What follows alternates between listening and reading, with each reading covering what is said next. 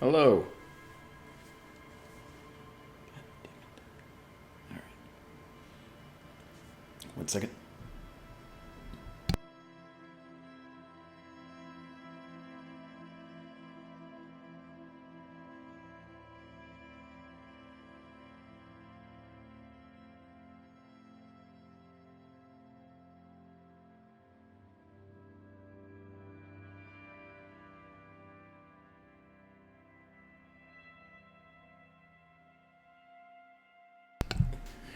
We give them 5 minutes.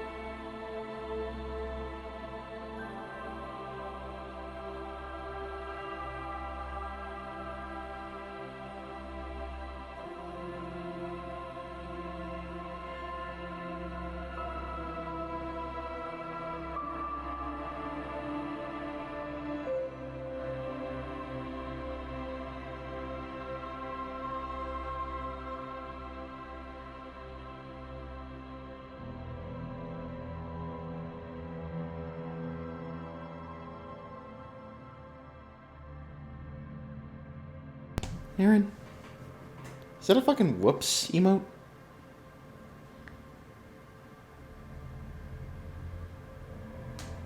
Of course.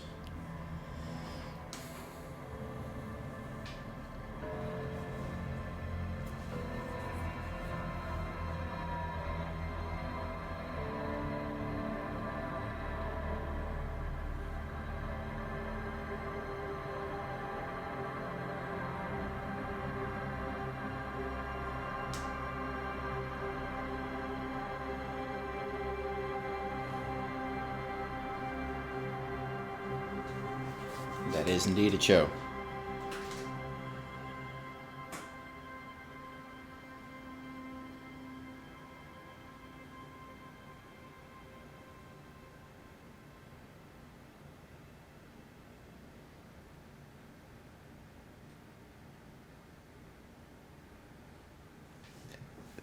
I placed my faith in them. I pray they do not betray it. Alright, 5 minutes. We're gone.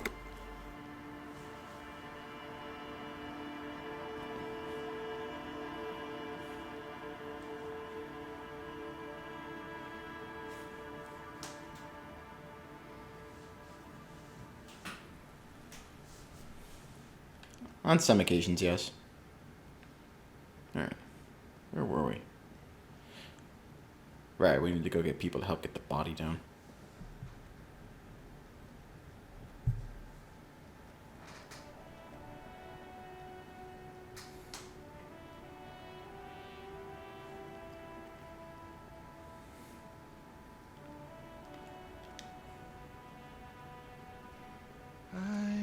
gander and a hunter and a gatherer.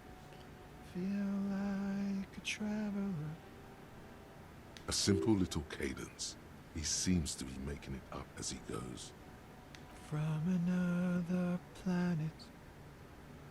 Hey there. What's going on here? It's the jam, my man. What's the jam? It's a traffic jam for the ages. Harbor gates up the street are shut tight. No explanation given.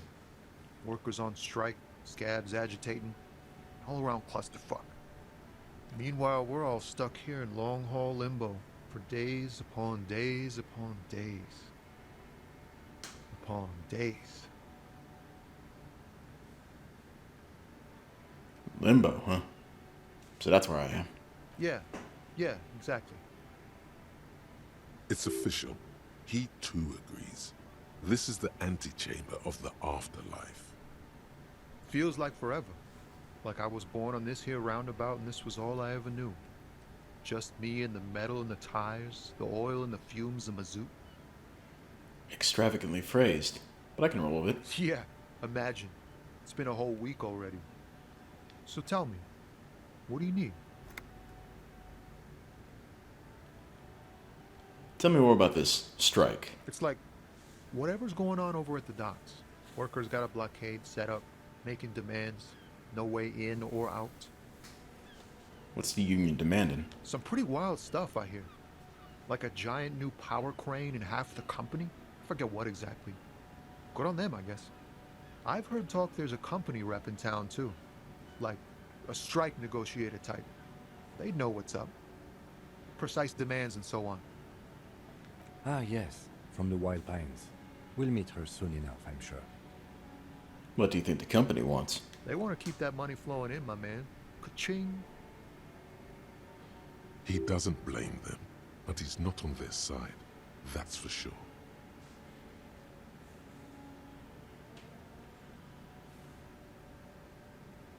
Anything else I should know? Anything else? Yeah, this ain't really my area of expertise. I just do my job and get paid. I have things to do and places to be. All of us do. Us lorry drivers. Cam, your nurse. If you still hang around here waiting for this mess to end, most have scurried off somewhere to get drunk or high. Or laid. Not that I blame them, really. Not you? Not my thing. Chasing transient pleasures is a drag these days. I prefer the examined life now. Thinking, reflecting, observing.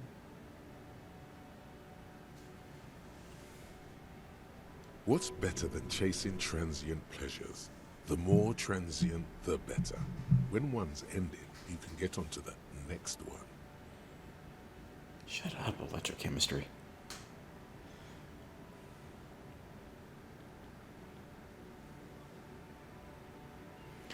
Know anything about the dead man? The one hanging behind the hostel there? He ain't one of us drivers. I know that. All accounted for. Otherwise, I haven't really asked about that. Been wasting time right here. Keep him busy. It's easy to see he's telling the truth. He's kept his nose out of the dark stuff. Busy with what? Analyzing the fundamental structural and psychological conditions of being stranded in the midst of a sea of motor lorries and their sad, despondent chauffeurs. And your conclusion? A sense of surprise there ain't more bodies hanging from more trees. Well said, well said. What are you hauling anyway? Oh, high-grade narcotics, illegal firearms, stuff like that. Relax. He's merely joking. Wicked. I've always wanted a friend in the underworld. Ha! No, I'm joking, my man. Found runs a nice, clean business. This haul of cargo is mostly sporting goods. You know, tracksuits and that kind of thing. They usually get shipped to Grodd and the Occident, though we've been making headway in the Il Moran market lately.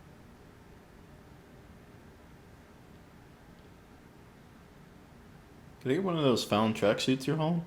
We're pals and all, but I can't just freely hand out the merchandise. The bosses won't be happy. That's your machine behind you? This rockin' beauty. Sure is. Like a rash you can't get rid of.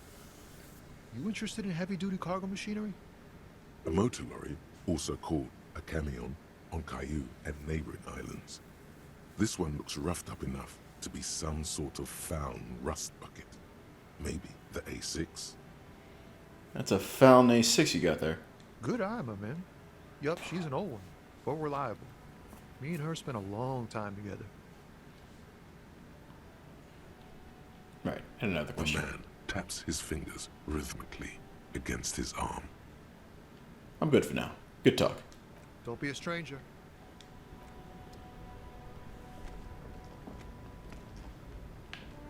Hey, Kim. Yes?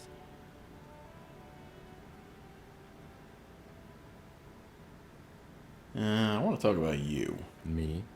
Yes, you. I don't see how my life is pertinent to the investigation. We'll work better together if we have more rapport. That's a fair point. All right, for the good of the investigation, what do you want to know? Do you ever talk with yourself? What do you mean? You know, when you're thinking, do you ever have conversations with, like, your brain? I have no idea what you're talking about. Oh, it's just me. Okay. The lieutenant's conceptualization skills must be rather rudimentary. So, how do you... You know. What? Think? I do most of my work inside my notebook.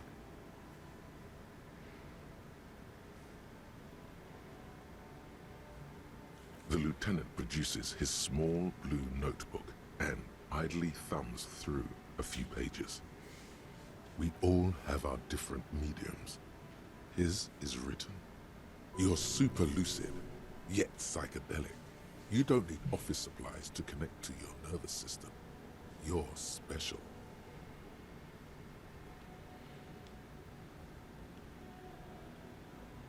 You're wearing glasses. Correct. That makes him a binoclard. Completely uncocked material, if you say so yourself. I'm not going to call him a Beano. Glasses are cool. Are they? They are mostly just cumbersome. You could use a good, normal pair yourself.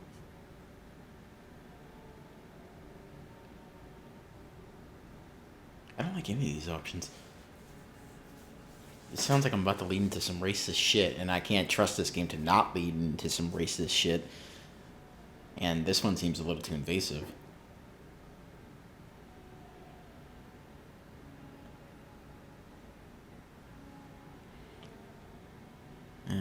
Well, it's not like he's Good. going anywhere. Let's change the subject. If I want to ask him about that later, I will, but right now we're good. Goods from the lorry haphazardly litter the surroundings.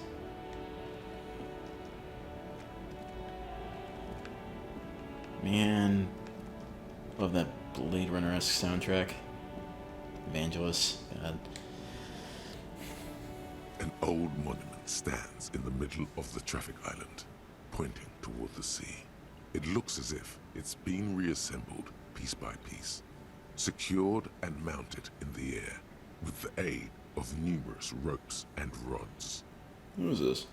A silver plaque on the statue's pedestal reads, I am Philip III, the Squanderer, the greatest of the Philippian kings of Revachol, son of Philip II, the opulent, father of Philip IV, the insane.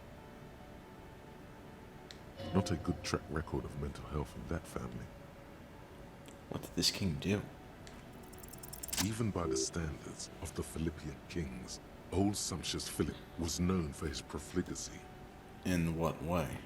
Well, he blew through the whole national treasury, starting the decline of one of the penultimate century's greatest superpowers, the suzerain of Revachol. His own maladministration foreshadowed the fall of the monarchy. During the anti-centennial revolution, an end to his family line and the monarchy on the Insulindian Isola. How did he manage to blow through the entire national treasury? Stories have it that he had his bedroom converted into a treasure chamber, where he stored unfathomable wealth. Krugerrands, bars of gold, ornate weaponry, armor, and various chalices. He called it the Sol Auron. It was obscene. There were whispers he slept on a huge pile of gold-dipped feathers, like some obese dragon, instead of a bed, like a normal person. Sol Arum. That isn't a bedroom. That's a fucking dungeon in Final Fantasy XIV.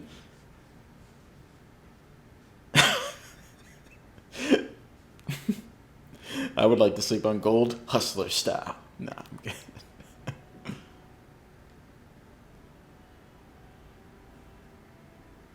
Wait, really? There's no way that's true. But wait, you haven't even heard about his fabled cocaine addiction. The what now? You see, old Philippe wasn't just good at squandering the national treasury on gold and ceremonial weaponry. He was also a prodigious snorter of nose candy. Not just any nose candy, though. We're talking Royal Philippian Blow, allegedly twice as potent as the stuff you find nowadays, and purple. Philippian cocaine was purple. Okay, what is nose candy? Cocaine. This is a lot to process. His Majesty's courtiers said it helped him connect with the higher realms. So he was addicted to nose candy, a bloated druggie? That's what the revolutionaries said 150 years later. Right before they emptied out the royal mausoleum and dumped His Majesty's mortal remains in the Insulindian Bay. Okay, where is he buried now? Beneath the cold waters of the Insulindian Bay, thrown there by the revolutionaries after they cleaned out the royal mausoleum. A group of marble pleurons still surround the king's vandalized tomb. A deathly cold wind sweeps up candy wrappers and old newspapers. What happened to the statue? The original was blown apart by communards, then further damaged during the landing of the coalition's airships during the turn-of-the-century revolution, when Martinez was leveled. Most historians think the coalition's hasty landing may have ultimately saved the statue. If the communards had more time, they would have reduced it up to even finer pieces.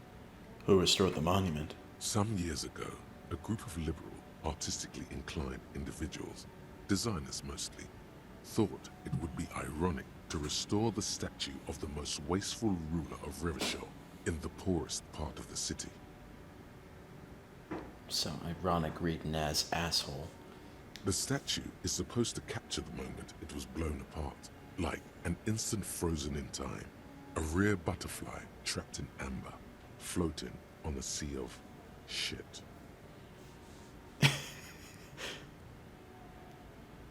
That's such a bad idea. People in Martinez tend to agree, as do many prominent art critics and thought leaders with more nuanced social awareness than the young ironists. Philip III, the squanderer, however, with his bronze face up in the air, doesn't seem concerned about what the hoi polloi think of him in death. Not that he ever did in life either. Whew. What's this?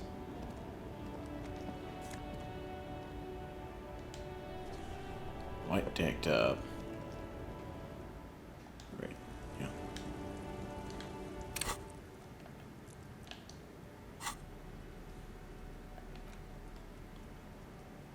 Tank top, gym vest, weekend of sweat. This sleeveless shirt is the best choice if you're not afraid to show off your masculine upper body and that hairy chest.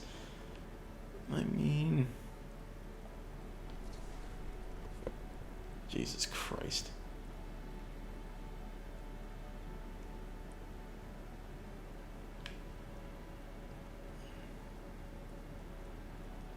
It helps with the conceptualization. It's either, but then I lose a point for suggestion. So now let's just use this stupid fucking tank top. I did get something else, but I don't think we got it in because we got it during the when we got the moral game over, right?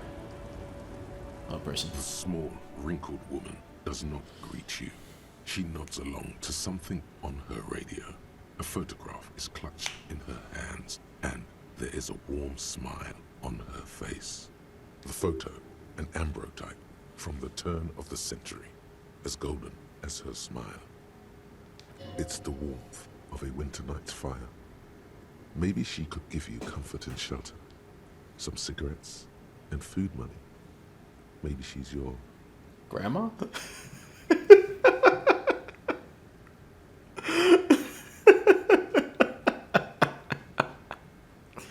Grandma? nothing. Her smile just keeps widening. Her hair is gray like lead. No, this one is a monster in disguise. Half-Light, calm down. Excuse me, ma'am. I'd like to ask some questions. No response. Wherever this woman is, your words fail to reach her. Right. Nothing to do here.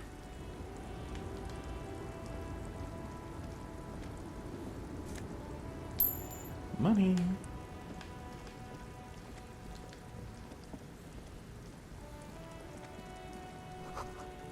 Ruins full of snow. No one lives here anymore.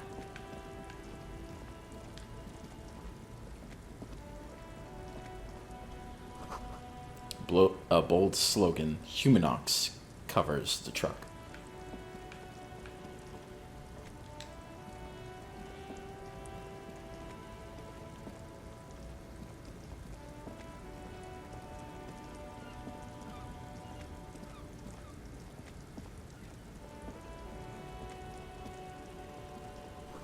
A foreign car, kept in good condition.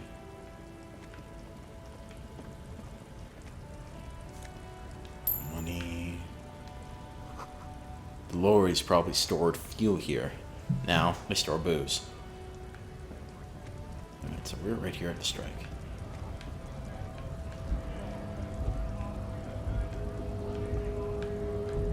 I see money. Doink. Bastards! We have a right to work!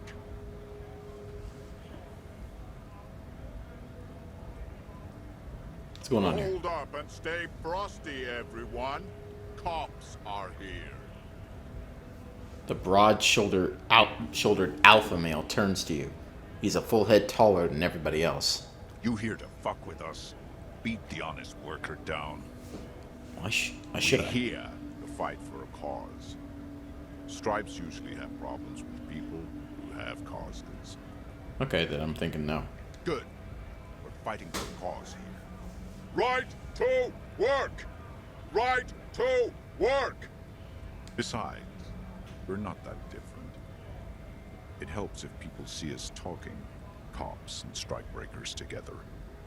Shows authorities are on our side. Builds confidence.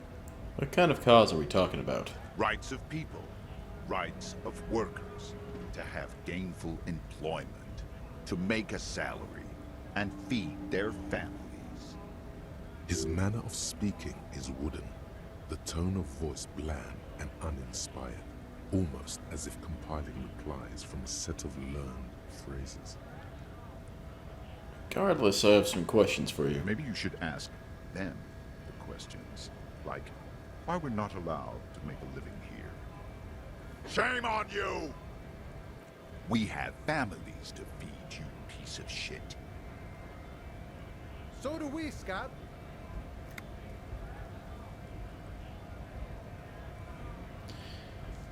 I want to get into the harbor, too. Have fun. Union shits are on full strike. Don't think they're going to let you through the gates. You trying to meet their fat boss? I'm interviewing people about a murder that took place here, behind the hostel cafeteria there. I know nothing about a murder. Absolutely nothing. Wouldn't put it past these harbor bugs. They'd do anything to stay alive. Right to work! It's shameful. Cops doing nothing. You should bring backup. Open up the gates for us. Blockading gainful employment for workers is a crime. This really isn't my area of expertise. We are not picking a side in this just yet, sir. Pity. Let us work! Who are all these strikebreakers? Honest men and women with rights to work, to be useful, not toys for corporate interests. We came here to help the harbor run smoothly in time of crisis. If Union fucks don't want work, they ought to let in those who do want work. I have a question. Why do all these men follow your leadership? You think they follow because I'm big and loud? No. They follow the rules of the market, the rules of the economy, because they were given a job to do! What exactly is your goal here? We were promised work. We'd be in there, working, if the bastards hadn't shut the gates. And you are unable to breach the entrance? Main gate's locked. We'll take heavy ordnance to bust it open, and try to get in through the secretary's office. Door's locked. The guard's blocking the way to the access panel. And I don't mean the scrawny nest punk either. I mean head measurer. Or whatever he is. Wait, head measure? Huge Seminese guy standing up there on the overhead passage. Won't let anyone by. The access panel is right behind him. How bad could one guy be? You seem capable. Bad. Standing on a narrow bridge, he's got a strategically advantageous position. And he's trained. I don't know how the Union has a trained killer up there. But that one's no joke. And my men are tired and hungry. They're workers, not fighters. Why don't you just talk to them? Like civilized folk, you mean? These native fucks don't understand civilized. Ah, okay. It would be better for the neighborhood if you went home, at least for now, if you can't get in anyway. No! They will give up eventually. Or get drunk. Leave the button unguarded. Then, we charge. I'm just gonna leave now.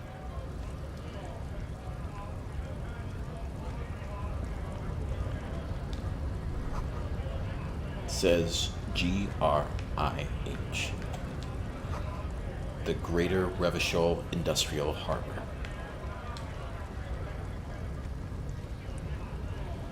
Scab? Call me yeah.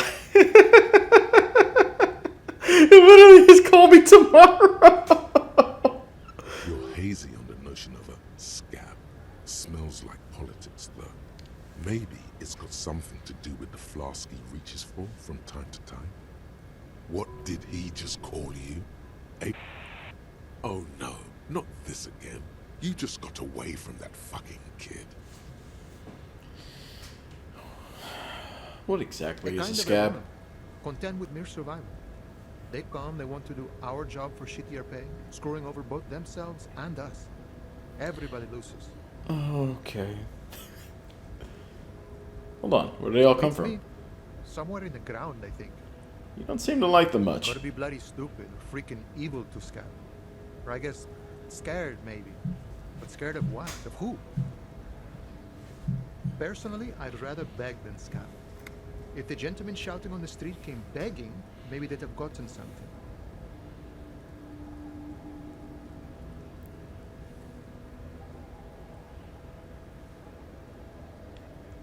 It's better than begging, come on. Sometimes you gotta do what you gotta do.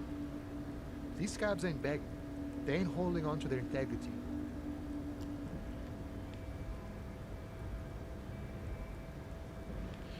I'm not a scab, I'm a cop. I was just messing with you.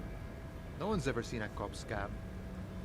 Imagine, you cops going on a strike, but then another cop comes in and says, let us cop for less money. Speaking of, what brings the RCM here? To the Wild North? Come to see the strife? Come to Martinet looking for investigating a murder. Murder, huh? That sounds like a lot of hard work. You'd never see me investigating a murder.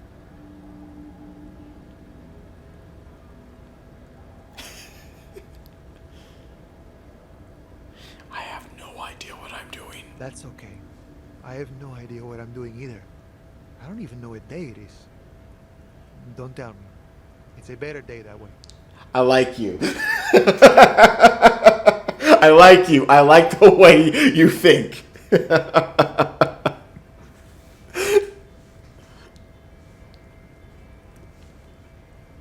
I'm looking for assistance with a dead body situation. Body still hanging in the tree? Hey, that's a rough pickle. Can't help you with that, sorry. I'm not really an admirer of dead bodies. Might be someone else from the Union can render assistance. Does this mean you can let me through the gate? I don't operate in that capacity. I'm not a granter of passage. The passage grants itself. If it's so simple, why did the scab leader warn you of the guards blocking the way? That's simple. Just walk in. Aye. Walk right past Measurehead and go in. Past Measurehead. Yeah, the 2.5 meter tall Semini supremacist there. Walk right past him, Right. then press the button to unlock the door, Aha. then go past him again, Okay. and you enter the arbor through the office. Stop. So you're saying it's actually quite difficult. Don't worry, I'm sure it's not completely impossible. For example, you could best Measurehead in a physical confrontation, or you could convert to a Semini supremacist worldview. Or maybe it actually is completely impossible. Has anyone here ever bested him in a physical confrontation? Not yet, no. He's incredibly strong. Nothing a couple of solid hooks from Dexter and Sinister won't fix. Got it. Another Sure. thing. Nice talk. Gotta keep moving. Alright. I sense danger.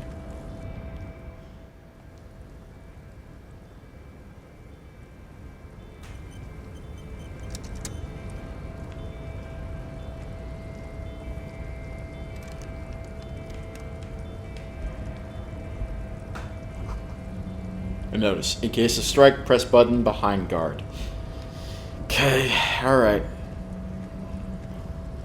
Measurehead.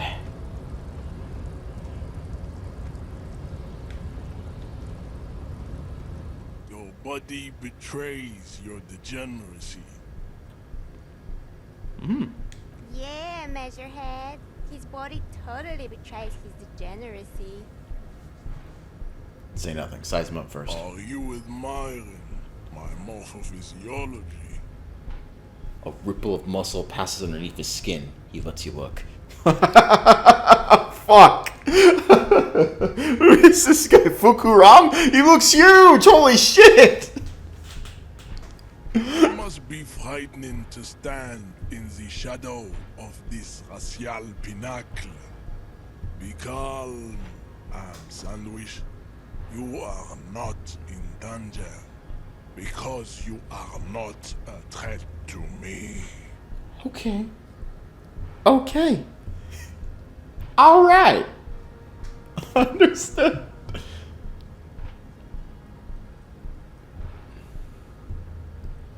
My body's unimportant. I'm with the police and we need to get into the harbor. That is precisely the negligence that has led you to succumb to Al Ghul. His face contorts in disgust as if he were smelling a dead rat. You reek of it. An invisible sword of Al Ghul emerges from your throat. You cannot see it, but others can. It is making the woman in my company sick. Wait, Al Ghul? Yes, Al Ghul. He Al means Ghul. alcohol. Do you mean alcohol? Correct.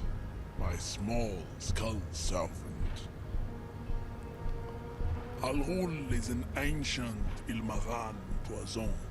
A parasitic fungus that has colonized your race. It is a trick the desert pygmies played on you for humiliating them and stripping them of their land. Intentionally fermented drinks have existed for 10,000 years. The Lemurian people did not invent alcohol. It's existed since the Neolithic. This is a fabrication the alchemists of Yizot and Bashir and the Rolam and Hul have fed your people. Go on believing in it, race loser. Jesus! I don't think that's how history works. Why don't you have another drink? Your features are not yet congenitally deformed enough. Oh yeah, Measurehead.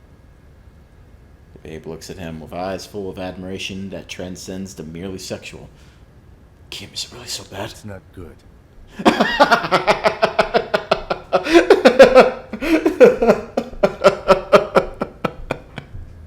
It's like a rat crawled into your stomach, got drunk, and drowned.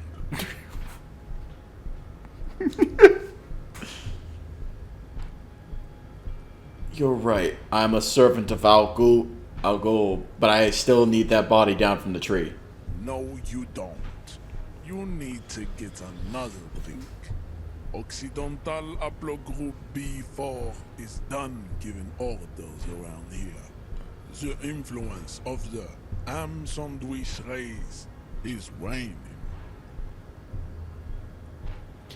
I am the police and I need you to comply now. Jerking motions, signs of a late-stage neurodegenerative disorder.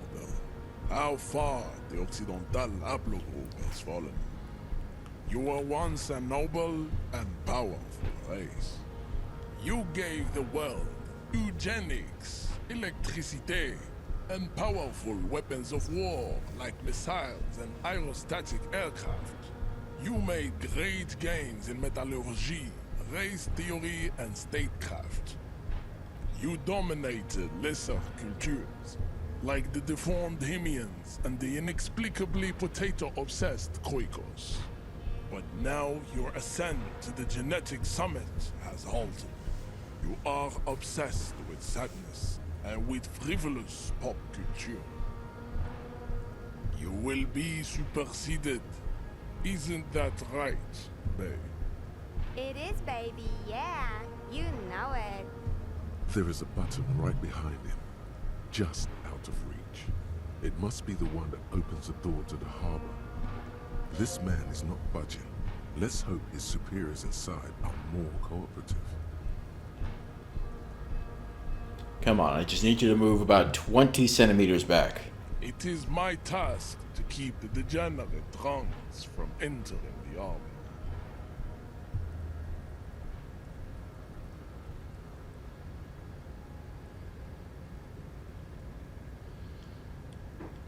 It was your people who put that dead body up there. Your people should help me get it down. Enough with this begging. You should leave the stage of history with dignity by inviting the other races to a great world war.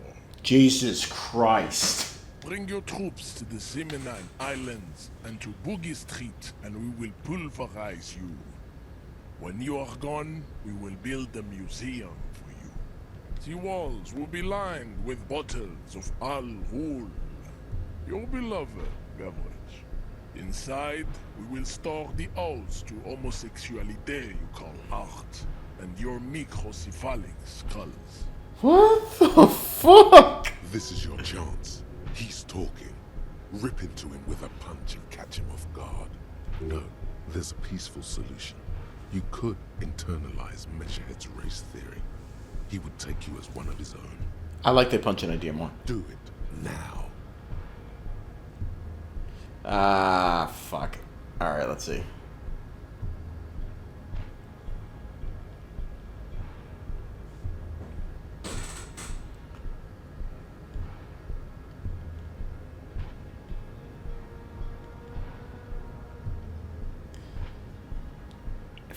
%. Hang on. You serve the Union, don't you? Aren't they white? Don't be vulgar.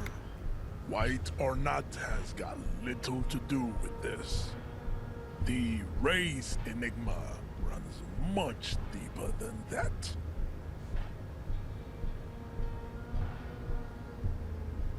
Yeah, but how... But you still serve them. How does that factor into your life? Claire is a man of vision and means. He has the will to confront polycultural capital, something your race, naivistic communists, never did. Also, to serve is noble. It takes discipline. Your petulant individualism has only contributed to your race failure. It is lax and moronic. My jam is mysterious. Fourth then. Jam. Individualism. You have gotten these ideas from degenerate youth culture, have you not? You have picked them up from rock and roll songs?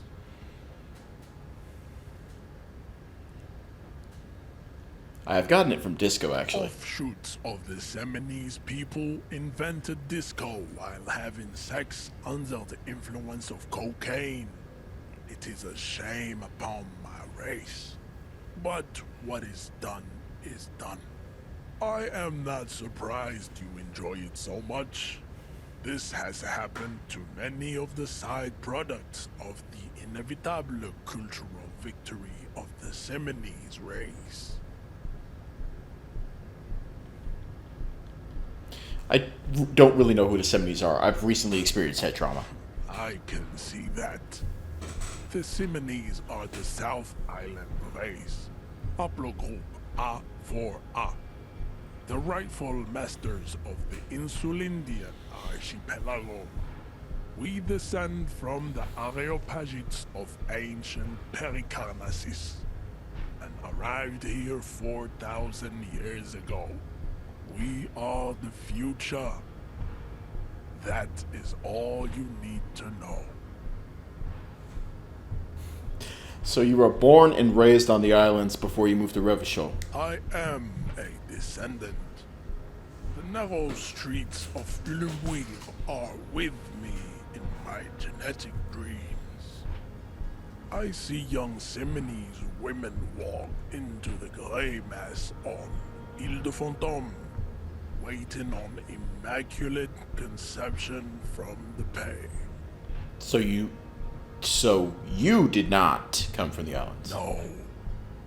I have heard about it on the radio. So you're not really Seminoles, you're just from Revachol. I'm from Couronne. And no, it is not just in Revachol. The city is central to the Seminoles strategy. Spreading through its trade networks, our culture will dominate the world. You have heard enough about our phylogenetic secrets for today. You have extinction to come to terms with, and never getting that dead body down from the tree. Kim, what do you think about this? I don't think anything about this. We are wasting our time having this conversation. Your pedomorphic friend is right. Live here with your tail between your legs, contemplating race extinction. I am an immovable obstacle. Hey, you know anything about this mug? This mug seems like something that you would have. He does not so much as glance at the object. Know anything about it? Huh? Stop showing me your pathetic cup. I have no interest in it. He had nothing to do with it. Does he strike you as the kind of man who puts mugs into trash?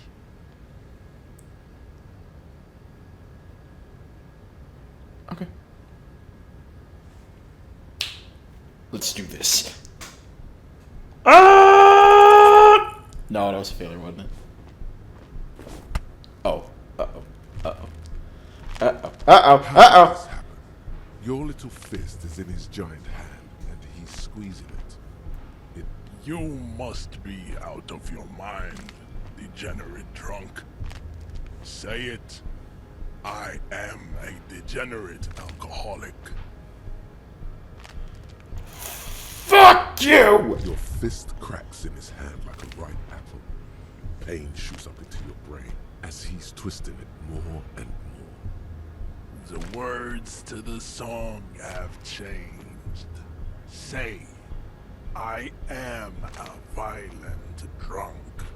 No, I won't fucking say anything! Your hand twists in his grip and the pain blinds you. Still you press the words out of your swollen mouth. Good. Now leave before you humiliate your homoerotic organization any further. We still need to get into the harbor. We need help with the tree situation. There must be another way.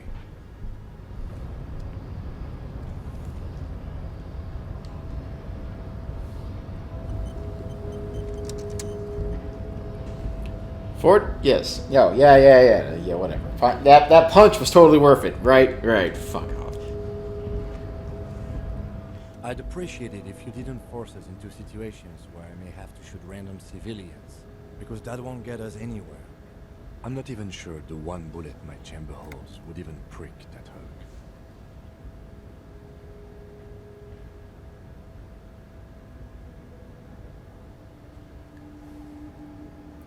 Can't promise that. Might have to attack him again.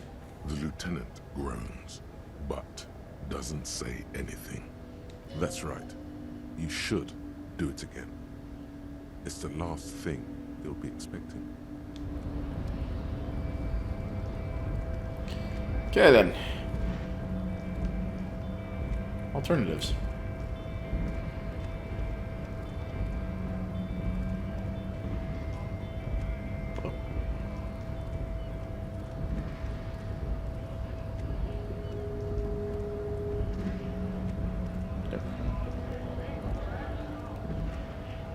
Hey, Maddie, no, I will die.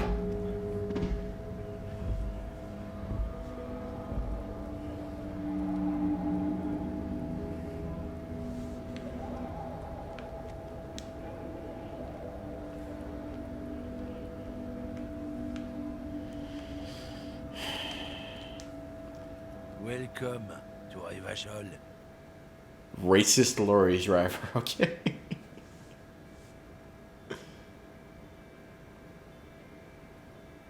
You just my partner like that.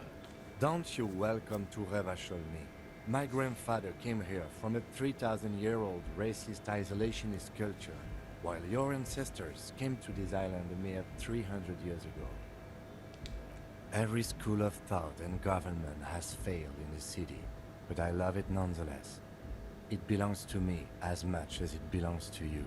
You tell him. It's men like you who keep Rivachol divided, making it that much harder for everyone to climb out of this post-war limbo.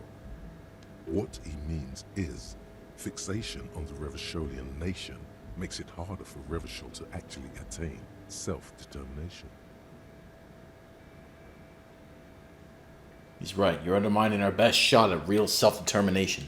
Oh, come on, man. I just said welcome to Rivachol. It's a lorry driver thing. I know exactly what you meant. You think my kind doesn't belong here, that I should watch myself and behave. But you see, I'm an officer of the RCN. It's actually my job to make sure you behave. I would advise you to remember that. Silence. The air between them becomes tense. Your partner needs backup. Now's your moment to shine. Fucking A, Kim, I've got your back. You two make a cute couple. You know that. The lieutenant exhales and resumes his regular calmness. Now that that's settled, we have a couple of questions. Whatever you say, officers. I found this in the I found this mug in the trash. Yours? Oh man, that's great. Look at that guy go. Haven't seen anything that funny in a while. Is it yours? God man.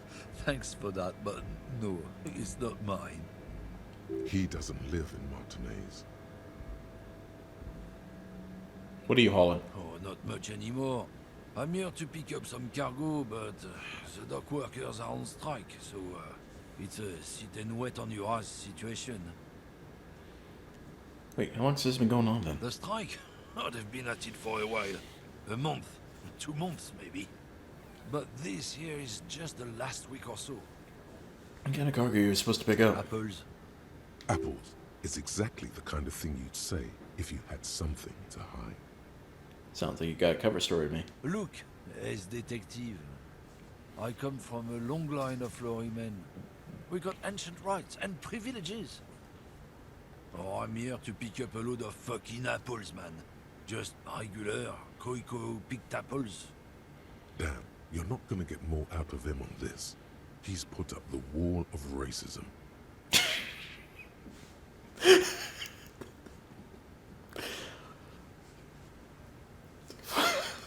The way he said it, it's just like he played a fucking trap card. Your investigative attack is dangerous, yes, but you are not ready for wall of racism.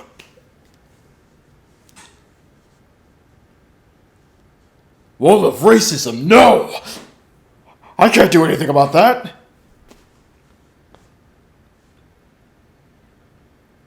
He said something about the rights and privileges of lorrymen. Oh yeah, they're a big deal.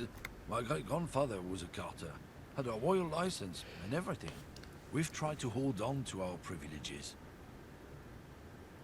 Hold up, what's a carter? Someone with a cart. What did you think it was? That's how deep into history our thing reaches. Before machines. That's a privilege? Sure fucking is. We have a guild and everything, huh? Very ancient. Very prestigious. So you're in a carter's guild? Goddamn right. They've been trying to fuck us out of our heritage in the name of profit. But when they try to replace us, they'll regret it. Trusting street thugs with their goods is going to fuck them right up the ass. Mark my words. Generations of practice and no laughing matter. We're done for now.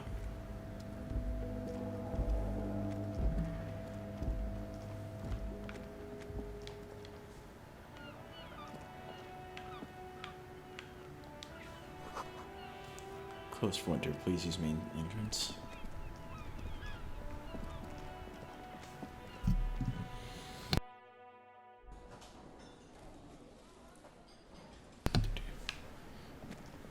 Alright, well, it seems a fair bit busy now.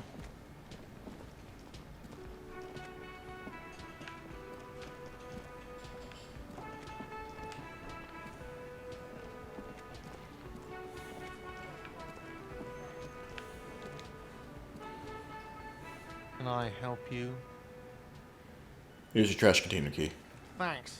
I hope you found what you were looking for. Found the victim's clothes. How strange. I certainly didn't put them there. Maybe you don't remember putting them there. Maybe you were sleepwalking or in a fugue state. I think fugue states are more your forte, officer. Could someone on your staff put them there? Sylvie had the keys before I got here, and I can vouch for her. I can vouch for all my staff. None of us would tamper with the crime scene. Who else has the keys to the trash container? The trash collection service? CS Municipal. I don't see why they would put anything in the trash, though. Ah, the elusive CS Municipal. I doubt we'll be able to track down who was sent here last and when. This will have to be one of those little threads that solves itself down the road. On Clinton Street, near the Boogie Street Diamond, a small truck rattles down an alleyway.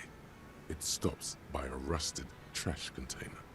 Two men, their faces rough and swollen, jump out. They look at the container despondently. CSM is written on their backs. Thank you anyway. Thanks. Let's talk about something else. Yes?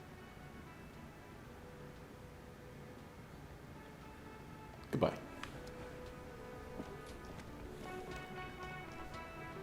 Alright. Fortunately, kind of getting your ass whooped here.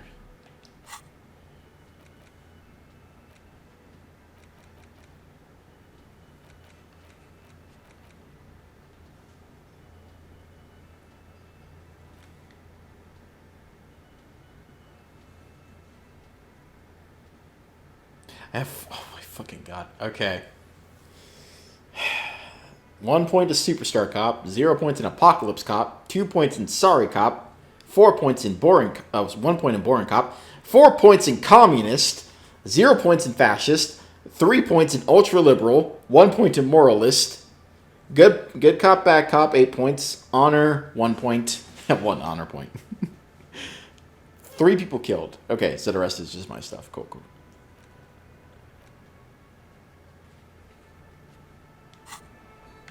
All right, Kim. Let's tell me about the case. What do you want to know?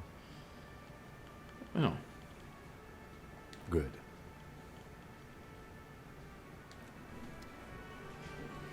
Can't fucking. I'm not a communist.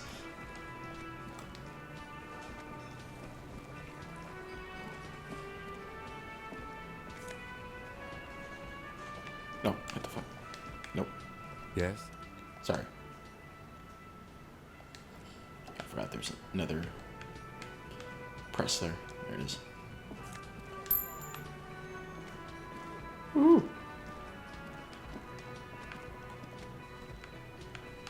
Okay. The store's supposed to open at one point or another, right?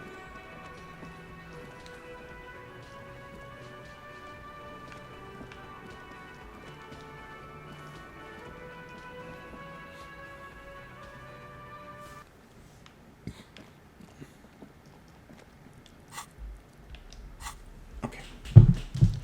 Let's figure out what I gotta do first.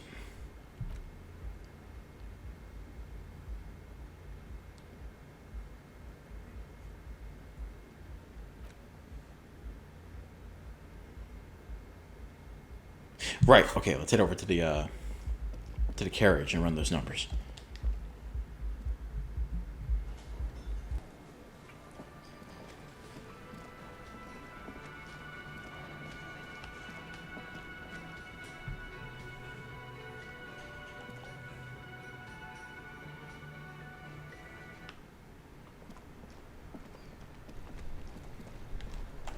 Inside, you see a set of steering levers, a radio microphone, a pull-out toolbox, and the... This is Precinct 57. How may I assist you?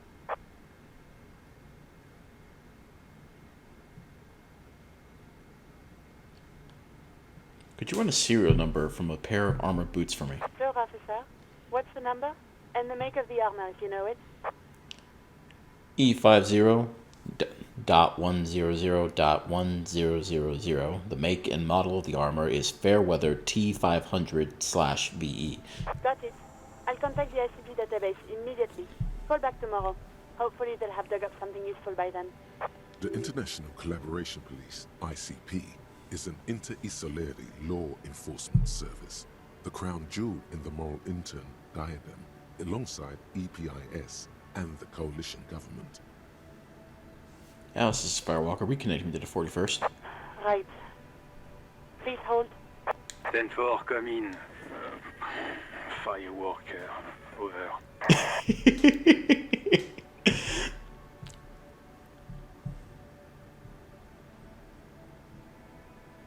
It's my turn now, but there's personal details I'd like to discuss, and hopefully nobody's in the room here now.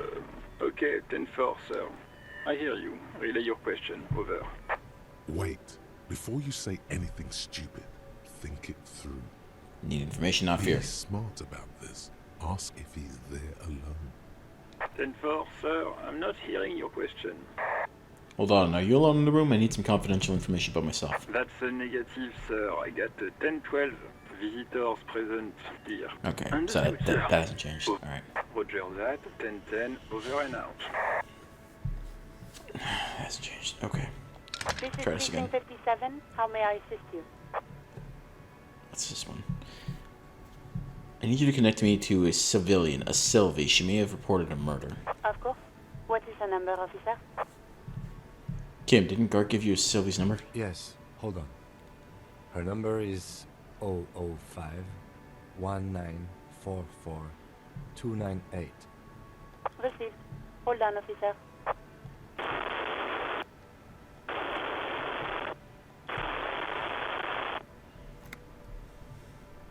Lieutenant Kitsuragi slowly begins to tap a little rhythm with his right foot. Quite a lot of time has passed. Officer, I have Sylvie Malaika on the line for you. Yes, hello? Oh, this is the police. Oh my god. Hello, this is the police calling. I have some questions for you about your last days at work. Oh, right. Hello, officer. What can I do for you? There is no resentment in her tone. She wants you to ask her out. No question about it. Shut up, electrochemistry. Was it you who called the police? No, not me. Do you know who made the call? No, sorry. I don't. Not a lot of people have phones around here. Copper thieves take the wires. People don't have the money to have the cables put in again. They use the Union's phone, or the one on the coast. So the Union has a phone, and there's one further down the coast. Got it. It was someone else. We'll find them sooner or later, officer. It just might take a while. Okay, next question. Yeah, go on. You quit your job at the Whirling. Why? You mean, why did I leave the bar? Honestly, I'm not really comfortable discussing it with you, sir. Why not?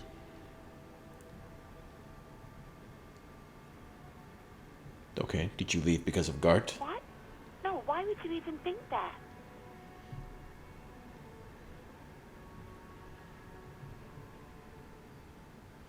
You told me he asked you out. Are you saying it didn't happen? Please, don't bring Gart into this. It's none of your business. I already said I don't want to talk about this. You're messing everything up again. Have you seen my badge? I know who you are. You're a police officer. The law. No, I mean actually, have you seen my badge? I cannot find my badge. This exact conversation has happened before. Establishing authority before this young girl seems to have been important to you in the past. Wait, how did you first learn I'm a police officer? Sorry. Wait, what? For this girl seems to be important to you in the past. Wait, how did you first learn I'm a police officer? You told me back in the Whirling. You told everybody. And so does your badge.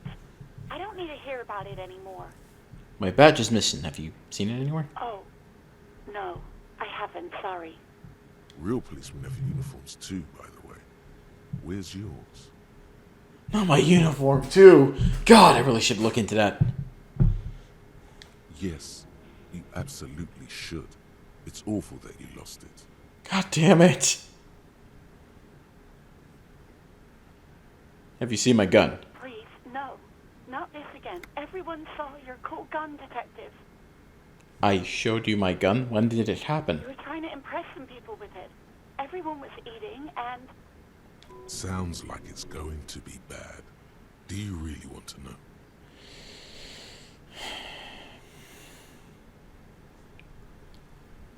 Yeah. And what? What did I do? You were waving it around in everyone's face, begging them to describe it. You said it calms you, and then you started making suicide jokes. It got pretty graphic. Oh, those again. I have been trying to wean you off them. Off of what? You know, when you put your gun, your actual gun, on your temple and pretend to shoot your brains out, off of that, people don't like that. Comes from the, Axel school of suicide jokes, and... I remember this. You were screaming things like, "My brains are all over the wall, painting them red. I won't be seeing it, 'cause these are my brains. I can't see without my brains." Very nice visuals there. People tried to back away from you, or even slip out of the door. But you screamed, "I am the goddamned law, and you have to listen to me. You are all suspects in a murder investigation." Oh my god. Oh Lord in heaven.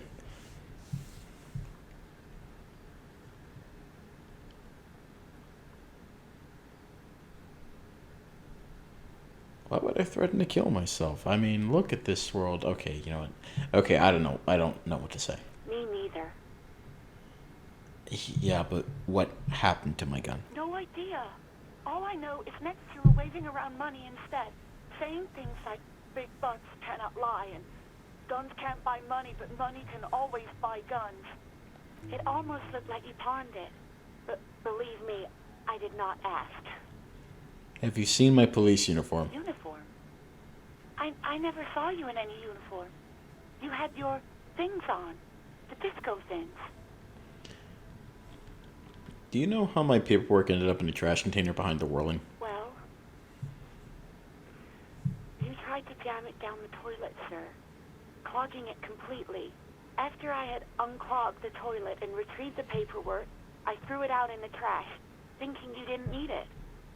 I am sorry about that. Anything else, Detective? I think I got everything I need, thanks. I do hope so. Please don't call me again. Bye. Wait, why does she seem angry with you? No, she doesn't have a problem with you. It must be someone else she's angry about. Some other guy. Like God. Okay, but I'm a guy. Sure it isn't about me. Trust me, you wouldn't want to be the guy here. You know how it is. Yak, yak, nag, nag. Shut the fuck up. No, you're the guy. You're Lieutenant Love, matchmaker extraordinaire. Help the poor girl out, lest she turns into a spinster. I'm happy to help, but maybe I could do so without all this internalized misogyny? What misogyny? I'm just telling things the way they are. Can't a man be honest in his own head anymore? You have to act, Lieutenant Love. You have to calm that hysteric down. Once you've got everything under control, then go and have a little boys' talk with God. Oh boy! Oh wow! Failures are so bad in this game. Failures are so bad. If I don't feel good, no, they're the worst. They're the worst. Failures go so hard in the other direction. It's really bad. Think you can do that, Lieutenant Love?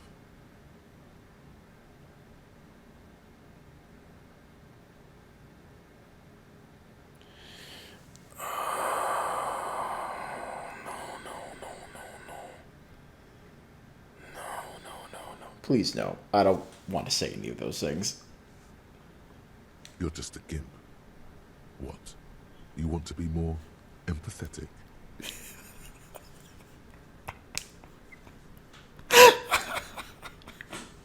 Call was terminated by the other party. Anything else, officer? Oh, this plane's connected with the Station 41's Lazarus. It will take just a moment, officer. Her voices fade out into the familiar radio static.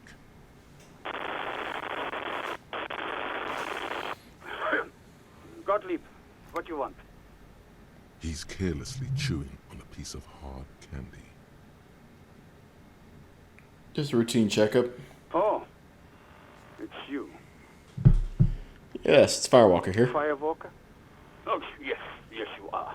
Just don't breathe in the general direction of your fire feet. Actually, wait. Do exactly that. Put yourself out of your misery. Take a deep, diaphragmatic breath in and... You just tell me to kill myself? You just... I feel like you're making fun of me. I'm the most serious person at the station, detective. Now, do you have any current, pressing medical problems? I've lost my memory, all of it. With all the damage you've been dealing yourself with drugs and alcohol, I'm not surprised. You're not surprised. Okay, anything else? What else? I'm not a brain doctor. Look on the bright side. You've got a whole new life now. Use it wisely. It's hard to say if he doesn't believe you or doesn't care. I think I've developed extreme photosensitivity. That's because you're hung over. Even the radio waves coming from your direction smell like liquor. Do you feel like your eyes are twitching too? Yes. That's the tiny vessels pulsating from high blood pressure, stupid officer. You might be sustaining permanent damage to your vision as we speak. Not much I can do about it. I'm not an eye doctor. What kind of doctor are you, The then? busy kind. It's not life-threatening, just annoying for you. I've got more important things to do here. I think I've had a heart attack. And you survived it. Congratulations. Are you mobile? Sort of. But by God, does it burn in your chest? Yes. Even better. Anything else? I wouldn't worry about that. Officers your age have coronary trouble all the time. Also, death is a natural part of life. You're the worst. Damn. You're actually the worst. Isn't there anything you can do for me? What? You want me to do blood work for you again? Tell you just how bad things really are across the board? You want another rundown of everything collapsing inside your body? Yes, I want the truth. You want the real, honest-to-God truth? Stop drinking, eat magnesium and vitamin D. Our station is not a retirement home. We don't have the funds to deal with rock stars past their prime. And no, I don't want to hear a political commentary on the topic. In fact, I got work to do.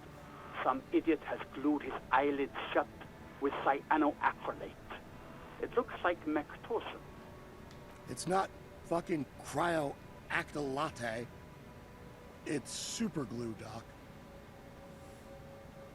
I guess that's it for now. Mm-hmm. Anything else I can help you with, officer?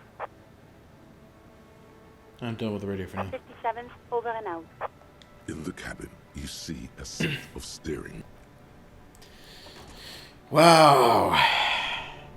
That sucked. God damn.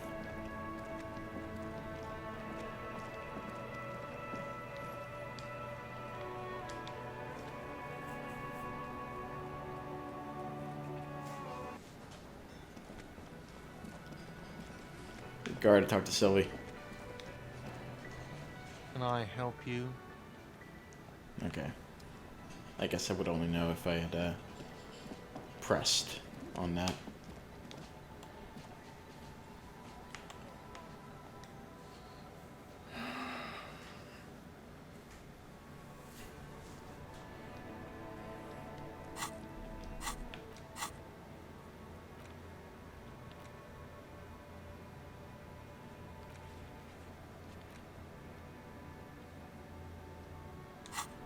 Oh, great. I gotta talk to Kudo again. Son of a bitch.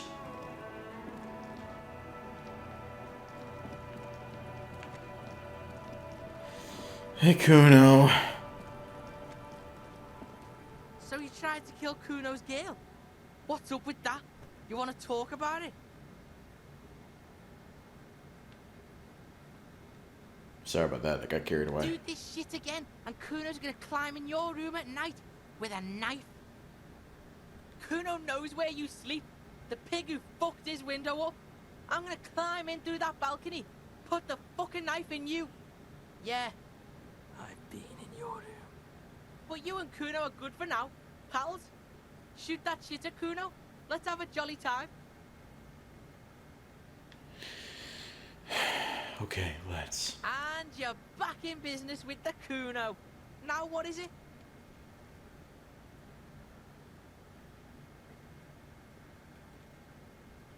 I want to discuss the body with you again, Kuno. Fuck about it. Where's the rest of his armor? Kuno doesn't give a shit about the armor. How come? Kuno's fuck-gimp's got one big thing wrong with him. He's a fucking mutant. Mutant? Look at him. Fucking growth hormone shit. He's a giant. The armor's too big for any man. Kuno doesn't give a shit about that freak armor. Kuno threw that shit away. Oh, you found... You know... Oh. Oh, come on. He's just pretending that he doesn't care because he's too small for the armor.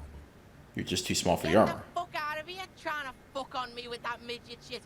Kuno's 12. He's huge. What are you? Fucking 80. When Kuno's 80, Kuno can fit 4 of you in Kuno. Fuck out of here. Trying to fuck on Kuno. Fuck out of here. Fuck out of here! I fucking hate Kuno. I hate these two so much. What do you mean you threw it away? Kuno tried to get the helmet on. It was too big. Kuno kicked that shit in the sea, rugby style. That shit means nothing to Kuno.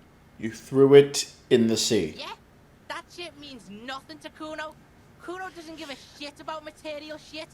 Kuno's a fucking monk.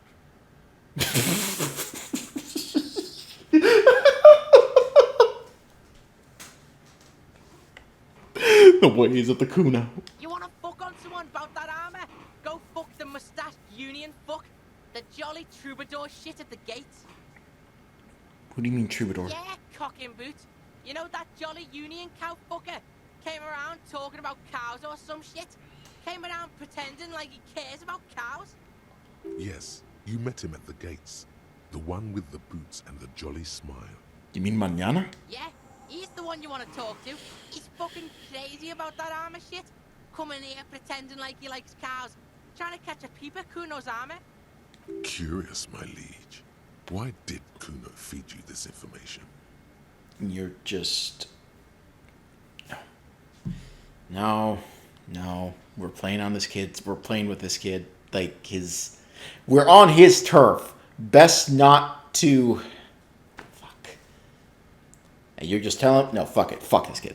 You're just telling me this out of the kindness of your heart, Kuno. Yeah, Kuno's doing charity today. Kuno Day. Kuno feels sorry for you two loser pigs. Kuno's doing pity now. Still, seems suspicious. He may have it in for that guy. Or you may be paranoid. That is also a possibility, sire. There are contusions all over his body. Did you do that? Fuck are you talking about? What is this contusion shit? He says you're stupid, Kuno. They want to make you stupid again. A contusion is a bruise. I'm talking about the marks. You know what? I hate words too. Words are fucking shit. Make you stupid. Kuno's got his own words now. Kuno words.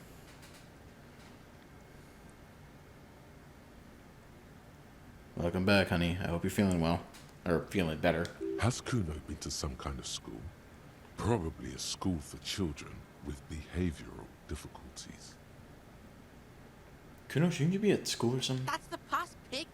Kuno's not there anymore. Kuno did his time. Now ask about that pig corpse shit and don't go sniffing into Kuno's past.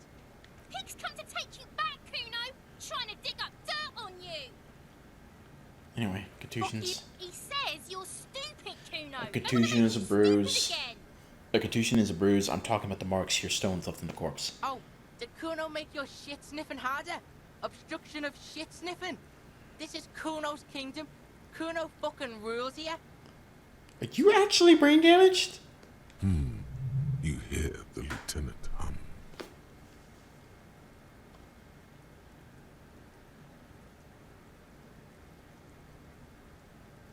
More on this later. Right now, let's talk about something else. You're testing Kuno's patience here. Get lost.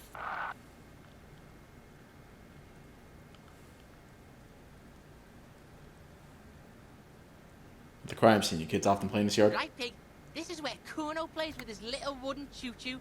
What do you want with it?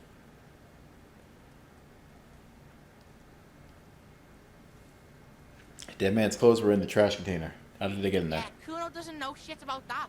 That shit is beneath Kuno.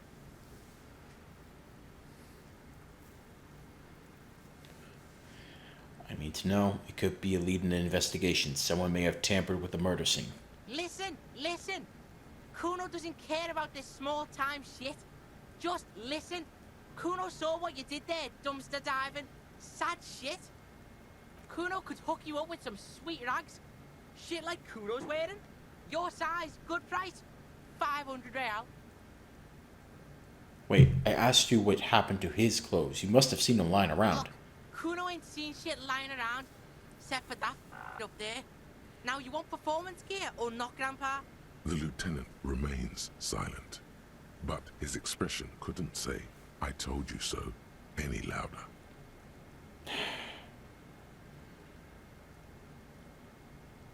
No, Kuno, you don't know anything about the tampering I'm investigating. I already have pants. Whatever. Kuno was trying to help you, but you're too fat for fouling anyway, pig.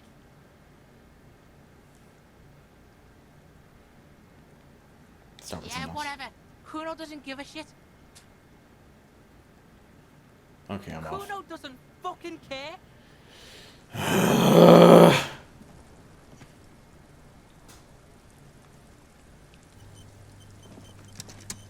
There better be something like really fucking wrong with you.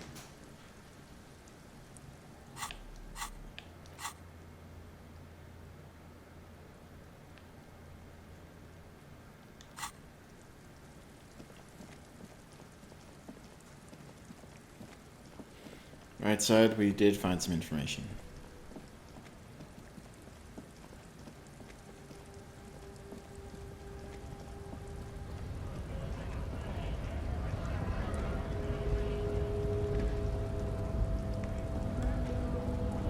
I guess getting past the man ain't that simple after all. So, what now? Kuno told me you were supposed to know about the armor. The little boy had it good on his promise. His promise? To get me into trouble. To sick the pigs on me. Pardon the choice of words. Not mine. What happened? I was asked to look into that armor situation. Official Union probe, you know. Track it down, see who took it. Did you? At first I thought, why not? Maybe the pieces can feed the strike. Buy us a few more days under the sun, you know?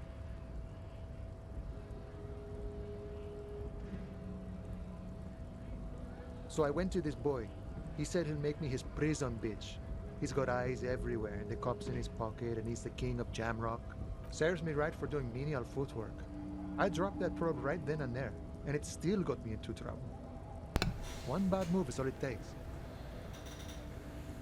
So Kuno used us to what? Scare you? It's a minor nuisance. It's all good. He thinks, not yet. Better to get this business out of the way. The probe into the armor. What did you learn? I learned that people don't want to talk to a drunk Union man about some armor. What else? Not much. Technical stuff mostly. That was the interesting part. What sort of technical stuff? I did some research into this armadura. Let's say I have friends at the library. I didn't get into the material science, just how it comes off. How does it come off? In parts. 4 in total. The helmet was the first to go. The kid says he tore it off and kicked it into the sea. I believe him.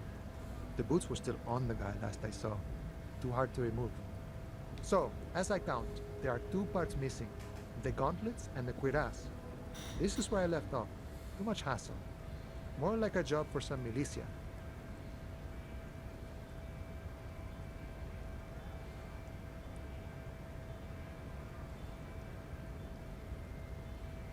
You see, I have better things to do. I agree, officer. Let's focus on the hanging, and later some junior officers can take care of the rest. Nice. From what I learned, it was a very heavy, boring set of armor. Thank you for the cooperation, sir. No problem. If you see that kid, thank him from Call Me Mañana. Thank him for showing me the way. How about I don't?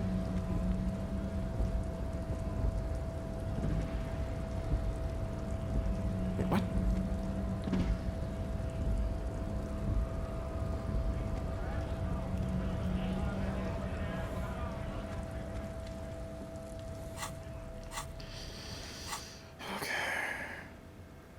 Kuno lied to you. Return and confront him. Cool.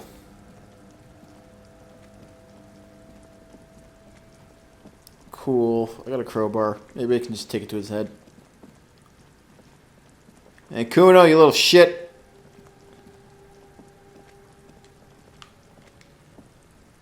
Fuck does Kuno care? I talked to Manana about the armor. So? You told me you promised to sick the pigs on him. Yeah, so? Kuno did sick the pigs on him. Kuno's a man of his word. Kuno sent your fat ass running around like jello. Look, pig. Kuno sent you to rough some people up. Kuno played you. That happened. Now you and Kuno should move on. I will remember this, Kuno. You got fucked. You got fucked, pig. Fucked bad. Of course you're gonna remember this. Now get the fuck out of here, Grief and the Kuno. After this shit, you better have something real interesting to say if you want to stay in Kuno's face. Yeah, real interesting. Kuno doesn't...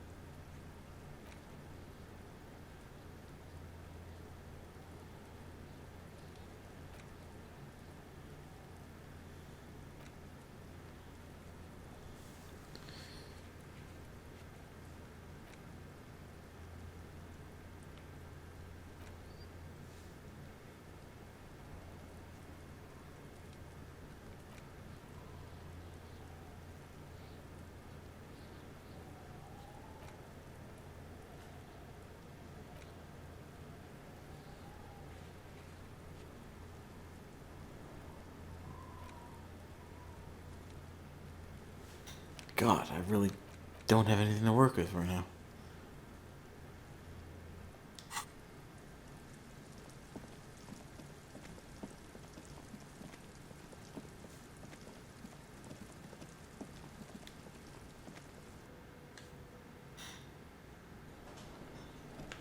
When are the union people supposed to show up? Late? Probably. Alright.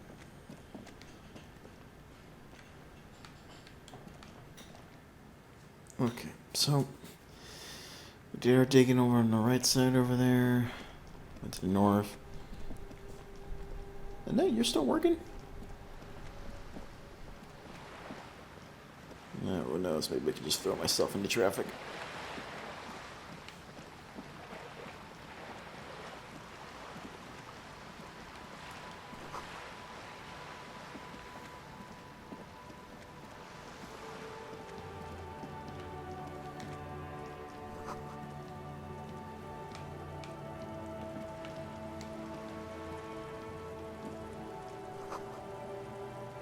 The girl there, she smelled the paint?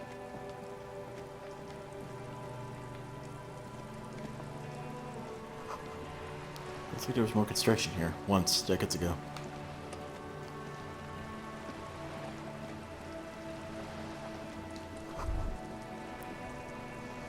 Your room in the whirlwind isn't much bigger than a sloop. This is worth more than you'll ever earn in all of your life. Fun. You must be rich. A striking woman leans against the cabin top of her sailing boat, smiling as you approach. Her green raincoat glistens with droplets. A silk scarf is tied around her throat. Good evening, officers. I'm Joyce. Joyce L. Messier. I represent the board of Wild Pines, the owners of the harbor. You gentlemen must be from the RCM. I'm glad to see you here. I was dispatched to handle a strike, not a lynching. Anything I can do to assist the RCM in this matter, I will, gladly. That is good to hear, madame. My colleague will take the lead on this interview. I should let you know that he is recovering from an unusual medical episode. Very unusual. But I can assure you of his ultimate competency. Thanks, Kim. How interesting. I wish you a swift recovery. In the meanwhile, you have my full cooperation, and the full cooperation of the Wild Pines group. You're on a boat. Why, yes I am. Not a lot of people on boats are. Not a lot of people on boats, are there? Of course there are. We're on an archipelago. How else are you supposed to get around? Wait, we're on an archipelago? Yes, we are. We are on Le Caillou. Caillou? I thought we were on Revachol. We are. And the city of Revachol is on the island of Le Caillou. Still, I haven't seen anyone else sail a boat around here. I haven't seen anyone else drive a souped-up Capri Kenema motor carriage either. Actually, that motor carriage has been specially issued to serve as a patrol and pursuit vehicle. It's for crossing long distances in the greater Revachol industrial harbor. It's not a toy. Neither is this. A toy, I mean. It's a machine for crossing long distances in the Bay of Revachol, between the city and the islands. You need to make this lady admit she's only riding around on this boat because she's rich. Why? Why what? Stop thinking. Take her down.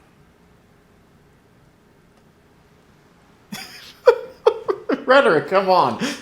Why am I even thinking about this? I have police work to do. Have it your way. Does she have a name? The boat? No. It is called Carrillo-Ortiz 19 because that's the type of sloop it is. The word "it" feels strange. Such a beautiful boat deserves a proper name. A breeze ripples through the sails and tugs at your hair. Below, the sleek, fish-like shape of the hull parts the water. Beneath that, a resounding darkness. You're reminded of something. Or someone. Okay, but your boat really needs a name. Okay. How about Carrillo-Ortiz 19? Why? Because it was manufactured in Revachol East by a company called Carrillo-Ortiz, and its hull is 19 paces long. How about Dolores? Why Dolores? I don't know. Feels pretty. Well, it means nothing to me. I think I'll stick with the factory name. But thank you for the suggestion.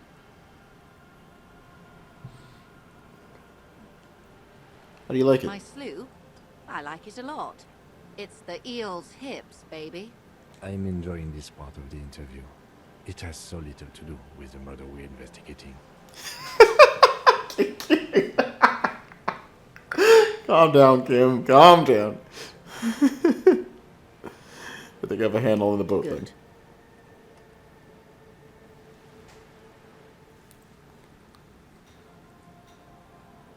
Tell me about Wild Pines. What do you do? What we do? I'm afraid I don't speak for Wild Pines as a whole. It's a giant undertaking. There was a touch of discomfort there. She wants to merely represent. So what do they do? The Pines' core competency is logistics. Okay. Container shipping, freight, that sort of thing. See those airships there, blinking? Those are the shipping side of things. And that is the terminal. Another subdivision deals with energy, oil and gas exploration, offshore platforms. The Wild Pines Group is one of the original Revacholian Indo tribes. Companies awarded royal monopolies by the king, the suzerain himself, centuries ago.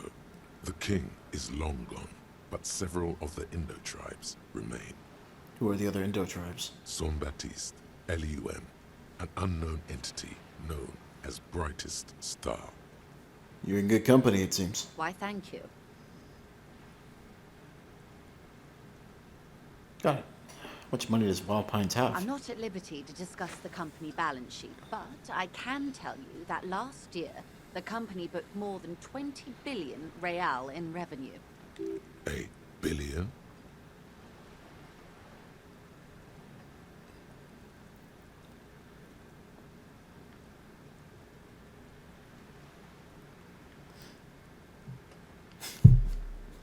Wow. 20 billion is a large number, but the conglomerate employs 72,000 people.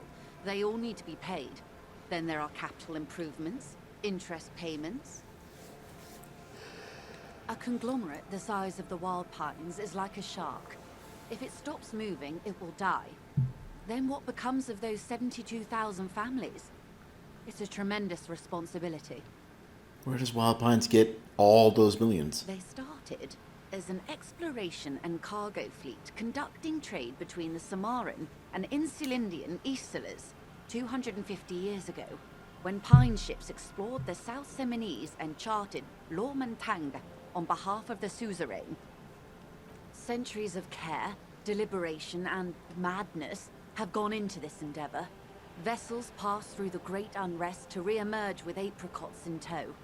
The logic of the system is totalizing. It's taken everything from its employees to build it.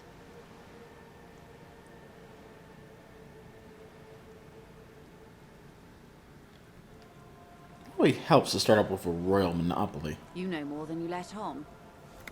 Certainly it helped, but most of the original Indo tribes have failed, or been absorbed. To survive, Wild Pines had to grow and adapt. No suzerain did that. What does such a huge system want with a place like this? You mean aside from being the terminal's legal owners, who are responsible for moving 8% of the world's cargo? 8% of all cargo in the world. That's quite the endeavor indeed. There are no minor cogs in the system. Each terminal must be accounted for, lest the entire system break. Every hiccup in such a system means thousands lose their jobs, the world over. I'm here to assure that doesn't happen. With your help, hopefully, says her warm tone.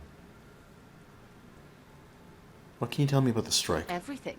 Right up to, but not including, trade secrets. What is your role in this precisely? I believe the official title is Senior Labor Negotiator. In practice, I'm a grocery clerk. I relay the union's demands to Wild Pines and return with Wild Pines' counteroffer. And how are the talks going? They're not.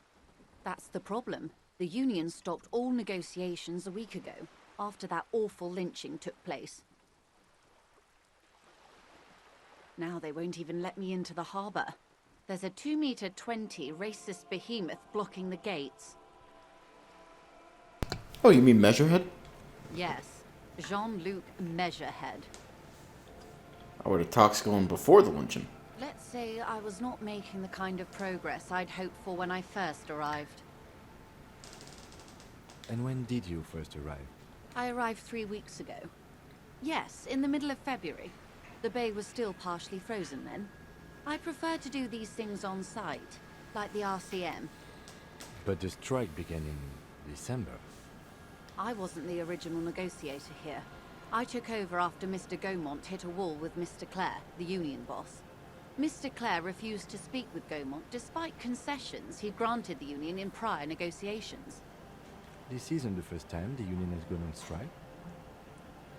Heavens no. There have been 2 prior strikes. Both times the union won significant concessions, including overtime pay and a medical plan. This time their demands are more, I guess you could say, aggressive. Ludicrous even. It's meant. Well, it is Gaumont. Mr. Clare told him to... how did he put it? Fuck off, midget. Gaumont is short of stature, you see.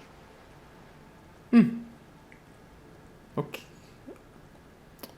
Okay then. Yes. Keep in mind, this is a negotiator Mr. Clare has worked with before, and who was more than fair with him and the union. What are their demands? There are leaflets everywhere, and banners. What did they say again? Oh yes. Every worker, a member of the board. Most of the workers probably don't know what that means.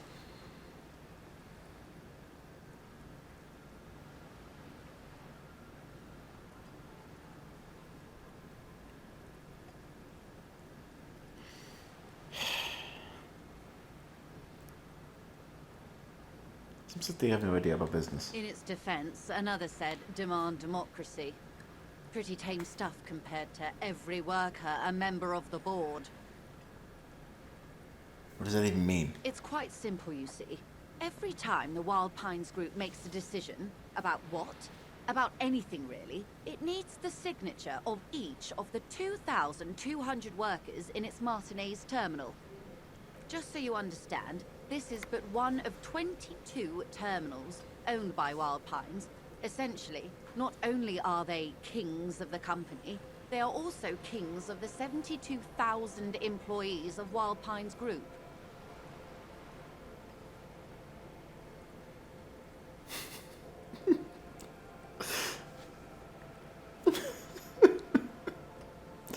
It's pretty funny, I have to admit. They're having a blast. But how can they afford it? After 4 months, my assumption was they would prefer a more practical solution. What are they gonna do? I'm not sure. Naturally, I assumed that was just their opening position. A hard-nosed tactic with a side of mockery. But there's been no follow-up, just the same nonsensical slogan repeated over and over again. And now, people are getting lynched, I hear. Behind the whirling in rags. A disastrous situation if there ever was one. Excuse me, from whom did you hear about this lynching? I first heard it from the boyar at the gates. The one whose very name advertises his aversion to work. I think he said it was, call me mañana. Mañana. This checks out. Scabs at the gate. Did you put them there? The scabs? You mean the huddled masses of Jamrog, come to plead for work where the union refuses to? If they were organized by Wild Pines or its affiliates, then it would be a company secret. I could not share it with you. Not right now, at least. It's implied. She's open to discussing this matter with you at a later occasion. Tell me about this union boss, Mr. Clare. Everard Clare is a man of the utmost integrity. If you can say one thing about him, it's that he always puts the interests of the workers first. Really? Of course not. Everard is fantastically corrupt. I imagine he has a thick, viscous goo where you and I have blood. Is he that bad? He is the most corrupt individual I have ever seen, and I deal with men like him for a living. If there is anyone more venal, more irredeemably nepotistic, then it's his twin brother, Edgar. Wait, there are two of them? Yes, Edgar looks exactly like his brother, except for that lazy eye. He also talks exactly like Everard does, and when one's term as foreman is up, the other takes over. It's how they circumvent the term limits, you see, with a funny little switcheroo. While in office, they've embezzled God knows how much of their workers' dues. What about the union itself outside the brothers' clear? The Débardeurs Union was once a perfectly normal institution. 20 years ago, anyway. It must not have been easy to establish under the Emergency Act, but they did it. I can respect that. Organized labor at its best, as they say. Then something happened in the local chapter elections. The brothers Clare came and transformed it into a... how do you say? A mob. The Débardeurs are a crime syndicate. Sad as it may be, I suspect we'll be forced to cooperate with them. Refreshingly honest, officer. The company has tried appeasing in the past, but I'm afraid our concessions have only emboldened Everard and his brother. And your opinion, detective, if I may ask? I'm a curious and talkative person, you see. Would you say the Débardeurs Union is... Oh, boy. Oh, I don't like...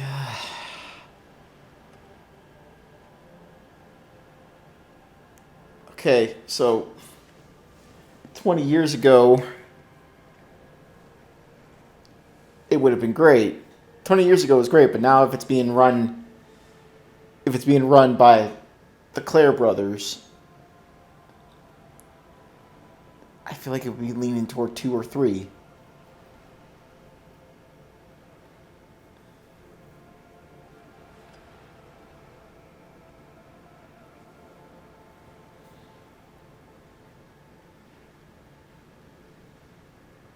Indeed, and a hungry one. Sadly, Wild Pines have cooperated with what amounts to a crime syndicate for 2 decades. However much you feed the leech always hungers.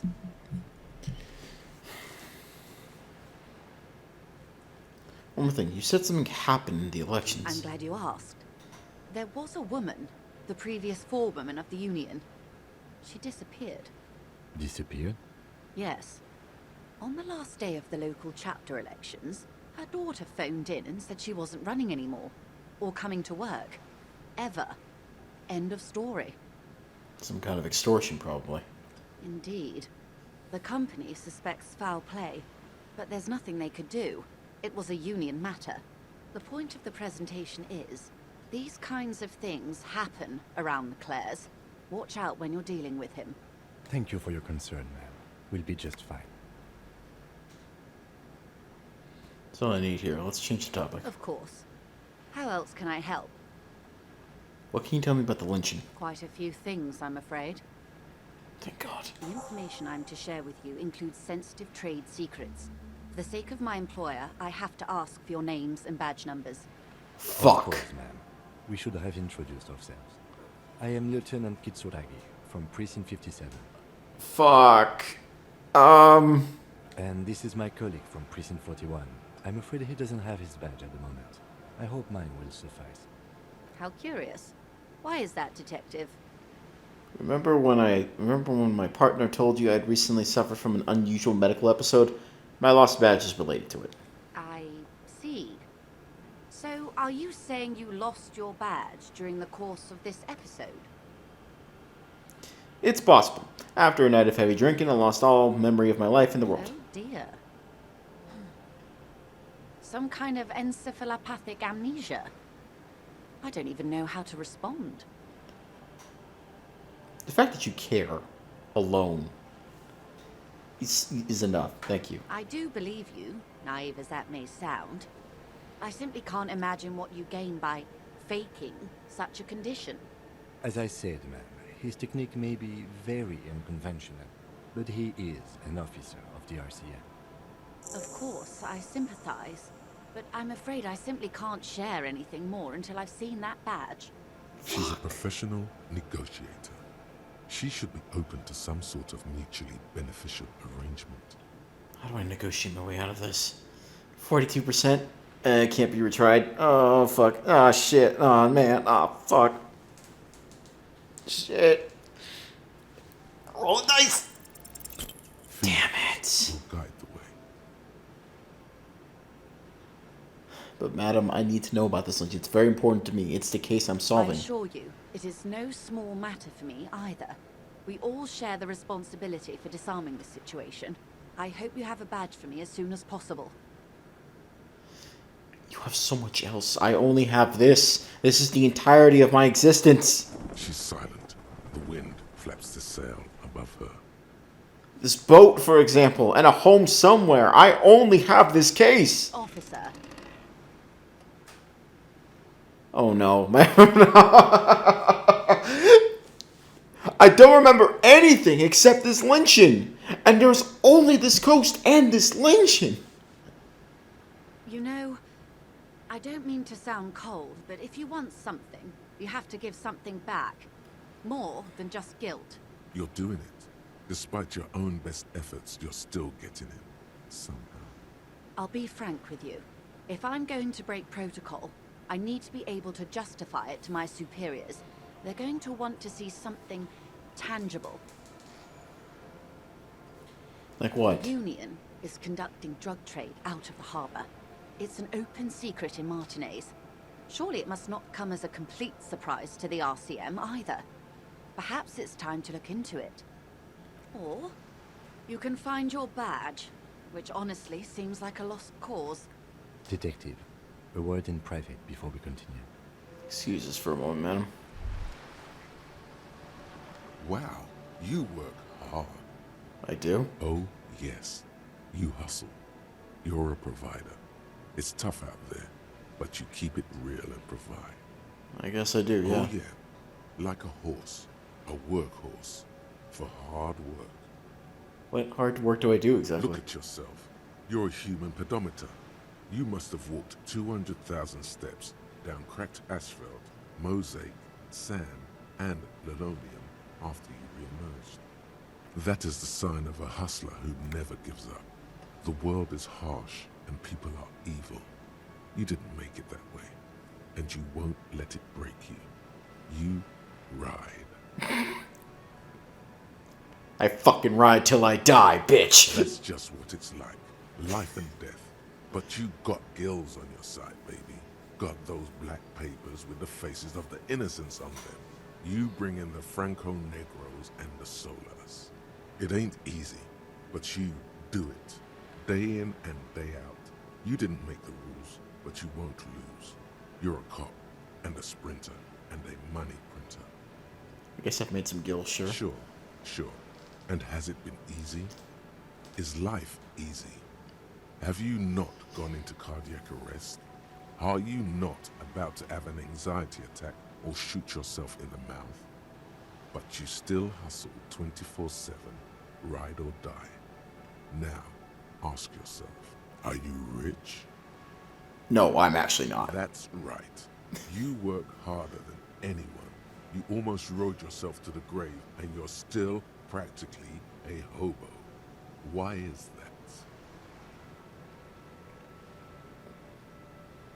I don't know. Why am I so poor? Because of the taxes. G-Man's got his jam-covered sticky fingers in your pocket, stealing from you every time you buy, sell, walk, talk, fart, so much as sneeze. Aren't taxes almost non-existent in the Gossamer state that is Revachol? I thought there were no taxes. You and I both, but they got those indirect modes of taxation. Sales tax, excise duty, extraction tax. This tax that doesn't even have a name. Plus, there's the stuff people in other countries pay for that makes them ask for more money from you here. The Gossamer state's a myth. In total, the coalition government is taking 98% of all your money. No fucking way. I guess I'm a free market fundamentalist. Are you sure? It seems like a pretty big number. What are you not sure about? They're milking your nipples till they bleed. Can't you see? Aren't you sick and tired of having bloody nipples? This isn't helping me solve my money problems. It's only making me into a free market type. What are you, a racist? Don't be a racist. Be a cool immigrant, ultra-liberal free market advocate. Ride or die. Keep it street. If not being an ultra liberal makes me a racist, then I guess I should be an ultra liberal.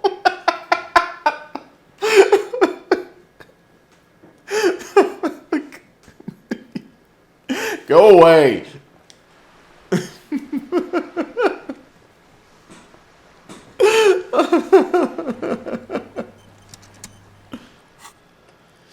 Alright, give me a sec.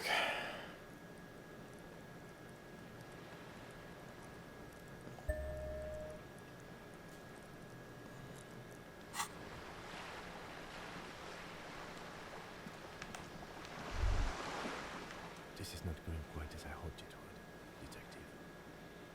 How did you hope it would go? Honestly, I was expecting you to use your unorthodox technique to keep her off balance, and not volunteer us to be her henchmen. Really? I thought it was going so well. This woman is running circles around us. She might have known about your misplaced badge all along, or she's simply an adept improviser. Either way, we've played straight into her hands.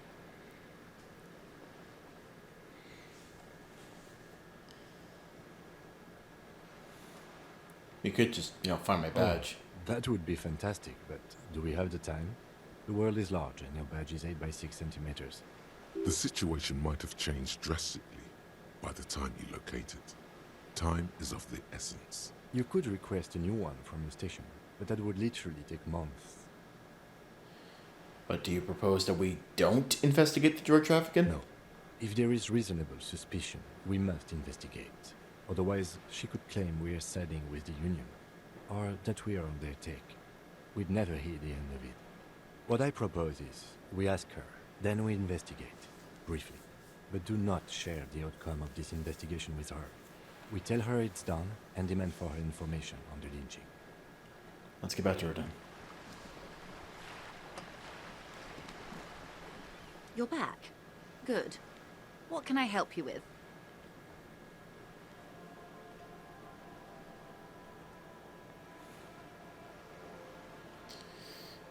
Okay, hold on with that. Do you know something about these tattoos? That's the man who was killed. I'm afraid this is a discussion for once we've cleared the lynching question. Fine, let's return to it Better later. not tie the Force Day to the Bat's Day on this. I hope there is something else I can help you with. You seem smart. I need someone to give me a down low on this reality we're in. This reality? Yes, reality is your side case. An experimental side case. I'm conducting a personal investigation into the world I find myself in. Oh, wait, hang on. It's related to that medical episode. I have trouble remembering even the most basic terms of reality. Yes, the episode. Sounds like an acute case of encephalopathy, now that I think of it. Don't be phased, madame. He functions perfectly well. He only needs a lowdown on all of reality. We may be here a while then. Ask away, officer. I'll help however I can. All right, we're in. I know these all look good, but begin with the first, okay? We're in Martinez, baby. Baby? A casual term of endearment popular among the 50-plus crowd. It's a disco holdover, pay it no heed. I'm a disco holdover myself. Aren't we all?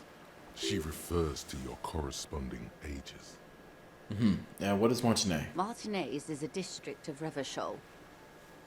A very small district tucked away near the industrial harbour, north of the 881 and Jamrock. You would be excused for not knowing about it. Unimportant, they say. Forgotten, even. Shelled to smithereens during the Revolution. It has its charms, just not this time of year. Tell me more about Martinez. I'm not a good ambassador. I've only been here once before, as a teenager. Not a lot has changed. There are ruins, a terminal, fishing boats, reeds, boys with boxy shoulders. This place used to be a province, a workers' resort before the city swallowed it and the artillery did its work. The reeds are the real star of the show here now. The further down the coast, the wilder it gets. Mention the sea. What sea is this? It's not really a sea, it's the Bay of Revachol. And the bay feeds into the ocean. Are we near the ocean? Yes. We are on an island in an ocean, the world's largest body of water, the Insulindic. Known to the early Revacholians as Les Immensités Bleues, the blue immensities. Vast, lukewarm, and unknowable, flowing in and out of sight. What's the name of this island? Caillou, as you already know. Imagine a pebble. A smoothed-over pebble amidst a great blue sea, misshapen, cracked. The cracks are the river Esperance. We're in the delta of this river, on the 6th branch, the Martinez distributary. It is clear this pebble is of enormous value to her, and to humanity at large. Okay, that's Martinet. What's Revachol? Revachol? Revachol is what you call a city. What kind of city is Revachol? The great kind. As if it's self-explanatory, beyond patriotism, a fact. What makes Revachol great? History detective. They built this city to resolve history. Our part in it, at least. Our centuries. Okay, who built the city? The nations of the Occident, or migrant workers from Seminine and Ile-Marat, depending on your creed. When was Revachol built? In the DeLorean century. 380 years ago. And why will it resolve history? They say it's where the terrible questions of our time will be answered. The tensions are highest, the fault lines deepest. By that I mean conflicts. Ideological conflicts. The stuff of men. Why here? We are standing on a fertile, self-sufficient island able to sustain up to 200 million people in the middle of the Insulindic Ocean, the world's connective tissue. It's where the money is. So we're in an unimportant part of an important place? I think it's fair to say so.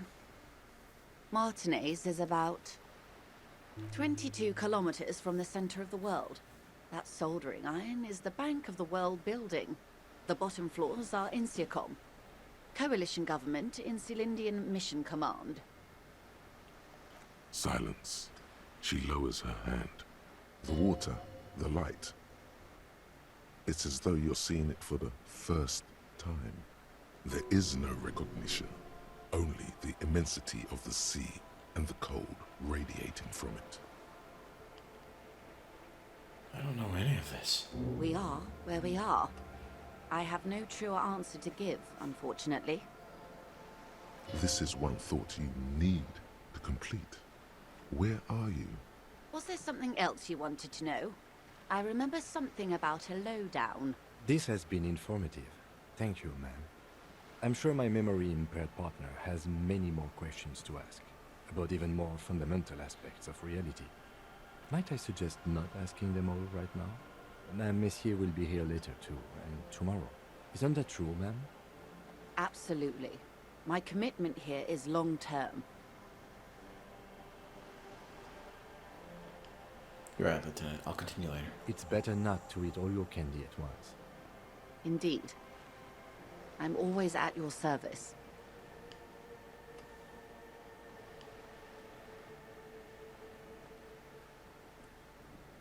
Jesus. That's all for now. Glad to have been of assistance. The little that I know. Anything else?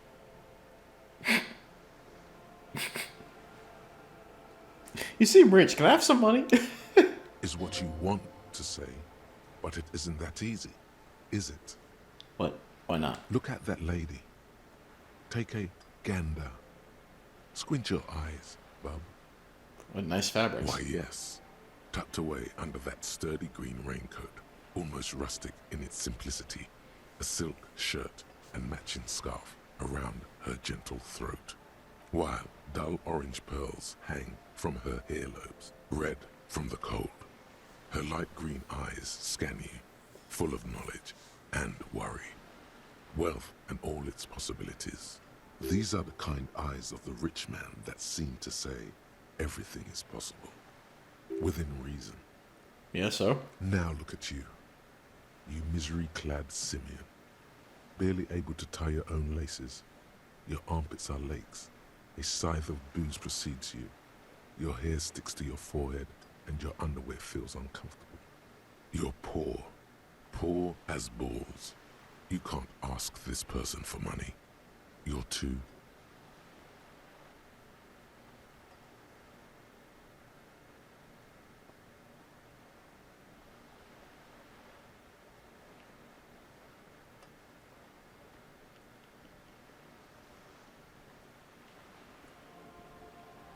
Ashamed? Yes.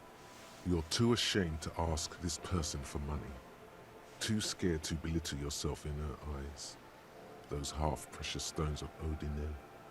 As I was saying, if there's any way I may be of assistance, please don't hesitate to ask.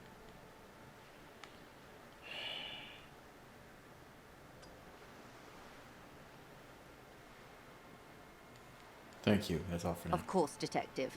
Take care. Ugh. Damn emotions. Make my life so much fucking easier if I just ask for money.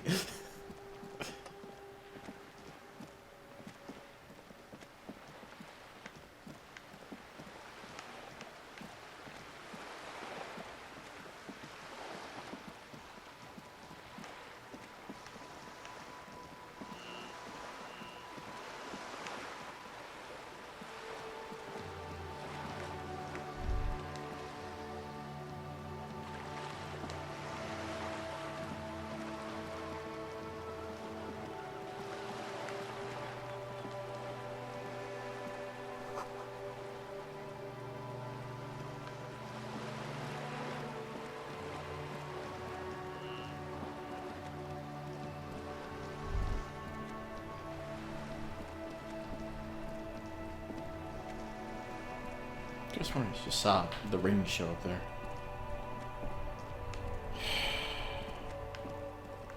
Yep.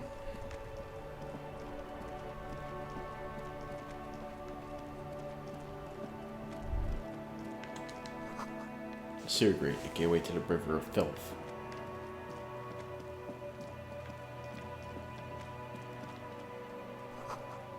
Water lock out of order until Wednesday at 7:15 a.m.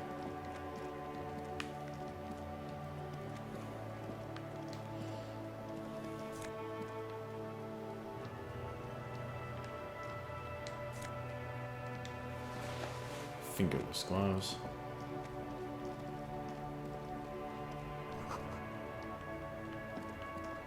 Any person. You see a Samaran street vendor surrounded by a motley assemblage of goods. When he realizes you're looking at him, his face breaks into a wide, welcoming grin. The name Sileng is embroidered over his breast pocket. Happy shopping, officer! Everything's cool here.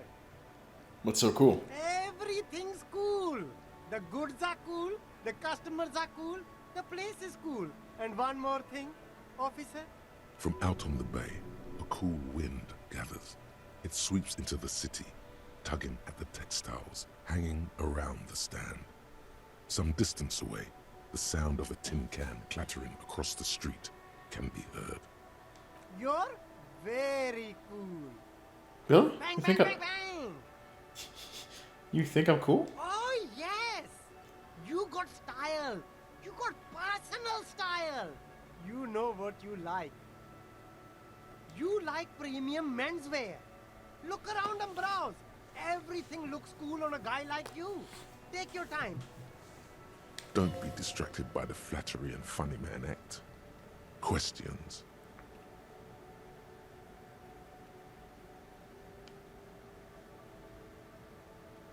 the stuff you're selling here? Only the coolest goods in Revachol.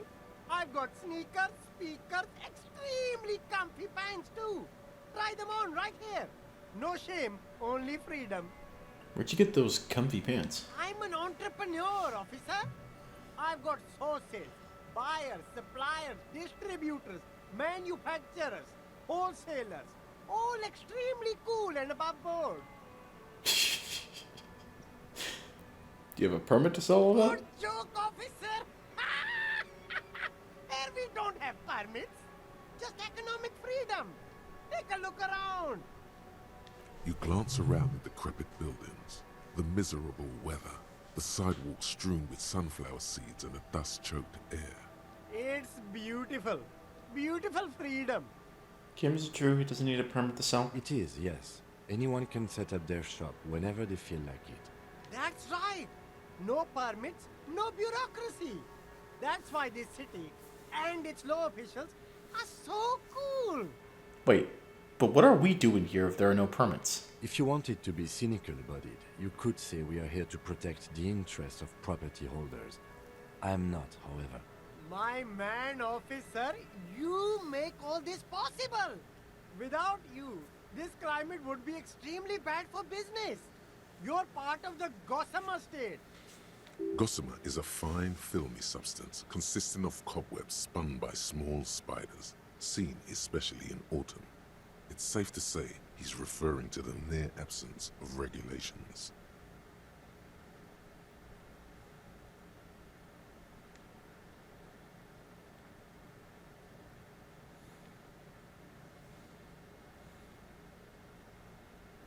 Okay, no permit then. Cool. Hyper cool. That's all then. Let me ask you something else. Anything for you.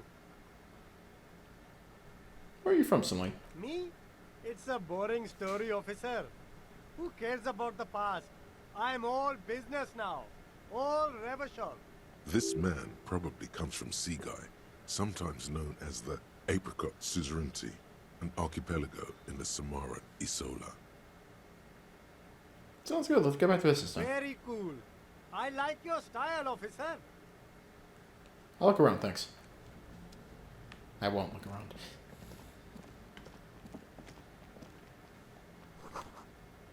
Hot air rises from the sewer, sour, acidic, and strangely comforting. I grow more and more worried about myself every time I read something. There's a pile of cheap sunglasses in a small box, a variety of shapes and colors.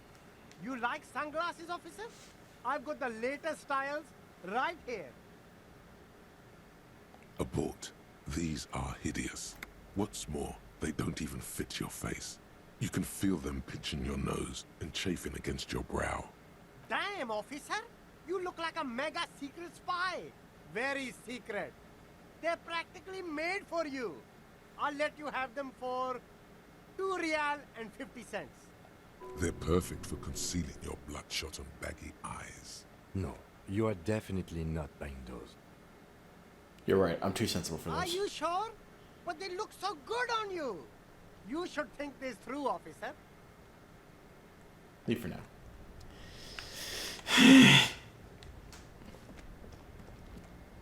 You see 2 lowly, defeated speakers, thralls, slaves basically, perched atop them like conquerors surveying the land. A pair of found, durable wear sneakers, ultra serious. I can see you've a taste for luxury, officer. Can't keep your eyes off those sneakers? A pair of found ultras. The design is impossibly sleek and simple. A futuristic silhouette with a sleek monochrome colorway, a jet black upper, and a silver-lined midsole. Those sneakers, mister. Those sneakers are the latest found sneakers. Super air, super fine, super cool. Only 50 real. Only? That's madness. See? These once respectable speakers have been conquered, reduced to a mere prop by the indomitable found ultras atop them. No, don't look at the speakers, officer. Look at the sneakers. The sneakers are the stars here. Poor little speakers. No, don't pity them, officer. These are old Samaran garbage. Don't even look at them. Check out these super cool, fun ultras instead. Samaran trash. That sounds like they're from the Samaran People's Republic, produced under the dictatorship of the proletariat. Can't I just buy the sad conquered Samaran speakers? No way, officer. These aren't for sale. They're bad speakers. Low-fi socialist junk. But I need some speakers. Well, if you want them, but see, they are the pedestal for my sneakers. If I let go of the speakers, where will the sneakers go? I can't leave premium lifestyle sneakers on the ground. If, on the other hand, you wanted to buy the sneakers too, I could maybe throw in the speakers for little extra. 50 cents? Damn, so you have to buy the sneakers first. Sad.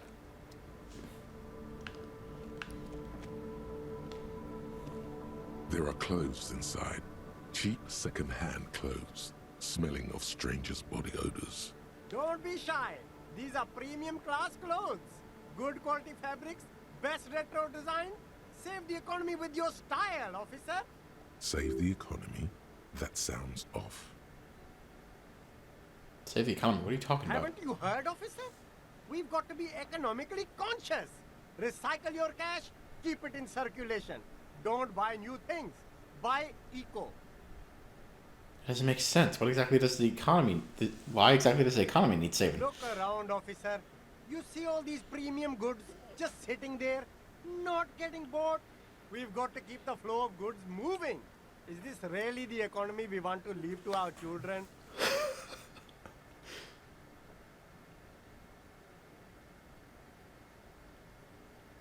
Look, man, I just want to buy clothes. That's good, officer. That's exactly what the economy... You find your hands deep in tattered and faded garments made from weird polyester blends that make your body itch and sweat in all the wrong places. Economical, but also trendy. Look first-hand, buy second-hand. Keep the economy moving.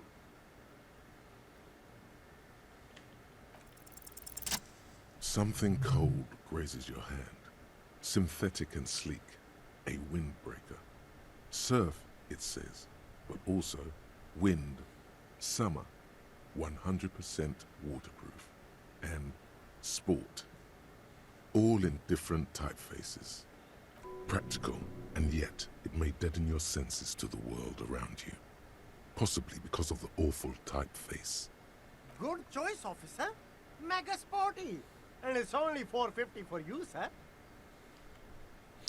No, I don't... If it's going to decrease my shivers, I don't want that. I want the shivers.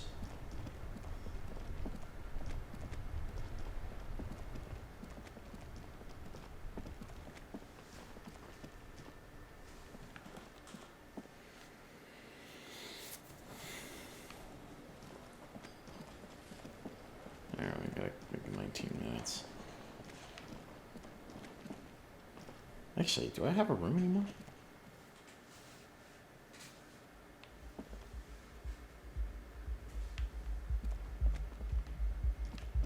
I can still go to my room, right? Oh, no, I'm fucked, aren't I? Huh.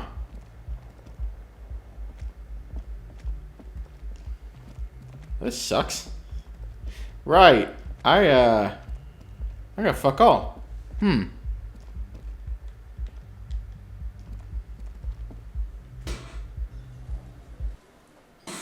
Right. Well, I guess I better go find...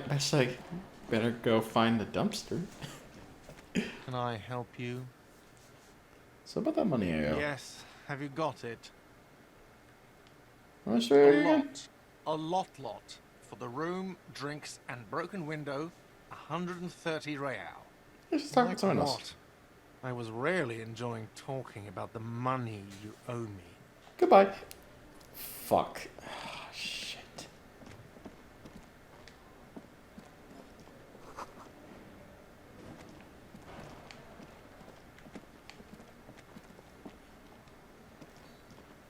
Hello again, sweetie.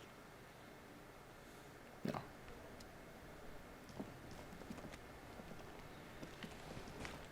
gonna ask the rich lady for money, but I'm not gonna ask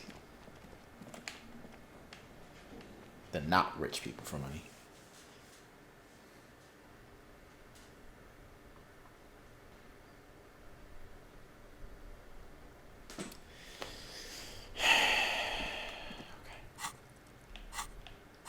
Before we continue, let me check some of these ideas.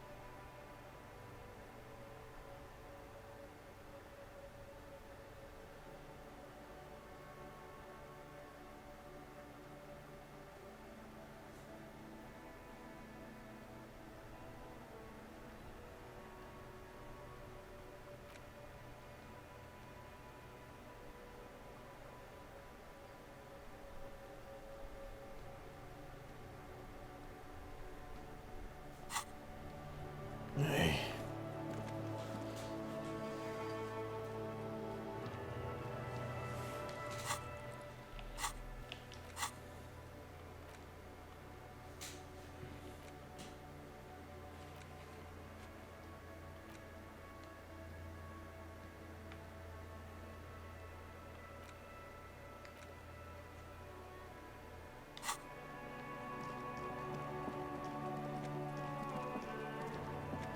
Kuno, why are you still here?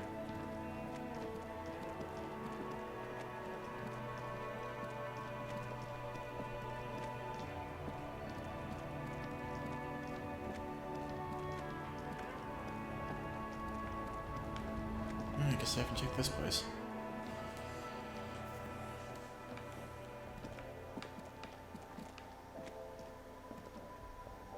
Welcome to Frit. Feel free to look around or something. Everything is out on the shelves.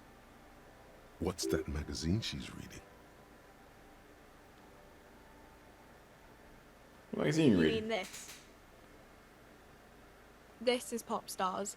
It's got, like, famous people in it. It's not for sale. Looks like it also has something called Police de la Mode, featured on page 34. This speaks to you.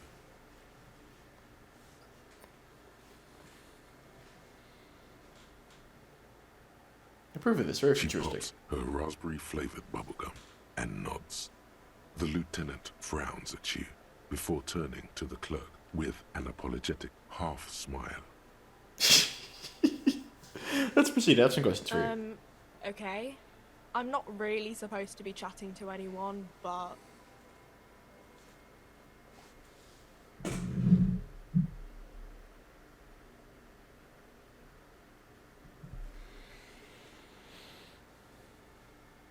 Does Fred have a warehouse in the back of Rolling A Racks? warehouse?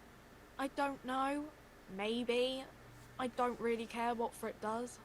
Come on, give me something to work with here. She looks up from under her brow. Fine. Frit doesn't have a warehouse. Just a little back room here. Okay? Can you tell me something about the dead body? I don't really know anything. I mean, I know it's there, but I haven't seen it, so... Thank you for your help.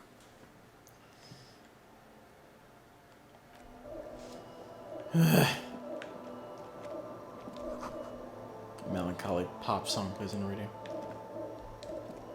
The tear machine stands in the corner.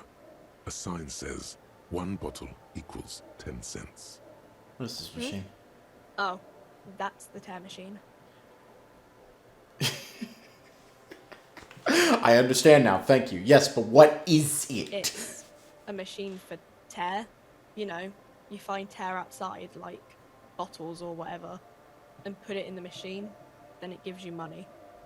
I see. How do I pick up tear for the tear You machine? need a bag, I guess. We used to have some, but we gave them all out. Feel free to use it if you find a bag, though. I'm sure there are some out there, somewhere. Spoken like a true convenience store worker. Yes? No, sorry.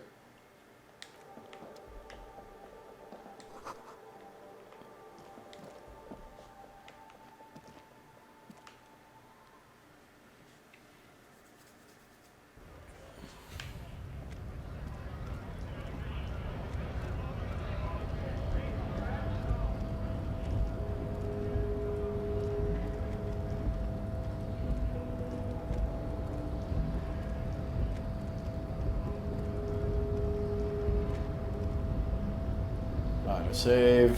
Thank you.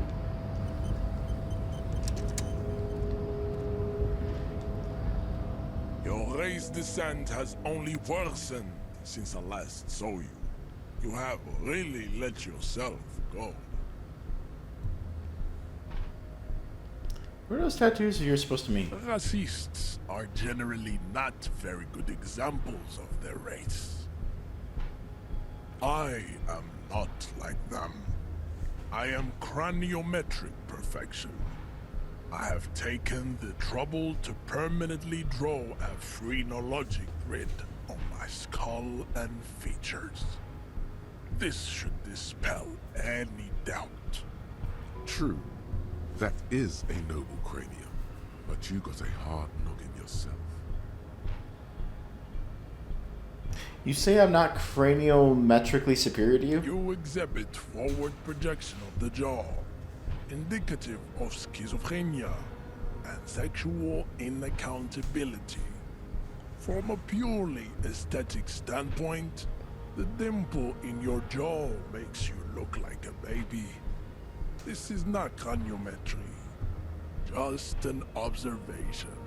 What else? It is impossible to see any more of your bone structure. It is covered in the ravages of Al-Hul. From what remain of your features, I can see fleshy lips, baldness of the head, and long arms relative to lower limbs. This leads me to conclude you are not a police officer. You are a common criminal, an offspring of murderers and sailors from Sur-la-Clé and Vesper, and possibly even the degenerate sheep herders of Ubi. Interesting. So one of my ancestors was Sur la Cliff and the other Vesper? Your racial heritage is uninteresting. It is the same as all Rivasholians. Your parents and their parents made the decision to reproduce while under the influence of Al-Hul. That is the only reason you are here. He's right there. It's almost impossible to get it on unless you're both drunk. It's too scary when people are sober. That is incredibly depressing. Volition said do it again. Let's go! Fuck.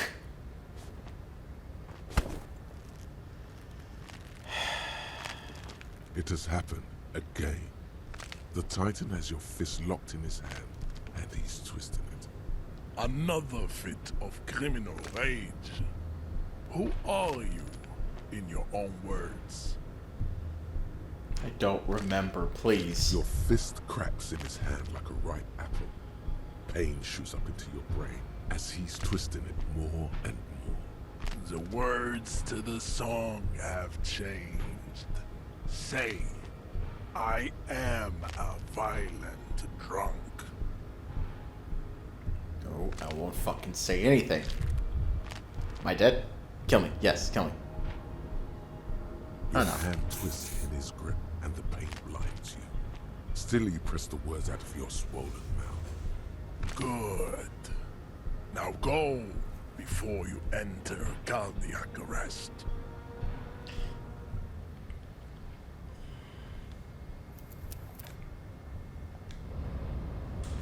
Give me the autosave. I'm trying again.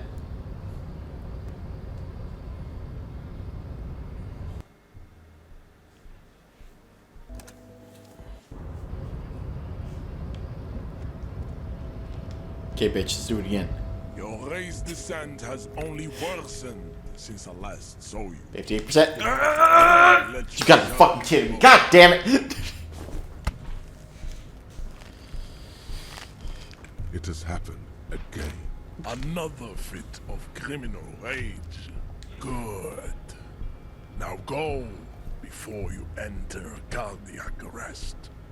Yeah. Fuck off. Doing it again.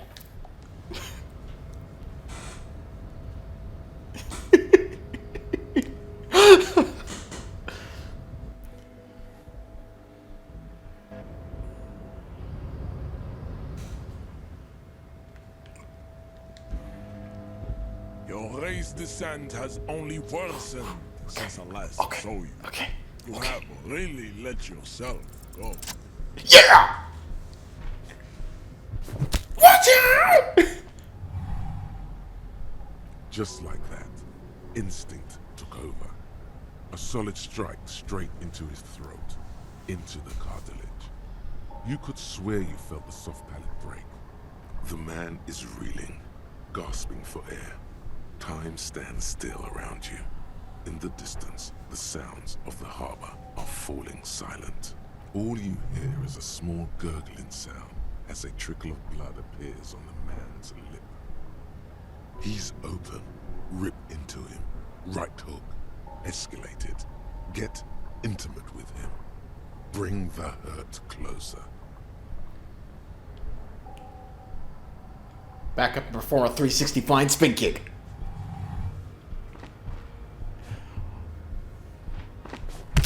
I know Kung Fu, motherfucker! Lands with a dull thump, like a broken down puppet of muscles and sinew. For a moment, he still tries to keep his head up, dazed eyes looking at you with unimaginable surprise. To your left is the button.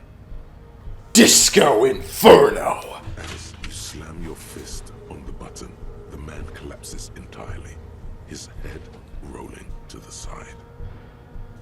Looks like you're the new measurehead now. No one is the new measurehead. Let's go before he gets up. Woo! Suck a dick. I'm taking that. Worth it. The game gave me the autosave right there. It was free game. Beating up a racist. We'll save scum for that.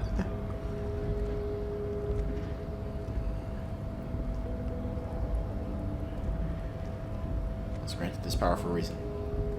Oh my fucking god. Oh.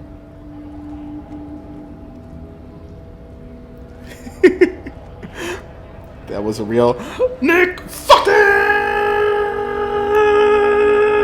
Wahoo Cage.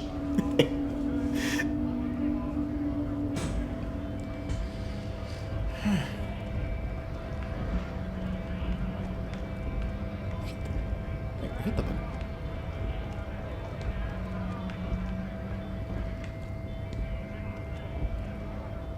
Went native on the chief, huh? Those ballerina antics were reckless. Should have just punched him in the throat again. Wrong. You did the right thing with Measurehead. The ballerina antics won you the fight.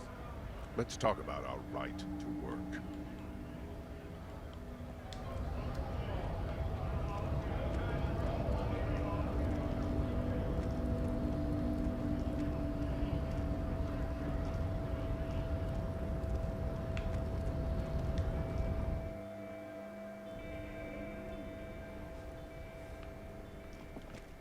Where the fuck am I? Why did I just invade the space?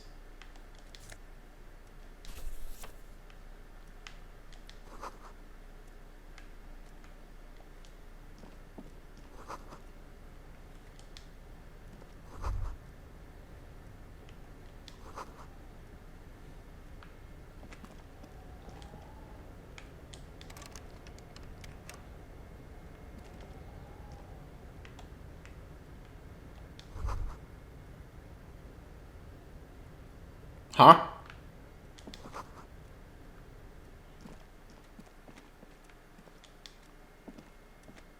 An imposing combination of a punch clock and a payphone is looking down at you from the wall.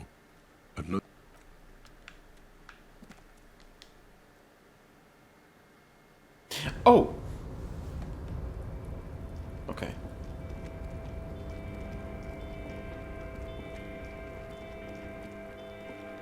Oh, I'm so fucking lost.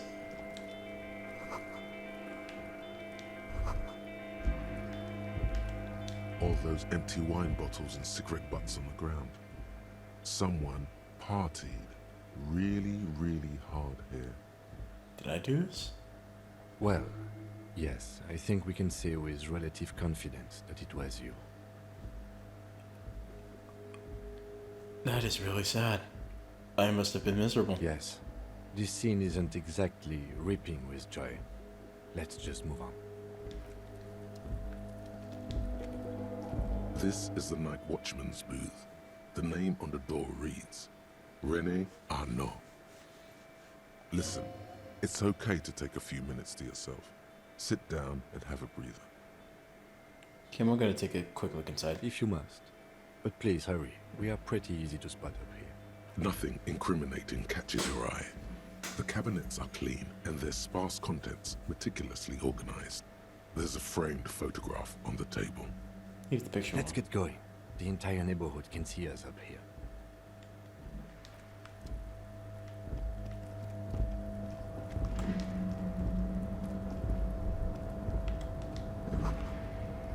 All around you. Great machines and questions.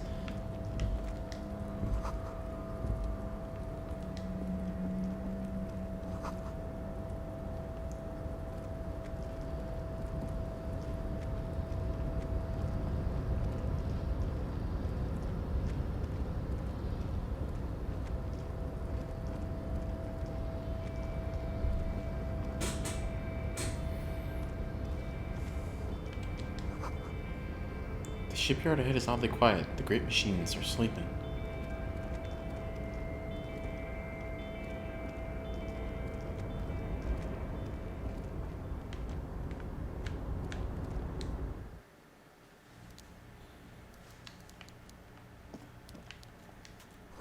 The coffee in giant thermoses is still lukewarm. Oh, you. I get the feeling you're the scumbag. Before you is a walrus of a man seated behind a large desk. He looks up from his work, not the least bit surprised to see you. You look like Senator Armstrong if he let himself go. With great effort, he straightens himself up in his chair, yet says nothing. He simply stares at you. Let's get straight to business. This is a dead body in a tree. Welcome, Mr. Dubois, Mr. Kitsuragi. It's good of you two to stop by. Please, have a seat. He gestures to a tiny chair opposite to his giant desk. I'm Everard Clare, head of the Debarders Union here in Martinez. I'd offer you my hand, but unfortunately my health prevents me from getting up. You understand? He looks extremely comfortable. The tiny folding chair, on the other hand, looks like a torture device. You go ahead, detective. Whatever he has in store for you, it can't be good, he thinks. I'll do my best. Forget about that. What's with this Dubois stuff? You're getting some seriously bad vibes from that name. Why are you calling me Mr. Dubois? Please, Mr. Dubois, let us converse in a civilized manner, as equals. Take a seat. I insist. It's nothing. Yes, that's probably right. It's nothing. Forget about it. Filter it out. I don't sit. It's kind of my thing. Very well, Mr. Dubois. I respect a man with strong convictions. I, too, have convictions. One of which is that I will not engage with any man who won't face me at eye level. Should you find yourself more amenable in the future, I'd gladly resume our conversation. But until then, I'm afraid I must ask you to leave. Oh, you're a dick. Buddy. He's got you in a fork. Sit down or leave. Excellent, Mr. Dubois. I can see that you're a reasonable man, and reasonable men can be of great use to one another. So serious. tell me, how can the head of the Debarders Union help a representative of the Revachol Citizens Militia today? The chair you're sitting on has got to be the most uncomfortable chair in the world. It's violating your backside. That damaged me? Oh my god. Oh, by the way, I heard you got a rather rude reception from a certain Lawrence Gart. Some people have no manners, it pains me to say. This should take care of that nonsense. It should be sufficient to cover your expenses for a few days and patch over your differences with a cafeteria manager. Go ahead, take it. Hey, that's 25 real. That's good money. Think of all the stuff you could.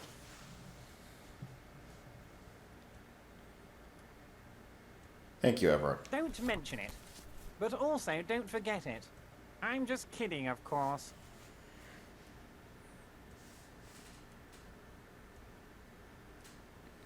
He's not. Now, I'd like to set your mind at ease about one other matter. Your lost gun. Let me assure you, Union people are on it as we speak. I've got my best hounds looking for that lost gun. His slug-like lips move, but all you hear is an echo. Lost gun, lost gun, lost gun. The world is swallowed by a black hole of fear. Only 2 words escape its gravitational pull. Oh, I'm fucked up. Lost and gun. When he said, "Don't worry," he actually meant, be very worried. I appreciate any help you can Are provide. you all right, Harry? You seem anxious. Don't be. Everything's going to be all right. It's not like you left it loaded. You didn't lose a loaded gun. Local children aren't out there playing with it right now, pointing it into their own mouths. It's in a safe place. I just know it. I have a feeling everything's going to be all right. Kim? Kim? Officer, we will deal with this later. We don't need Mr. Clare's help with this. I wouldn't be so sure about that. Oh no. Kim? Officer. I wouldn't be so sure about that. Oh god. God, you're sweating. Your knee is jerking. You're about to cry, aren't you? You're about to cry because you lost your gun and those children are gonna shoot themselves with it. I know, I'm not about to cry. Mr. Dubois, you don't look so good. Fuck. Despair creeps into you, getting fat on your weakness. Whatever noble intentions you once had as a police officer, it's eating them all up now. You're still coming up with sentences. That's a step up from total annihilation, right?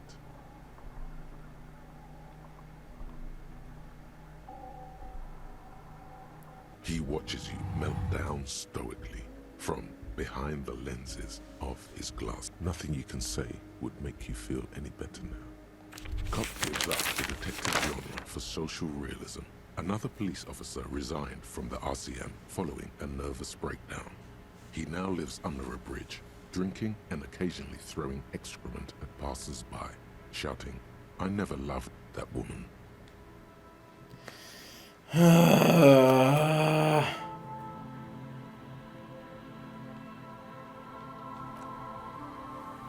Okay, well that's an uncomfortable situation to be in.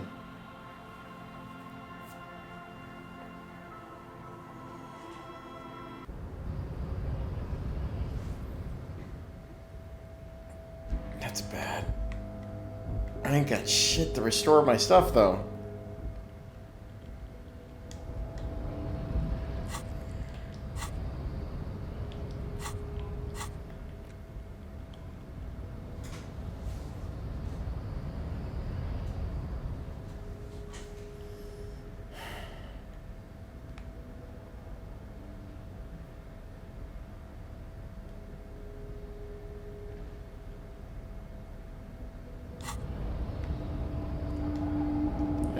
try to punch you. Your race descent has only worsened since I last saw you. You have really let yourself go. He's open.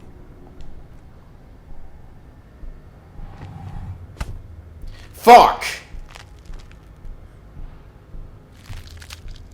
Oh God, wrong move. Your head is in his hands, like a pair of forceps crushing you, and you can feel every jewel.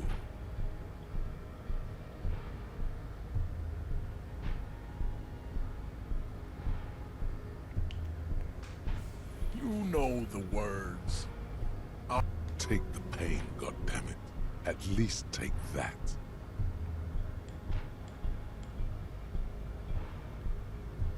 Even under the increased force on your skull, there is no pain. Just the sound of your own blood gushing in there, feeding your mind with oxygen. It must be neurodegenerative. You never learn.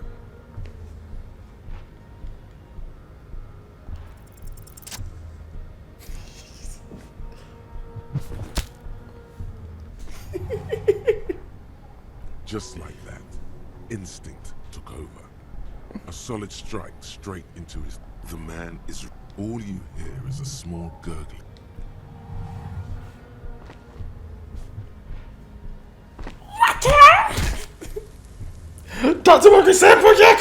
The man lands with a dull thump, like a broken down puppet of muscles and sinew.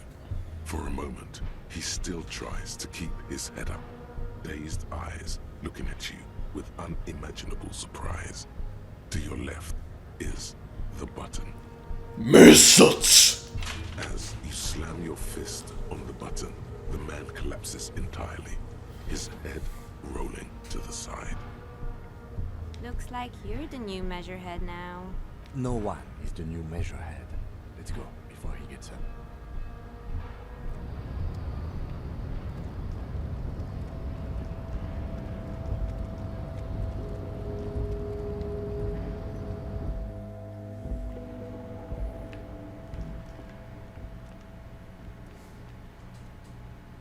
Oh, you're right. The money. Right, let's go steal it from. Let's go. Nope. Nope. Can't get it now. Oh well, I tried. An imposing combination of a punch clock and a payphone.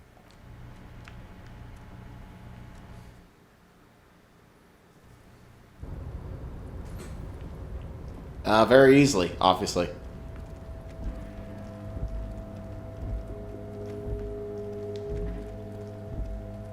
This is the night watchman's booth. The name on the door reads, René Arnaud. Listen, it's so you need to rest. Your body is aching. Getting in here has taken something out of you. Have a seat. The chair is not as austere as the rest of the booth. A thin grey pillow is attached to the seat, secured to the stiles by black ribbons. Stale air floods through your nostrils. Not a single mote of dust floats inside your lungs, though. The inside of the booth is immaculate. Stale air floods through your nostrils. Not a single mote of dust floats inside your lungs, though. The inside of the booth is immaculate. The drawers are empty, save for old timesheets and receipts. One small box, however, does hold some cheap painkillers. They are slightly out of date.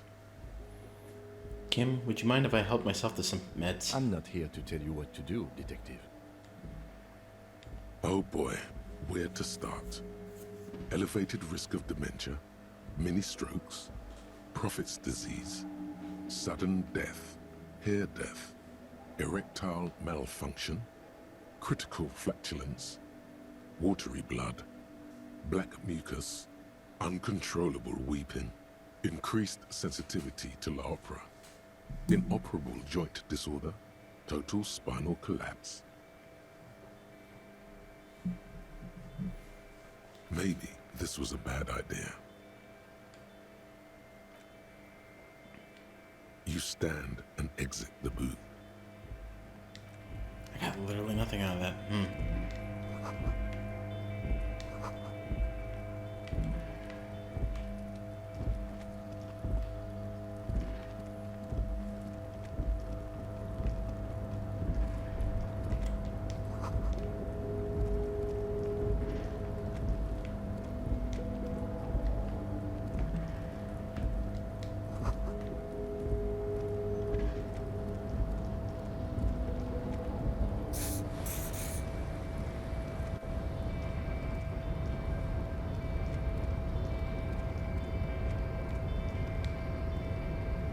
A rusting control panel with several knobs.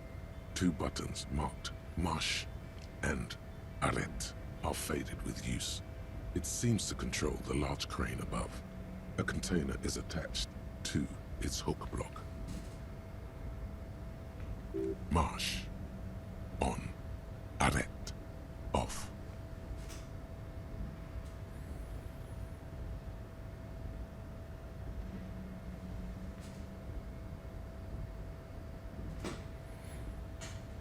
I don't think anything good will happen from that, so let's not.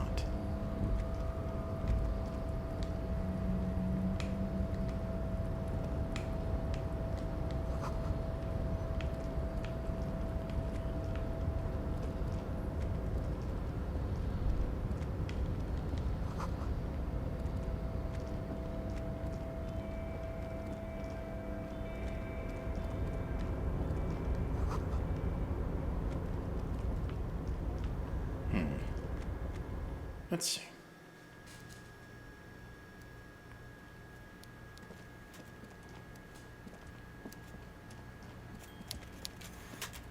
Okay, but you're gonna hurt me with your chair, but first. Before you is a walrus of a man seated behind a large desk. With great effort, he straightens himself. Welcome, Mr. DeBois. I'm Ev. I'd offer you my hat. He looks whatever. Forget about that. What's with this Dubois stuff? Excellent, Mr. DeBois. I can see that you're a reasonable man. So Serious? tell me. The chair you're sitting Oh, by the way, I heard you got a rather rude reception from... This should take... It should be sufficient to cover your... Hey, that's 25 real. Don't mention it. He's not. Now. His slug. The world is swallowed by a... Nah, okay. It's gonna keep coming back to that. I'm not gonna be able to get through it. When he said, don't worry, he actually meant, be very worried. Not worried, I Are got you this. all right, Harry? It's not like you left it loaded. You didn't lose a loaded gun. Local children aren't out there playing with it right now, pointing it into their own mouths. It's in a... God, you're sweating. Your knee is jerking. You want to cry? God, you're weak. Whatever you do, don't cry. You'll think you're disgusting. Mr. Dubois, you don't look so good. Okay.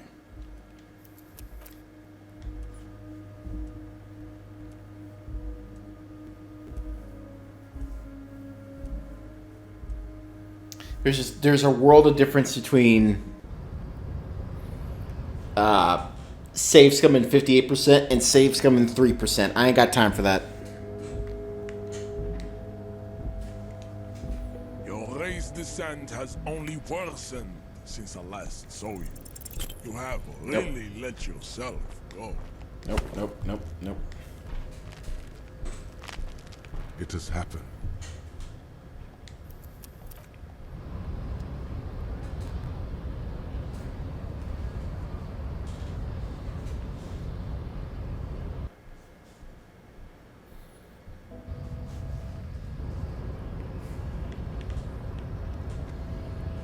The check kills my percentage, but the percentage is very low to start with.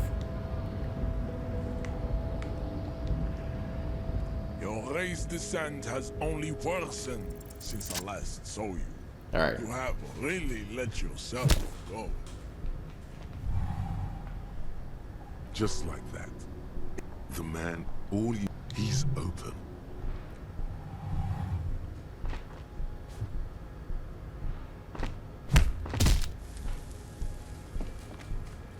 The man lands with a dull thump. like a broken down puppet of muscles and Inferno. slam. Looks like you. No one.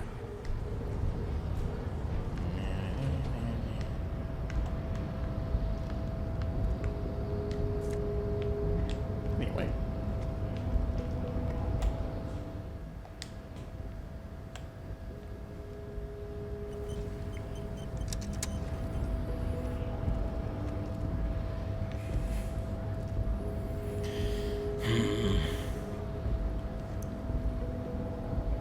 Needs to be a place or somewhere I can take a break.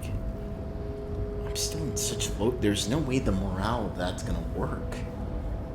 3%? That's gotcha rate. I ain't gonna fucking sit here and try to save scum that.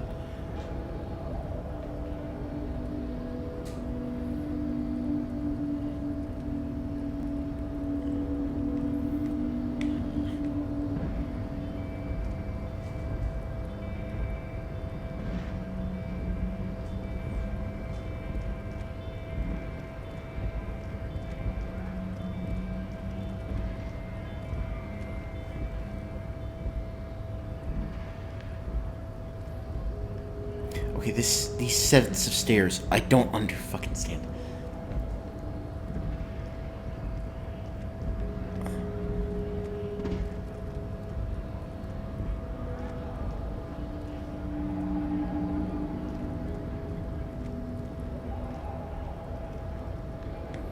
You know what? The easier way to handle this, I just gotta go down. No, okay, cool.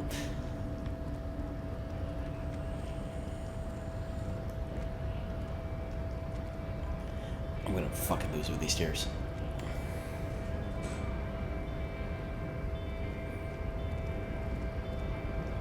There we go, okay.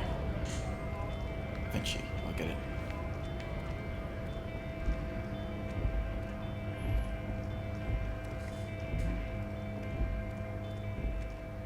A lorry stuck in the traffic jam.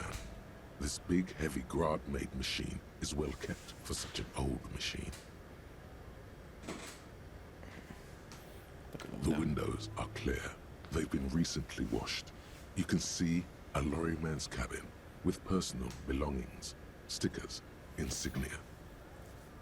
What kind of stickers and insignia? The driver has adorned his space with a substantial collection of peculiar paraphernalia. Proclamations about honor, strength, and purity are glued to various panels.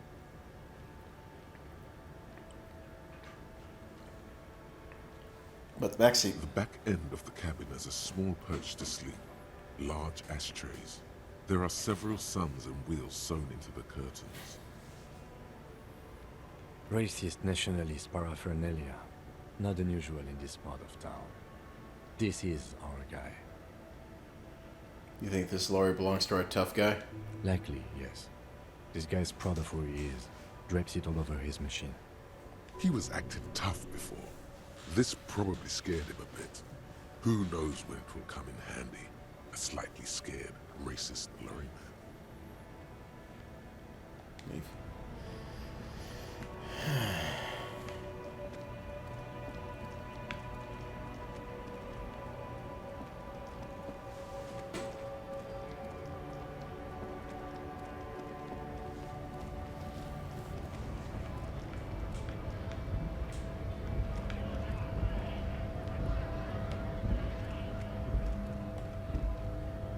Fucking Brian Fury looking motherfucker over there.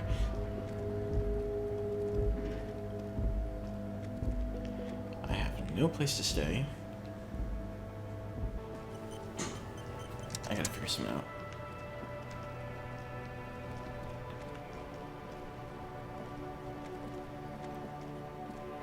Those painkillers will fuck me up.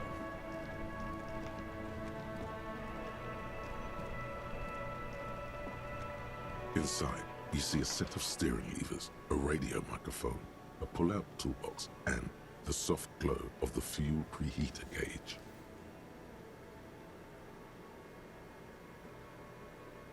As you tap on the gauge, the indicator pin jerks as if startled. It's in the large orange sector, indicating the engine is warm. Next to the gauge is a red switch labeled heat. No. That's enough fun with the foldable headlights. I know they are mesmerizing. They are also fragile. I'm not going to turn it on for you again. The white suede feels luxurious under the touch, and the metal clutch handle so very familiar in your palm.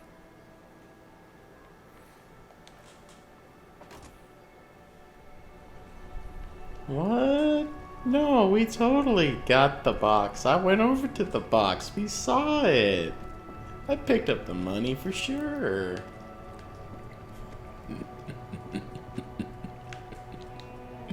The worn and beaten wooden planks of the bench do not look overly comforting. We can sit on benches after we've solved the murder. Let's go. You can revisit the bench if you ever need to pass the time when Lieutenant Kitsuragi is gone.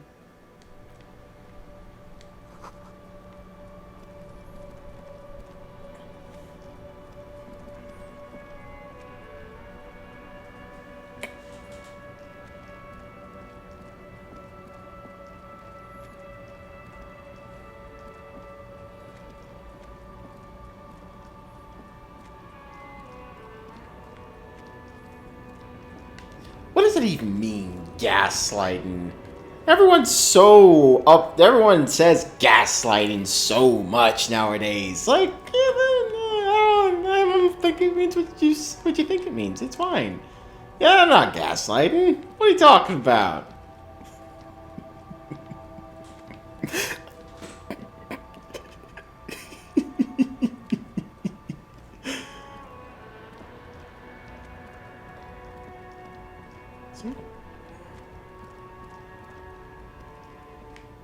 Hello? Okay.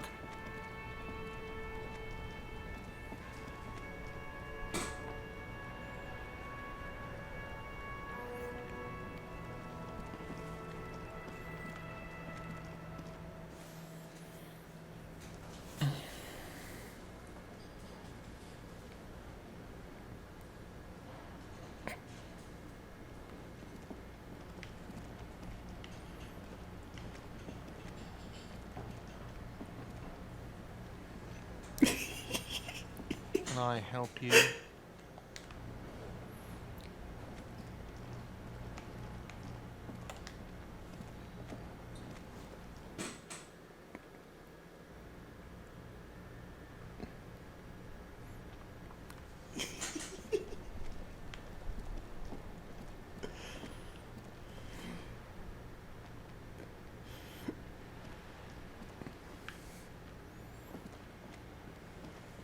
I'm glad to see the kid's gone. Did Colonel and the other two finally leave? No.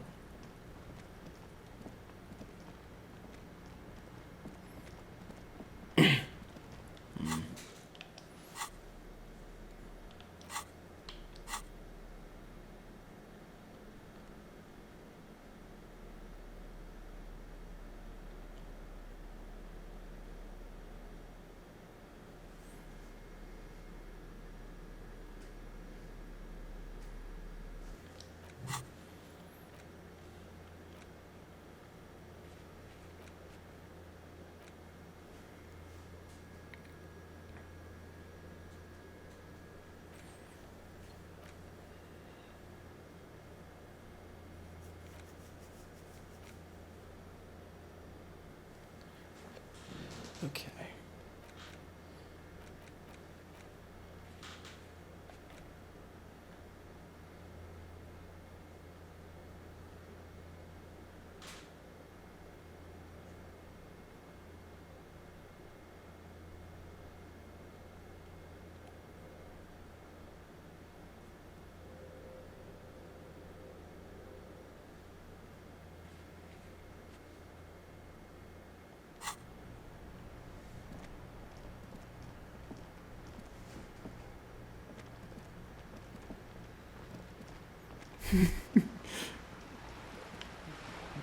Dame dane. Dame yo. Dame nano yo.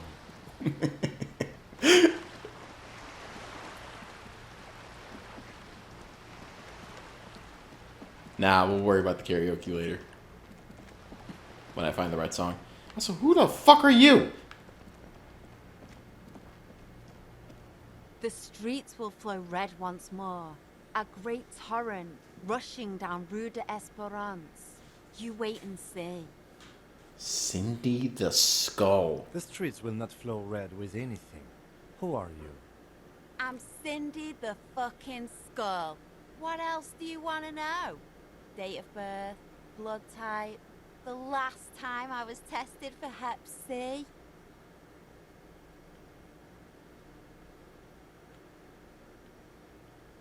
Yeah, when were you last Had tested? a battery of tests just last week. I'm practically a patchwork of interesting critters. Kinda like a man-o'-war. You keep looking off to the side. What are you looking at? The lieutenant is desperately searching for another handkerchief. That's not what it says at all, but she turns her head to face the coast and nods disdainfully toward Joyce, performing maintenance on her boat. Hatred, disgust.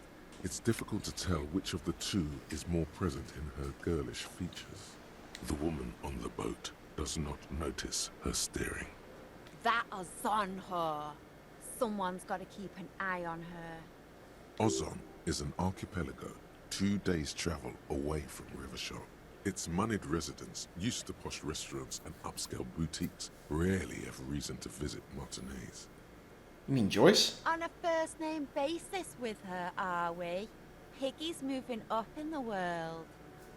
Why all the negativity? Have you got a crush on her?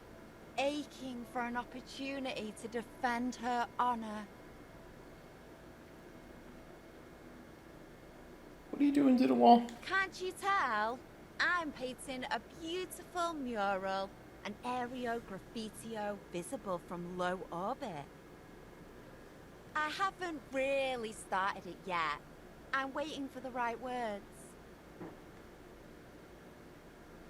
So you don't know what to write? Have you ever tried your hand at graffitio? When faced with a blank wall, most people write unimaginative stuff, like pigs go home and Mono is here. We rarely see pigs round here, though. Just union cats. And my name's not Mona, so...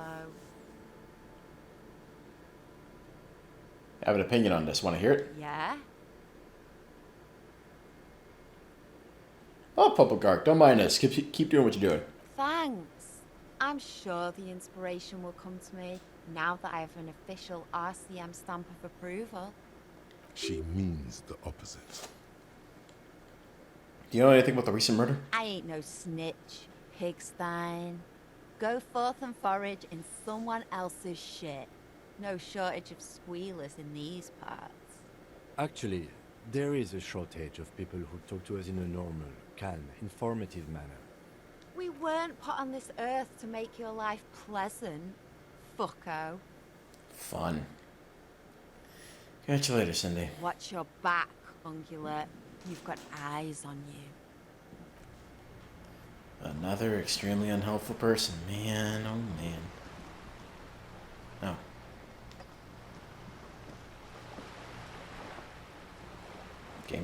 Game. I'm not moving. That's the game trying to get into position to talk to Kim. Whoop, whoop, whoop, whoop. Nah. No.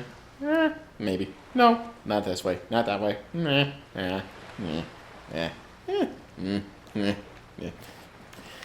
Try it again.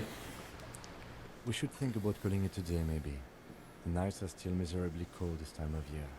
I haven't paid the cafeteria manager for my damages yet. You should take care of that, then. But I don't have the money. Let's talk to him anyway. An officer of the RCM shouldn't be sleeping in the street. We'll figure something out.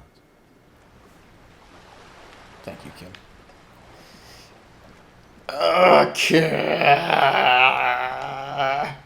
Okay. Quick save. This could be bad.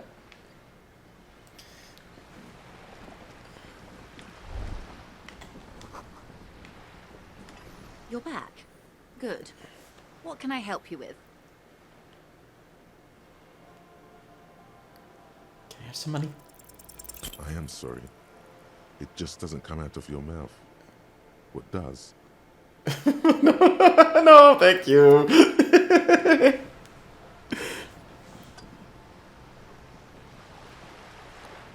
If we can just get the money from her.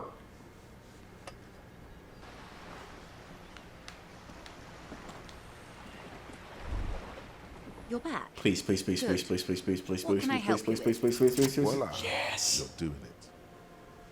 Really put your back into it. Yell it from the top of your lungs.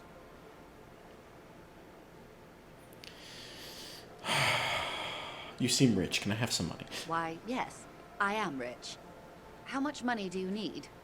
Hopefully not too much. I couldn't bring all of it with me. She's surprisingly nonchalant about this. Could it be that she somehow knows more about your predicament than she's Yeah. letting on? I need 130 real. That's a good sum. Not too small, not fantastically large. She reaches into her raincoat and pulls out a zip bag. In it, you see paper notes arranged like black gills. She removes a few notes and hands them to you. The paper is cold and oily to the touch. So, I hope I didn't just bribe you, officer. It may not be technically illegal under the Emergency Act, but still.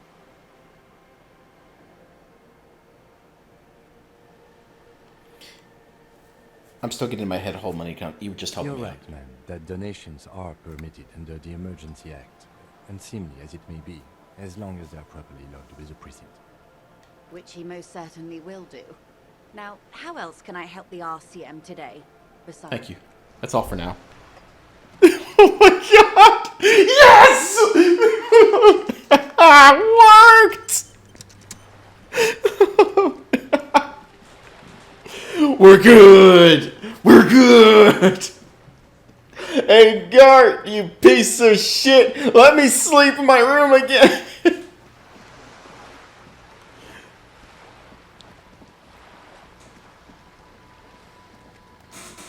Hard save, you're right, hard save.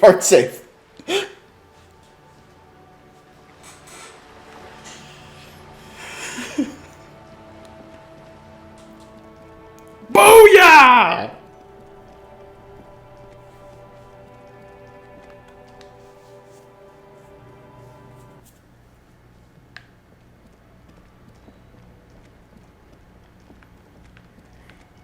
Hey, Gart! Don't let me select you, piece of shit. Gart! Can I help you? It's about the money I owe. Yes. Have you got it? I have your money. Well? Okay, can I... Here it is. Sorry for the trouble. Great. Thank you, officer. That's all I wanted. Payment for services rendered. If you continue to stay here, I just ask that you please pay your nightly bill in advance starting tomorrow. I'll unlock the electronic lock to your room. All the doors lock automatically at 9 p.m. Please pay for each night in advance starting tomorrow. 20 real per night. I'll take a room here too. Of course. Always happy to have officers from the RCM as guests. Anything else I can do for you? Fuck. 20 real. Fuck. You know what I could do? Is there a place I can sell? Maybe I can sell some shit at the front?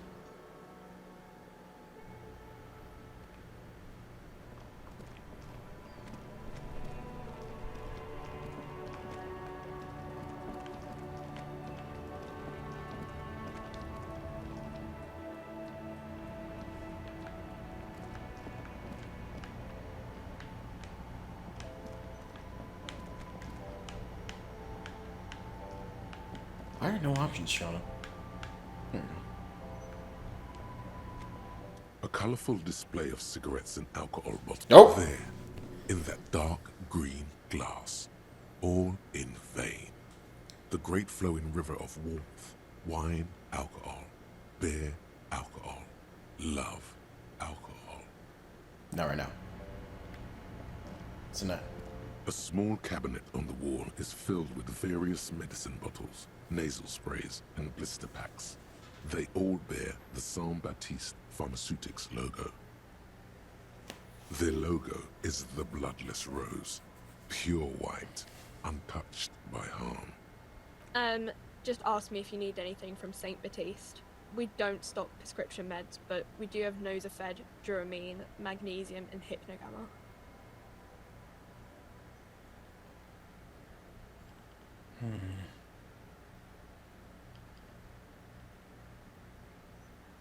Okay, here.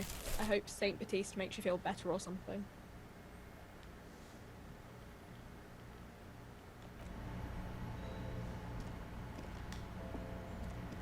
Yes? Okay, I got an idea. Is this about the questions again? Because I don't really know any. Is there anything for moral? A small cabinet on the wall is filled with various medicine bottles, nasal sprays. I'll take that too. Here. I hope Saint Baptiste makes you feel better or something. Let's fucking go. Let's fucking go. We in this. We in this. Bitch, let's fucking go. Come on. Come on. Get to the bottom of this shit. Ah.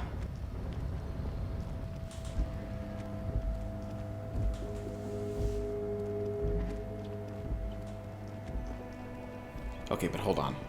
All right. Hold on. Hold on. Think about it. Think about it. Think about it.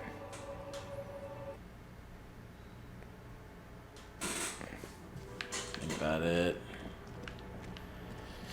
We should probably head and do it in the morning, but I can't afford another fucking room, so it's out of the question. I'll book up.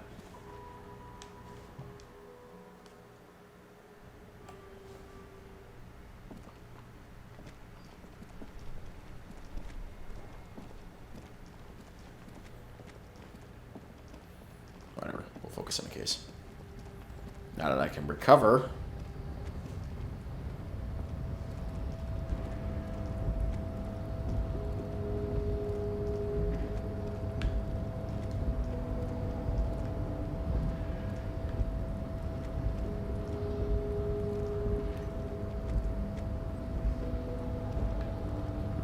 Oh, I have the room for tonight?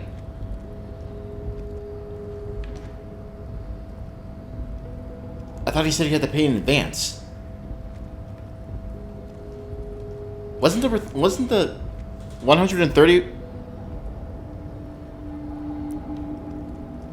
Wasn't the 130 real for? Oh, okay. I thought the 130 real was for the damages, or like for all the damages. I didn't think that'd pay for the room. This fucking stairs gonna fucking be the end of me.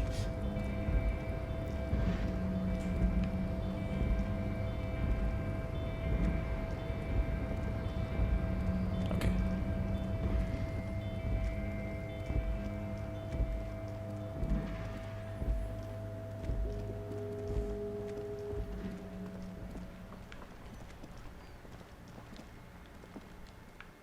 Oh, that's good.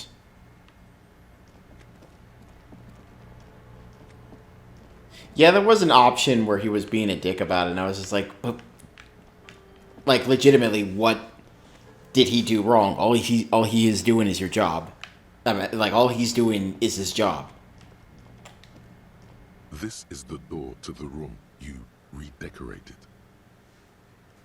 All right, good night, Lieutenant. Just a moment. You had some questions earlier, I believe. And besides, we should discuss our progress on the investigation. Let's go out to the balcony. All right, let's go.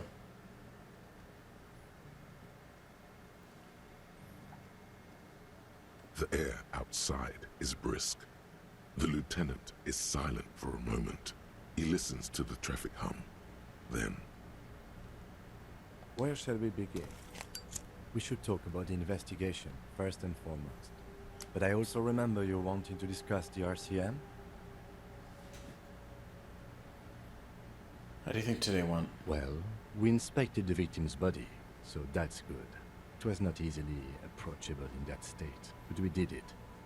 I would say our initial inspection was very thorough, and we have solid leads to follow up on. The body is still hanging from that tree, which is unfortunate. but we performed a thorough search of the premises of the crime scene. That's great. I'm sorry I couldn't do more today. I'm just not a very good cop, am I? We're both doing our best under the circumstances. Just don't drink tonight, please. As for the interviews, we weren't able to find the union leader, Evrard Claire, much less interview him. So that's on the to-do list for tomorrow. We talked to Joyce Messier, but didn't get any information from her. I have a feeling Joyce knows how dangerous the situation really is. We have to get her to talk to us. If Kim is emphasizing something this much, it really must be important. Above all, though, today was exhausting. What's with all the running? You run a lot. Is that a standard Precinct 41 practice? I have a really good theory about why you're running so fast, son. Just you wait until we get up tomorrow. Yeah, it's part of the Jamrock Shuffle. It's impressive, especially for a man your age. And in those hills. Nice shoes, by the way. I like the green. Goes with the orange. So what are our powers exactly, the RCM? They're quite limited, actually. The power officers of the Ravachol Citizens Militia exercise most frequently is imposing fines of up to 1,000 real for offenses, in accordance with an interdepartmental schedule. Okay, what else? We can arrest people, of course, but rather than bringing someone in directly, it's preferable to serve a station closely. It prevents confusion and overcrowding. See, and someone resists. As you may have gathered from the fact that we are expected to carry a record of our kills, like the one in the waterworks, we are permitted to use whatever force is necessary, and strongly admonished not to abuse that power. And who makes all these rules? The coalition government, and the moral intern, more broadly. The RCM was formed by the coalition government to restore order in the international zone after the revolution. So we did. Now we attempt to maintain that order. No more, no less. Or perhaps it is better to say we were allowed to form. It's a point of contention whether the citizens of Ravachol or the coalition government founded the RCM. Say nothing. Silence. A great comment to such a conundrum. Goodest of the good cops.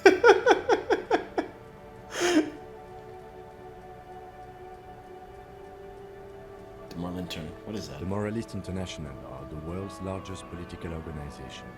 You know who they are. They have been running this place after the revolution failed. If I didn't know, how would you describe them? They're a union of center-left and center-right parties across the Real Belt. Our coalition government is just one of its many projects. They also run the ICP, EPIS, most intergovernmental organizations in the world. What do they believe in? What do they believe in? They are Dolorians. They believe they continue the humanist project set forth by Her Innocence Dolores Day 4 centuries ago. Others say they are just technocrats. Those others say they continue the humanist project set forth by Dolores Day. What is their symbol? Interesting question. It's a blue forget-me-not. Their motto is love, compassion, self-discipline. I think you can gauge what they want you to think of them from that. Something kind and usual. Something almost self-explanatory. Something ominous. Something even a little feminine. But in a strict manner. Who was Dolores Day? A historic figure? The author of the modern age? You will have to look elsewhere for opinions. The subject of humanism is too abstract for me. For you, she is something painful, though it's hard to say why. What do you think of them? The moral intern are a fact. I try not to have opinions on facts until they change. And it doesn't look like that's about to happen.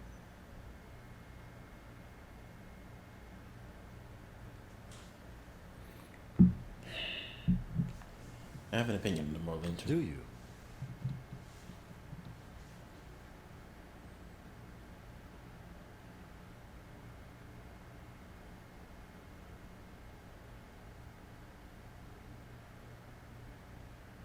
Jesus fucking Christ.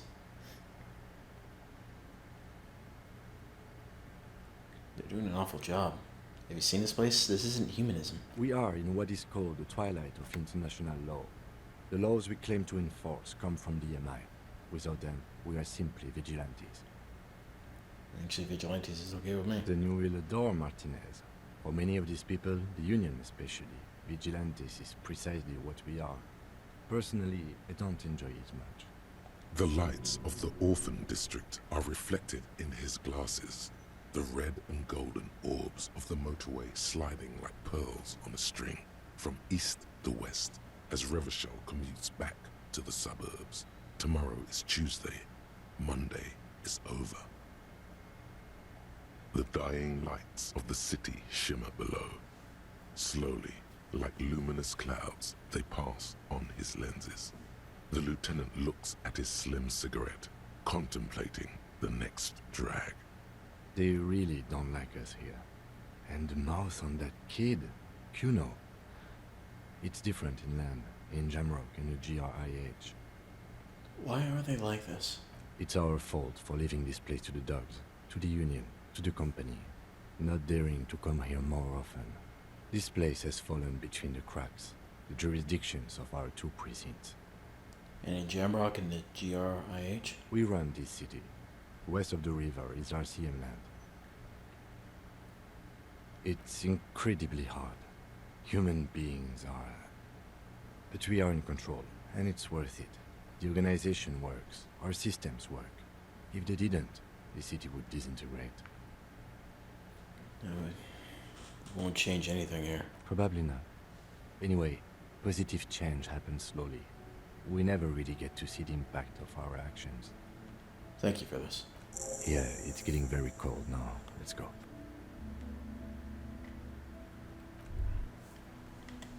Hey, so we've been monitoring you internally, and now we know your Copo type.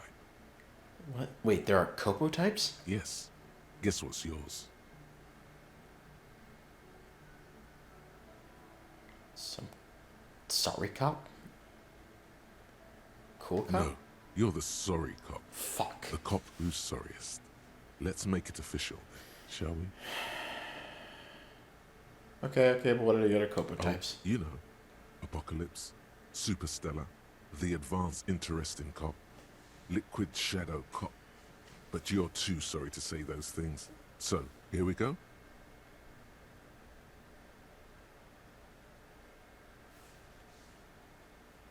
You know what? Actually, I'm not sorry. I changed my mind. No, you don't.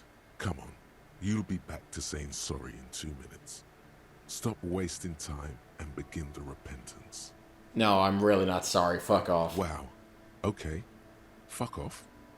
Maybe we were wrong about you then.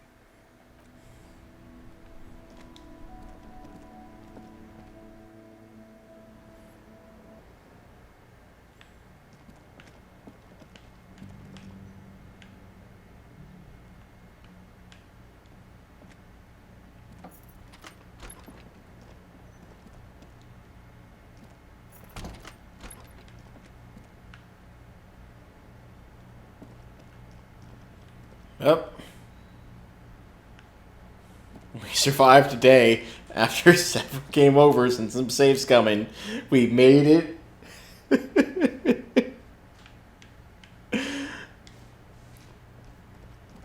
The bed is cold and not particularly inviting, but it's yours.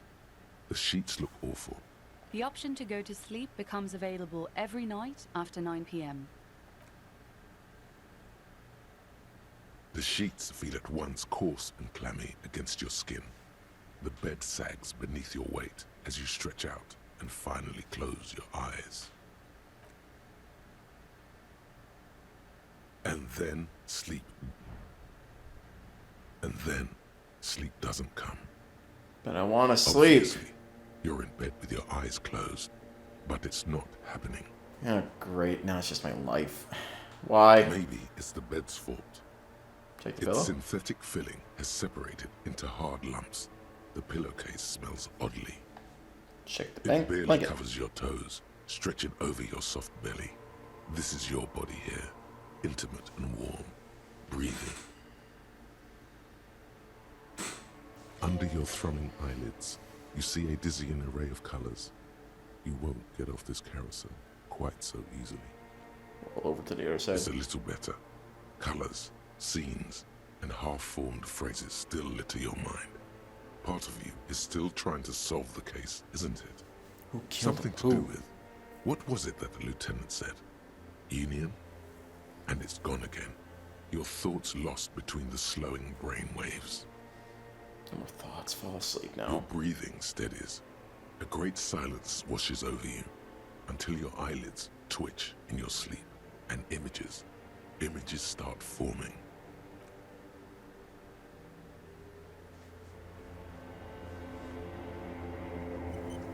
Uh-oh. Oh no. Oh no no no no.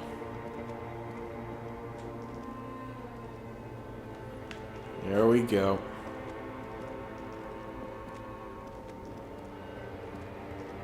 Disco.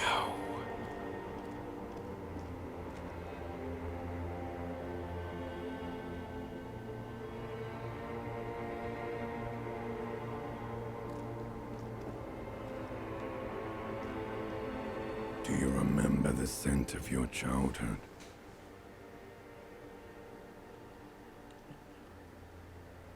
I remember nothing. Do you remember your wife's hand on your face?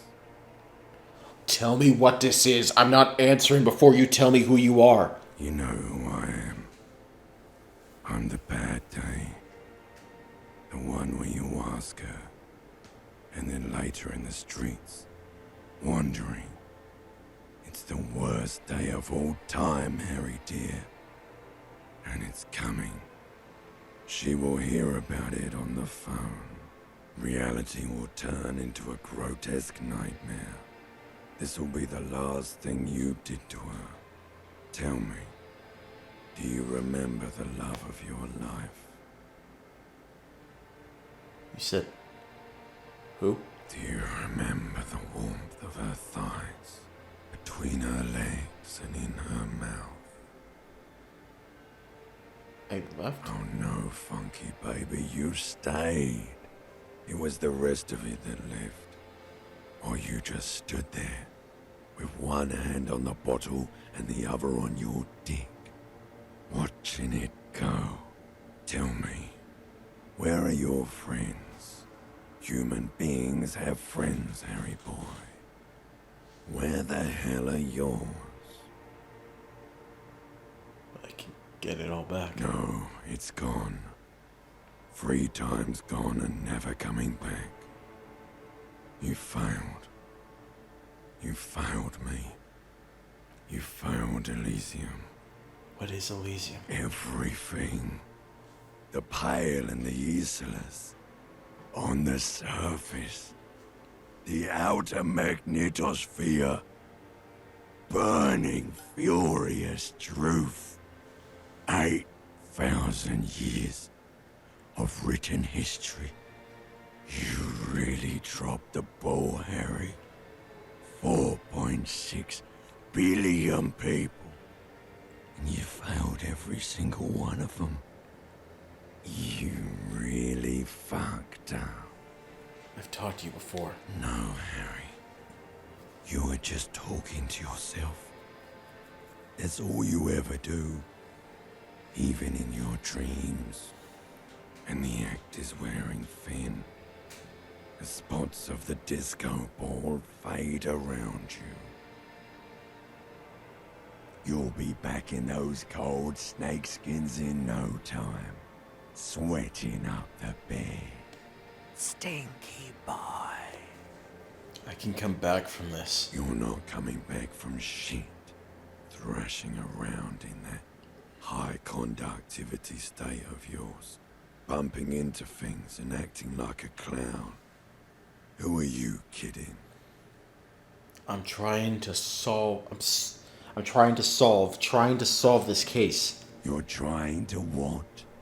I can't hear you. This is just a word dream now. Jumbled up garbage. The pictures are gone. The bed rises to meet you. A thin, sleep-like state. More glass than velvet, grinding in your head. So something is wrong. Sleep shouldn't be this bad, this dry, this unnourishing. There's something wrong with your thoughts. Some kind of new type of hangover. God, there's another type? Oh yes, party boy. And it's worse than the one before. Just think of the shit you saw. Here it comes too. So soon already. A silent alarm goes off in your head like clockwork. Barely let you sleep at all. Time to get those clothes on, Harry. Time to go to work in the shit factory.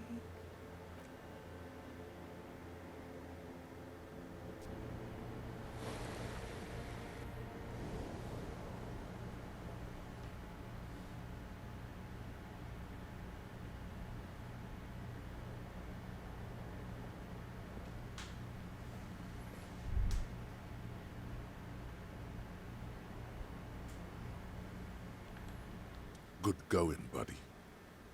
Oh my god, what the hell was that? Oh, just a dream. You have ones like that all the time. You feel even worse this morning than you did last night. What in the hell is going on with me? You mean, why are you so tired? Too tired and down to even think? It is worrying, isn't it?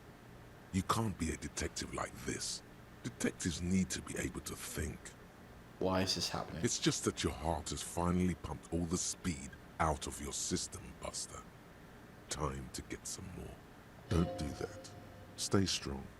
The hangover will wear off. You don't need to keep doing this to yourself. No, I can take this. I'm not gonna go looking for speed. Are you sure? Ready to live as this pathetic shell of yourself for days? Basically, a week. Let's be honest, 2 weeks. Maybe 3. You won't make it. Half the town will be dead by then. You will be fired. That's a lie. I can do this without the speed. Half the town won't be dead. Suit yourself, slow, sad shell man. See how you do without your spark.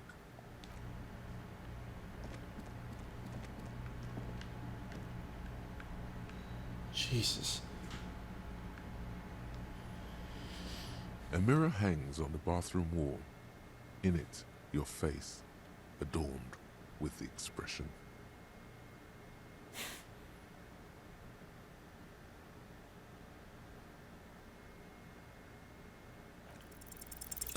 The chain cutters slip out of your hands as you attempt to twist the faucet into place. Well, you know one thing for sure. You've probably never been a plumber. Fair enough.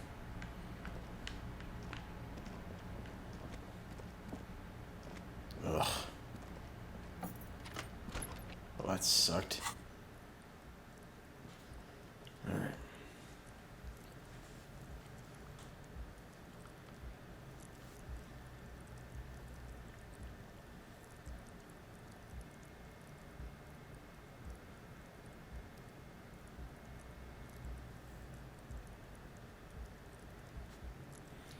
So what should we level up next?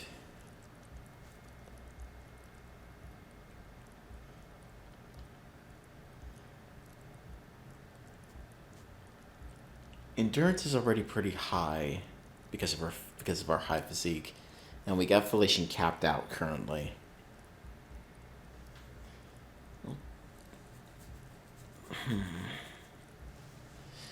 From these two, probably would be the best idea.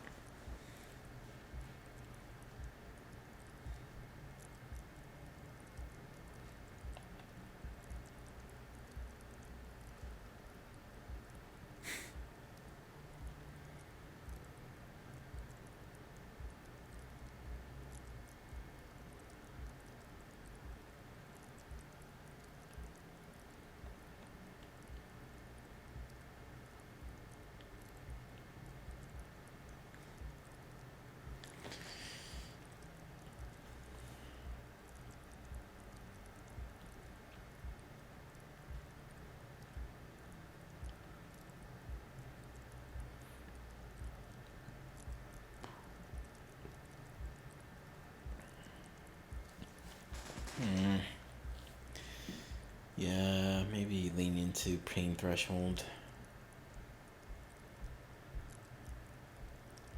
Physique and intellect.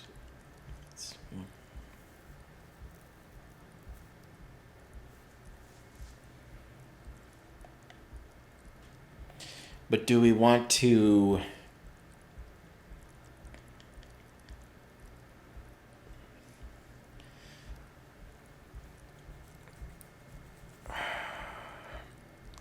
Is it that we want to go and do we want to pick up where we're lacking, or do we want to put emphasis to our strengths?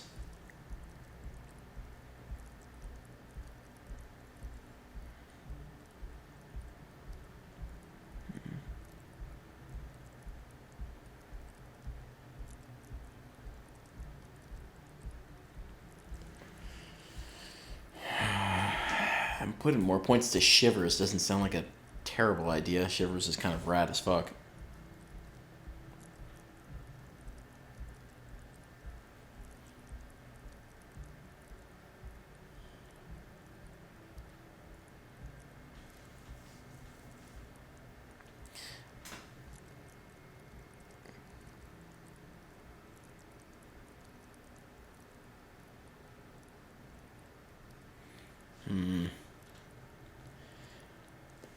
Yeah, composure is kind of important, if just because we get hit with that a lot, especially when we get hit with the morale damage and stuff.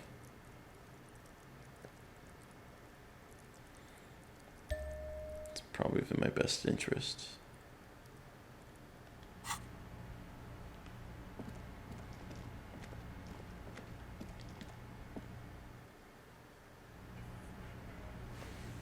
Oh, hey, the union people.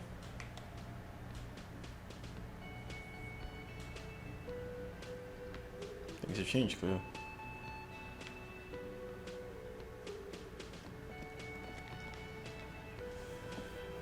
Morning. Looks like we can get to work at once. The union muscle turned up. They look rowdy. We should talk to them. These men Guard told us about yesterday. I completely forgot. Sorry, I had a rough night's sleep. It's them by the looks of it. Loud and nasty, just like the manager said. One loose thread less to worry about. And one big problem to replace it. Let's roll. One more thing before we do. We don't have to talk to them immediately. We can walk right past them, continue with our business. But aren't you curious to know what they have to say about the murder? They're in no hurry to leave. They think they own the place. Anyway, I leave that choice to you. Whatever you decide is fine by me. How you doing, Guard? Can I help you? Yep, passing that phone. Just a moment. She's agitated, judging from the way she keeps pulling at the frayed edge of her blanket. And there's no public phones nearby? The closest phone booth is down the coast. Sorry for the inconvenience, ma'am. It's fine, I understand. Thank you anyway. Good day. I'm glad to see you again, dear. Good day, ma'am. Everything alright? Please don't trouble yourself about me, sweetie. I was just hoping to make a call, but the Whirling's phone line isn't working. The union office probably has a phone, but I can't really get there. Or to the phone booth down the coast. And Gary's phone is dead too. What's wrong with the phone line? The manager was vague about it. Why would he be vague about phone problems? This is something to look into later. Ask God, maybe. Why did you need to use the phone anyway? To let the young woman who's house sitting for us know that we may be delayed. Morel, my husband, and our friend Gary were supposed to get back by Monday night. But they're still missing, and I haven't heard from them. I was also hoping she'd heard from Morel. Okay, I'll bite. Has your husband gone missing before? That's just it. This isn't like him at all. He always plans his expeditions so carefully. A cold breeze hisses through dense thickets of reeds. Something sweet in it, somnolent. A damp chill goes down your spine. When you look around, you're still in the whirling in rags. You have more important things to worry about. What is this expedition your husband was on? Just some field work, sweetie. Morel is a highly trained scientist. He and his assistant Gary are studying an extremely rare species of insect. But they should have returned by now. They were just going down the coast across the waterlock to set a few traps. He said they'd be back on Monday. Wait, who's this Gary person? Do you trust him? Oh, sweetie, it's nothing like that. Gary's as loyal as they come. I trust him with my husband's life any day. Alright, in a rough neighborhood? There's a nameless old fishing village nearby, but we've never had any trouble there before. There is a lot of crime around here, isn't there? I can't say it's the best part of town, but I wouldn't worry too much about a pair of grown men traveling together. Do it. Find her husband. This will surely lead to a cryptozoological mystery with that extremely rare insect. Some fringe science is exactly what's needed right now. Spice up that vanilla murder investigation. This sounds like police business. I'll help you find your husband. Are you sure we have time to go chasing after bug hunters just now? I did suggest we play it cool, but...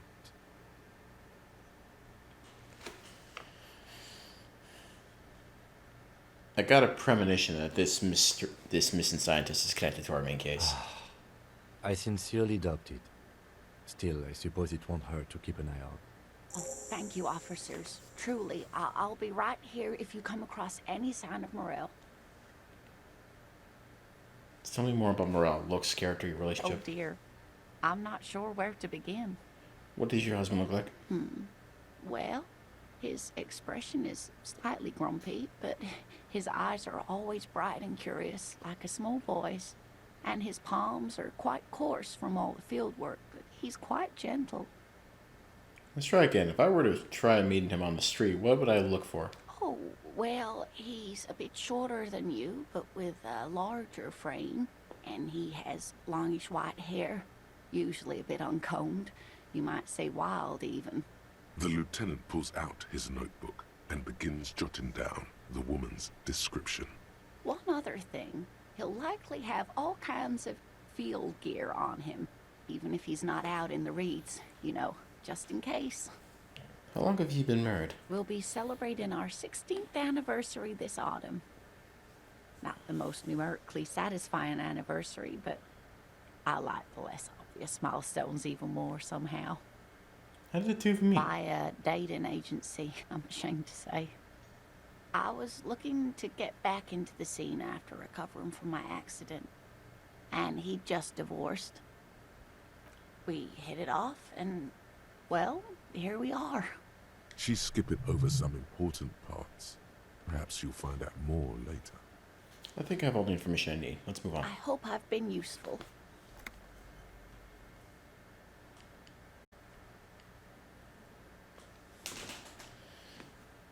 The water lock on the canal is broken, so your husband is probably just stuck on the other side of the coast. Oh my. What happened to the water lock? Probably just some technical problem. Well, whatever the cause, I'm thankful. To both of you. You've spared me another sleepless night. You're welcome, ma'am. I hate to ask, but if your investigation takes you to the other side of the coast, please do keep an eye out for my husband.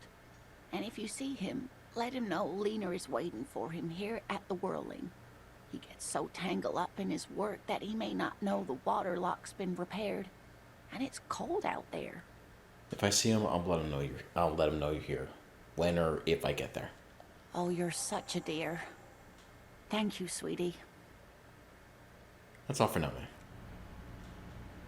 And Gart. Can I help you? Gart, is that another thing at the Another wall? thing. Great. I love those.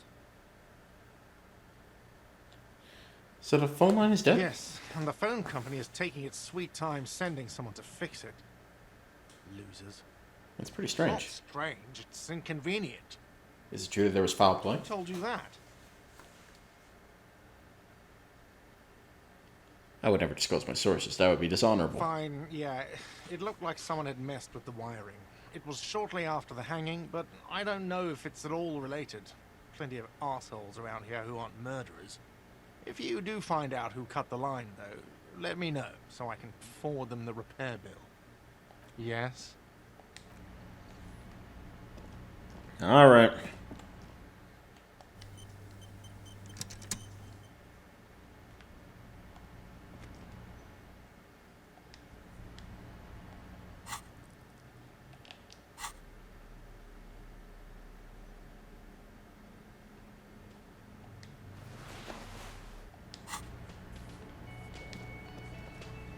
Let me handle this. Detective disorientated. Are you still wondering where you are? This is Martinez, in case you've forgotten. I advise you not to overstay your welcome. Her entire character has shifted. This young woman is cold as ice.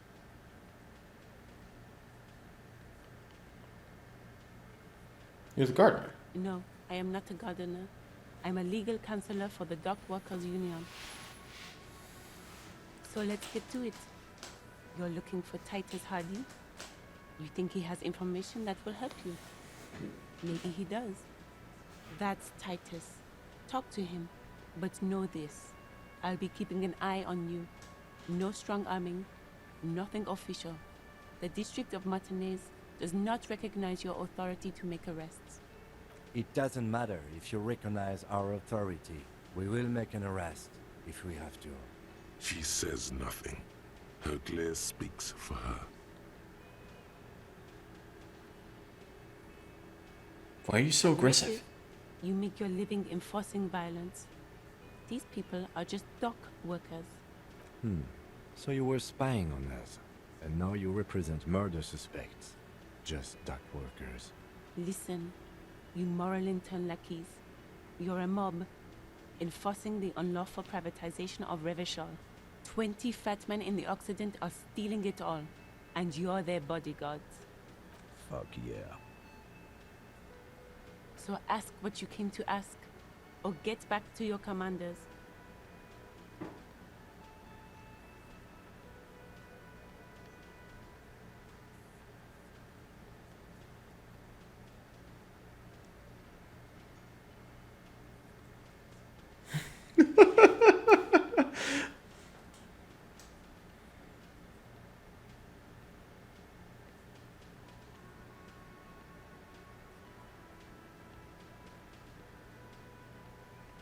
Yeah, let's do that. Let's ask those questions. I don't want to. I should start to Titus then. Yeah. That's how you spell Titus, right? Yeah, that's how you spell Titus. This is where you say your bid.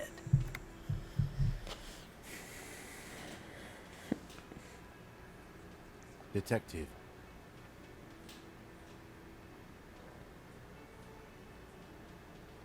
We talk about the man hanged out back. Oh, this is about him. A real looker, that one. You're sure taking your time, waiting for him to get ripe and pretty for you, huh? Oh, he was a real pretty boy by now. Real hot stuff. Letting out that pretty boy smell. Time to go to work in the shit factory! Easy, boys.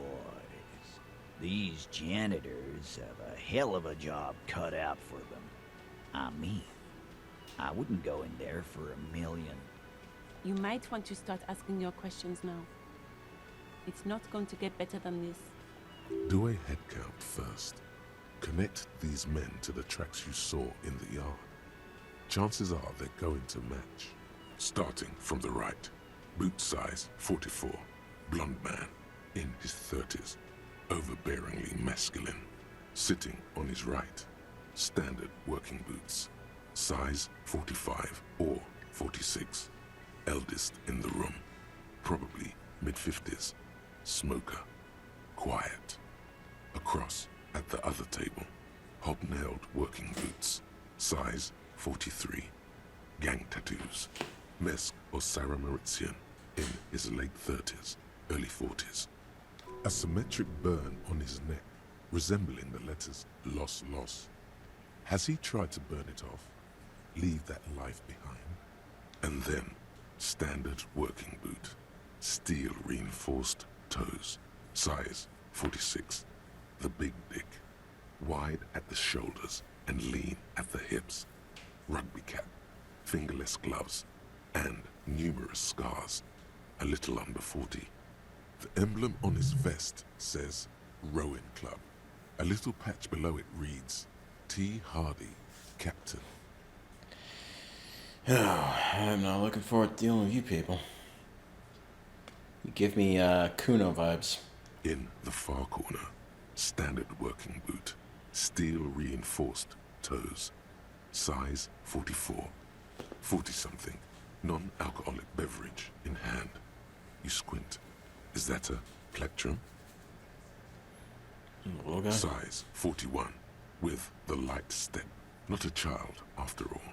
An older man with a rat face, mean, watery eyes, and 2 front teeth missing. In the middle, heaving and wheezing. Big guy, boot size 46, deep marks. Probably carried the victim over. He, alone, is 130 kilos. Add the man in armor, and you could easily exceed 220. Enjoy the dinner, Joe. Love you. In conclusion, these 7 are the actors on the crime scene. The footprints were theirs, but there's a discrepancy. One of them is missing the odd soul? Exactly. You've stood there for about 4 seconds, not saying anything. Hit them with questions. Where's the 8th Hardy? The fuck is with you, fella? I found the 8 sets of footprints, but there's only 7 of you. Where's the 8th Hardy boy? What are you talking about, madman? There's no 8th Hardy boy. There's 7 of us and we're all here. Or what? You want to be the 8th Hardy boy? We ain't hiring. Actually, boss, we've been talking and we think she could maybe... Shut the fuck up, Glenn! I do the talking here. Now what the fuck do you want, cop? So let me get this straight. There is an 8th Hardy boy. It's a she, and you don't like us talking about her? That's right. We're not talking about this. This is a private Hardy Boys matter. Nothing to do with your shit. And you're not cops here. Don't go digging around if you don't want a bullet in the back of your head. I'm watching you. Good. We are all watching each other. Officer, your question. There's no point in pushing it further, he thinks. This is already a victory. We'll learn more about this 8th Hardy sooner or later.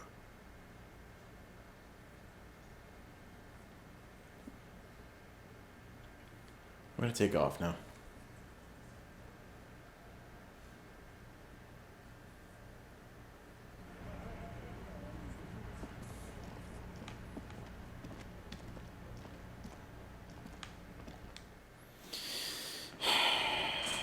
Okay, so literally has legal counsel right there, right next to him.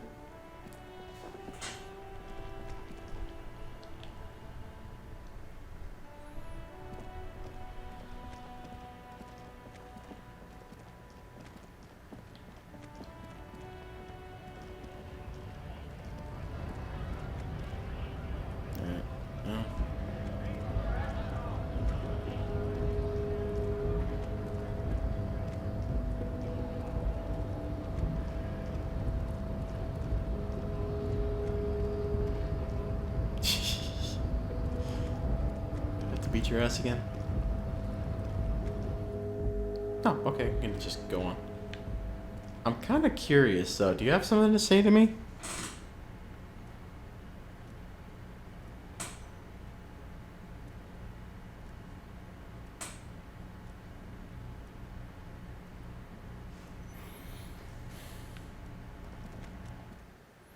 You know. That's fine.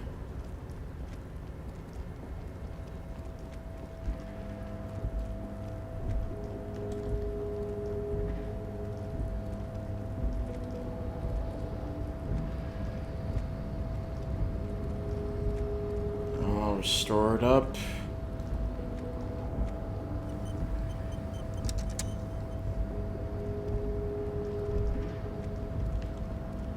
We're all healed up. We got some Healy bits.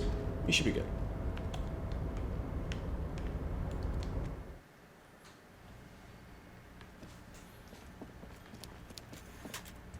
And I don't need to take the fucking check. Thank you, Joyce. Before you is a walrus of a man, seated with great effort. A typical power play. Wait for him to speak first. Show him you've got a backbone. The one good eye of this man fills you up without even flickering. The other, his lazy eye, is constantly moving like a goldfish in a tank. Grotesquely magnified by his +6 glasses. Amblyopia, a childhood condition. For a moment, you don't know where to look. It is unbearably humid in the trailer. Beads of sweat slide down the man's forehead. Yet, he's unperturbed, holding his own. At first, nothing happens. His face wears a wide and self-satisfied smile. Every now and then, he smacks his big lips. So, Mr. Dubois, Mr. Kitsuragi, how nice that you found a moment to pay a visit to the Debardairs Union. I'm Everard Clare, head of this little operation here. Please, have a seat. The folding chair looks like a torture device. Extremely uncomfortable. You go ahead, detective. Whatever he has in store for you, it can't be good, he thinks.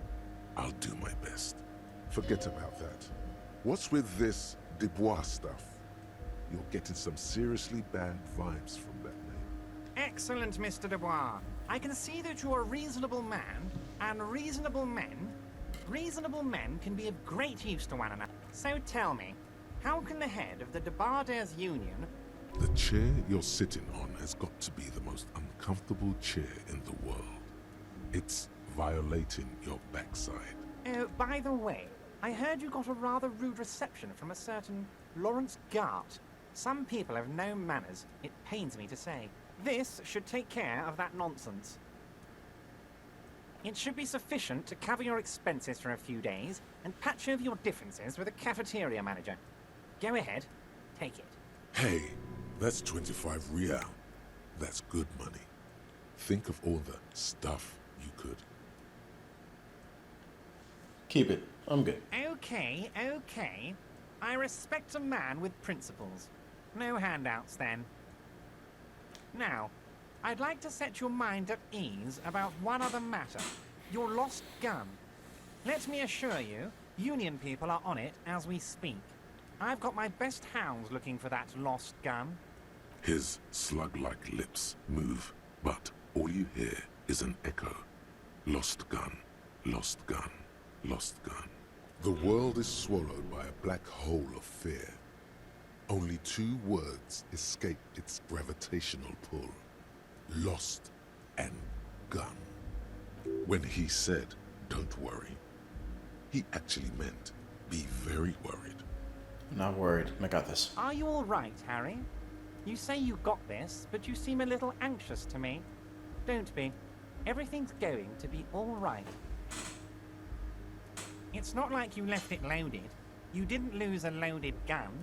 Local children aren't out there playing with it right now, pointing it into their own mouths. It's in a safe place. I just know it. I have a feeling everything's going to be all right. God, you're sweating. Your knee is jerking. You're about to cry, aren't you? You're about to cry because you lost your gun and those children are gonna shoot themselves with it. No, I'm not about to cry. Mr. Dubois, you don't look so good. What is this, Mr. Dubois? He keeps repeating. What is he trying to pull here? You need to cool the fuck down. Chill. Mr. Dubois! Mr. Dubois! Harry! Uh-oh. No, I'm gone. Oh, I'm gone. Keep sliding on the chair like a jello shot. Like a jello shot. Mr. Dubois, Are you okay? Can I get you a glass of water or something? Are you having some kind of medical emergency? Maybe you could use your hands somehow, in a kind of throw-in motion, like you're throwing that Mr. Dubois act right back at him. He's Mr. Dubois. Actually, this chair is uncomfortable. I could use that glass of water. What an odd demonstration of... you got me, Harry. I don't even know what. As entertaining as it was, I'm afraid we're wasting our time. And I'm an extremely busy man, as I'm sure you are too. Okay, enough. We are here to ask you some questions pertaining to a murder investigation. Quick, here's your window. Get yourself together and ask him questions. Police, it is about time to stop embarrassing yourself. Questions will help you regain some of your lost dignity.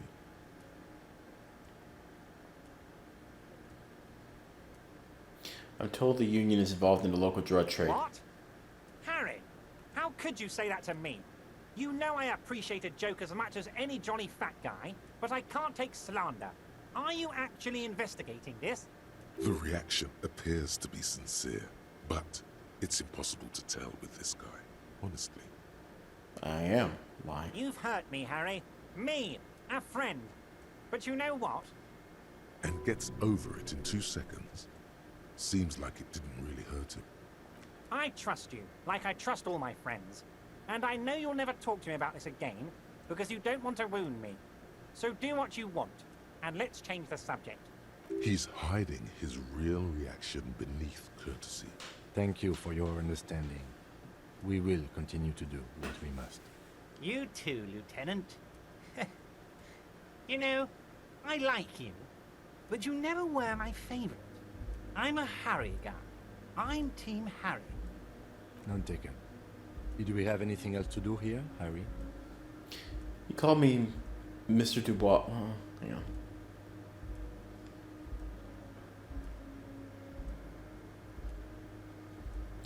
Aren't you going to ask me how I got him? Am I going to ask? Hell, Harry. You spin-kicked my strongest man in the face. I saw it from my window.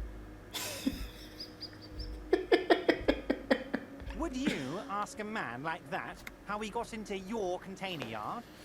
I understand. I am a terrifying death machine. Don't worry, Harry. Between you and me, I'm not a huge fan of his race thing. But the Union did not get where we are today by frowning on eccentricity. Anyway, I assure you, I am a very well-informed man. Information reaches me before I even get the chance to request it. You called me Mr. Dubois. What? Mr. Dubois. Why? Of course. Let us dispatch with the formalities. You call me Everard, I call you Harry. That's what the hanged corpse called you. Harry. So that's really my name. My God, so it's true. I didn't want to believe it, but you are a fantastic science fiction amnesiac cop, aren't you?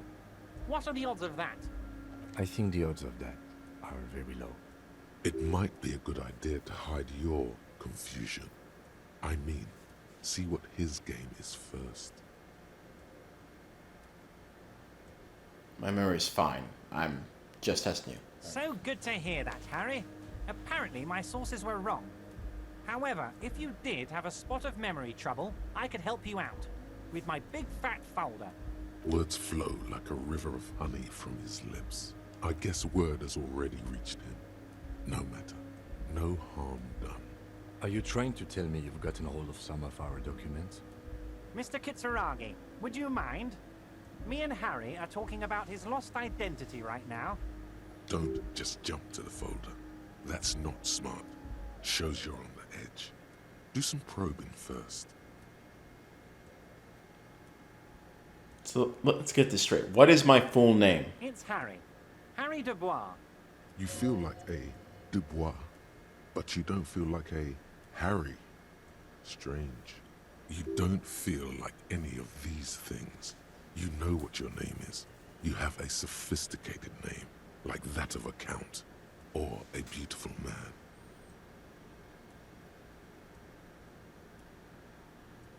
That's not my name. My name is Raphael Cousteau. Fine, Harry. You can even be Harry Raphael Dubois de Cousteau, or whatever you choose to be. I'm sorry, Kim. Mr. Kitsuragi doesn't seem even slightly empathetic to your memory loss, Harry. I, however, wish to help you any way I can. Do you know where I live? But of course, Harry. Your precinct is the 41st and you live in Jamrock. You're a Jamrock boy. A long way from home, but that's okay. He doesn't really seem to know any more about it. Do you know anything about my family? Do I have wife or kids or... Family? Harry, you're not a family man. There's not one peep of family in here. Unless you think you're a family man. Do you strike yourself as a family man, Harry? Never mind. Family, Harry, is the most important thing in the world. Shut the fuck up about family! Oh my god. A family man, Harry. Family man. Family, Harry. Family, man. Shut. Where did you get that folder? Ah, this? My friends in your organization gave it to me, Harry. This translates into, haha, you guys are so corrupt. I find that very suspicious. May I have a look? I'm afraid this is meant for Union eyes only, Mr. Kitsuragi. I'm sure you understand. Please continue, Harry. Everard's large hands are covering the folder. Are you fucking kidding? There was 72%! Says, I know everything about you, Harry. I've got nothing to hide. Oh, Harry. Oh, wow. This is really something.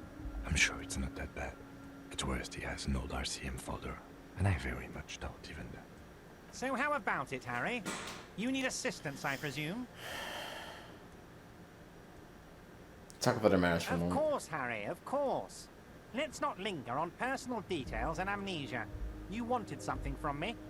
Could you help me get a dead body down from a tree? You might have noticed there's one hanging on a tree behind the hostel cafeteria. Oh my. Don't take this question personally, but why would I get involved in this matter?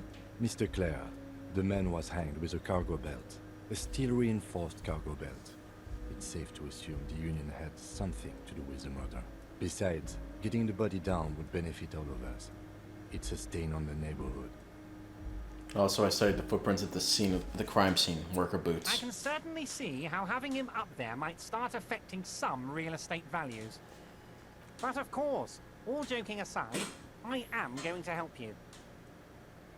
Jean-Luc, the cop who bested you in physical combat is here, and he has a little dead body in a tree problem.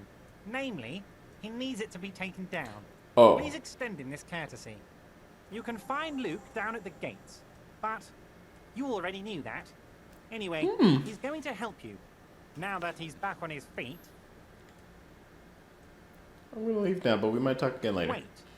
You need this to get in and out through the gate.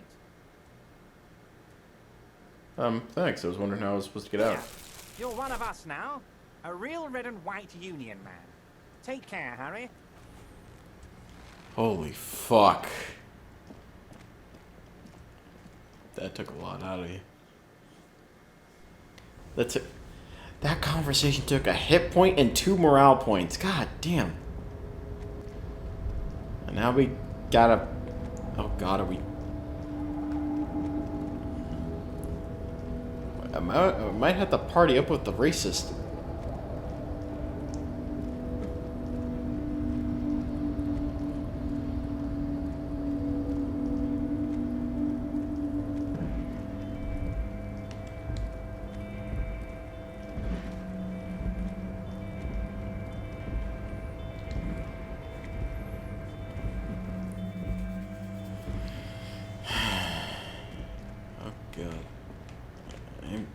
Whoa. Alright, well, I'm breaking my immersion there. The have a show.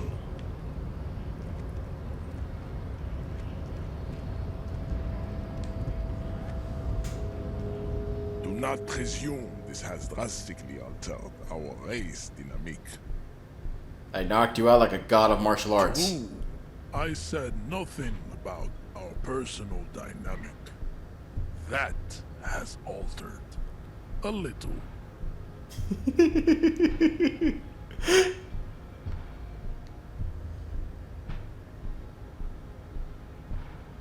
Why are you not with the Hardy Boys? I am not the first line of defense. I am the last. In addition, these so-called Hardy Boys are an effeminate clique of bodybuilders. Their company is spiritually degrading. You pick up on something artificial in his tone, like he's putting on an act. This is unlike him. He is usually more himself. There's more to it. What have you got against them? Fine. They have recently fallen under the influence of a possibly sexually perverted female vagrant and a narcotics peddler. It's shameful. What do you mean? Find out for yourself. Endomorphic blob. Interesting. Everett told you to help us get the body down from the tree. So it was. You bested me in race combat to reach my superior, then had him give me an order. I salute your cunning, enemy.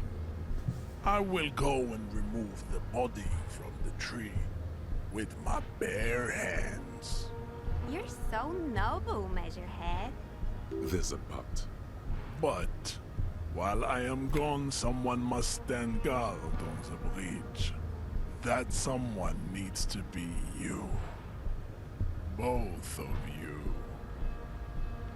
Okay then. Babe, see that they stay here the whole time.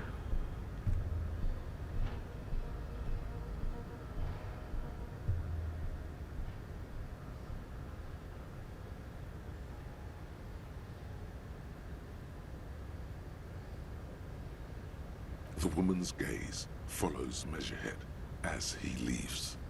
So, you guys are like cops or something?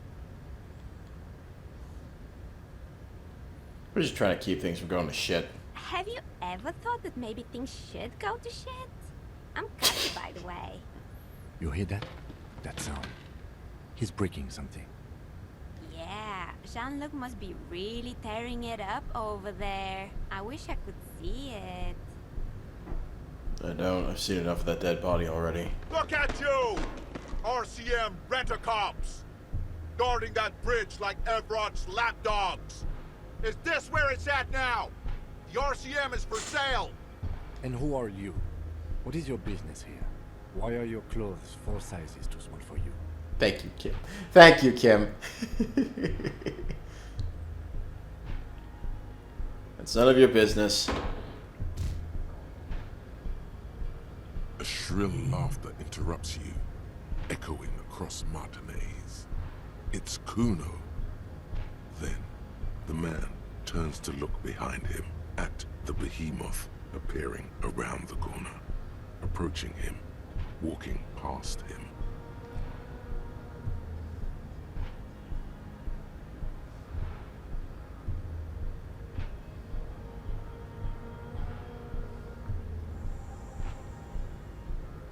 The corpse has been removed from the tree. Stand down and congratulate yourself. You have sided with Ray's victory today. Thank you for your cooperation, Measurehead. Farewell, Ham Sandwich. You are a Union man from now on. Fuck's sake.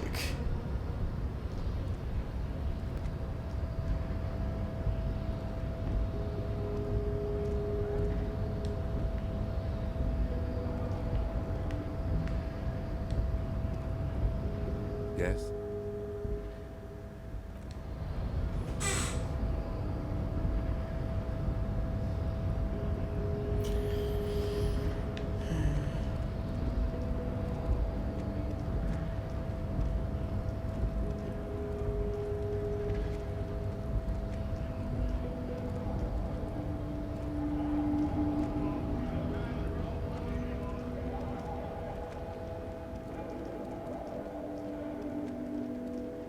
So why was Kuno laughing?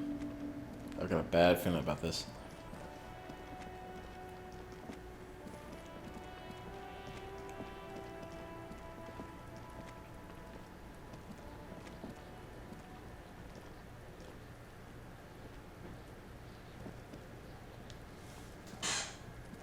You missed a good show before.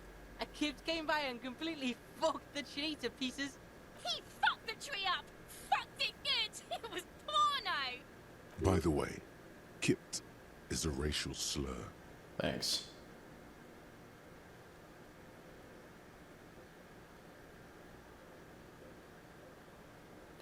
Holy fucking shit. Stop using the K. Stop using the K word. It belongs in the past. Can't tell Kuno what words to use? Fucking kicked.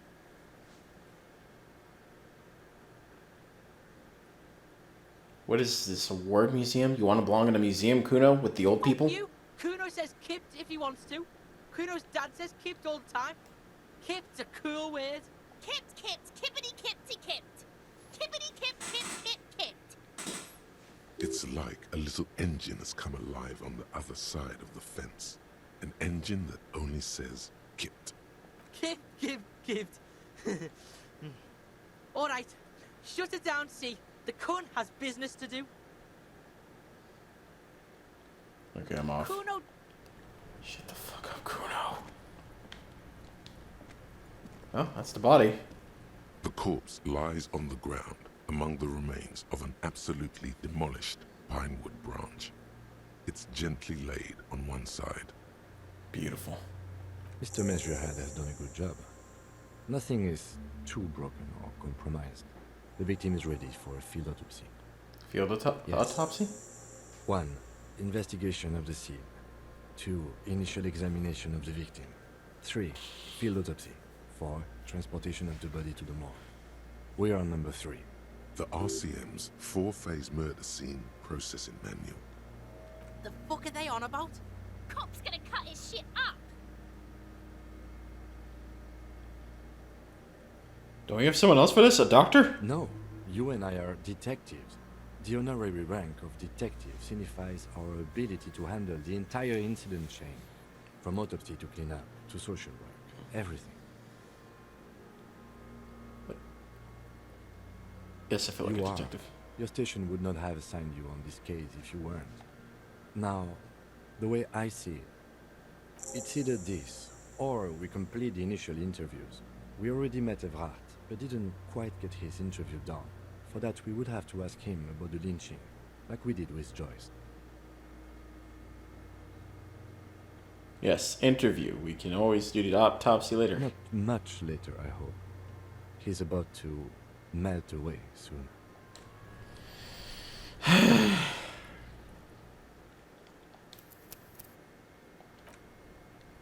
Don't worry about it later.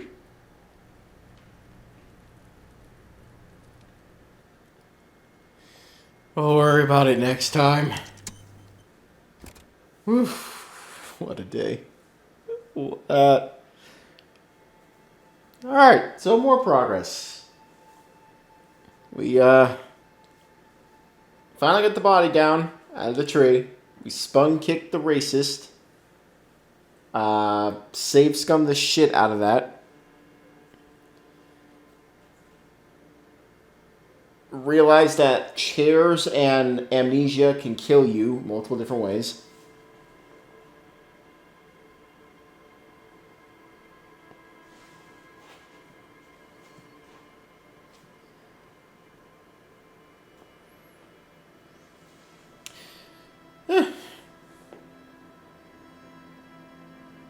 Just found something of a friend in Joyce, apparently.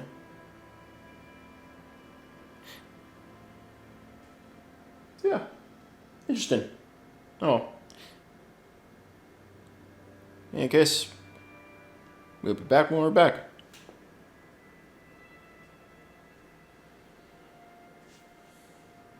Keep on keeping on, my friends. I will talk to you all later.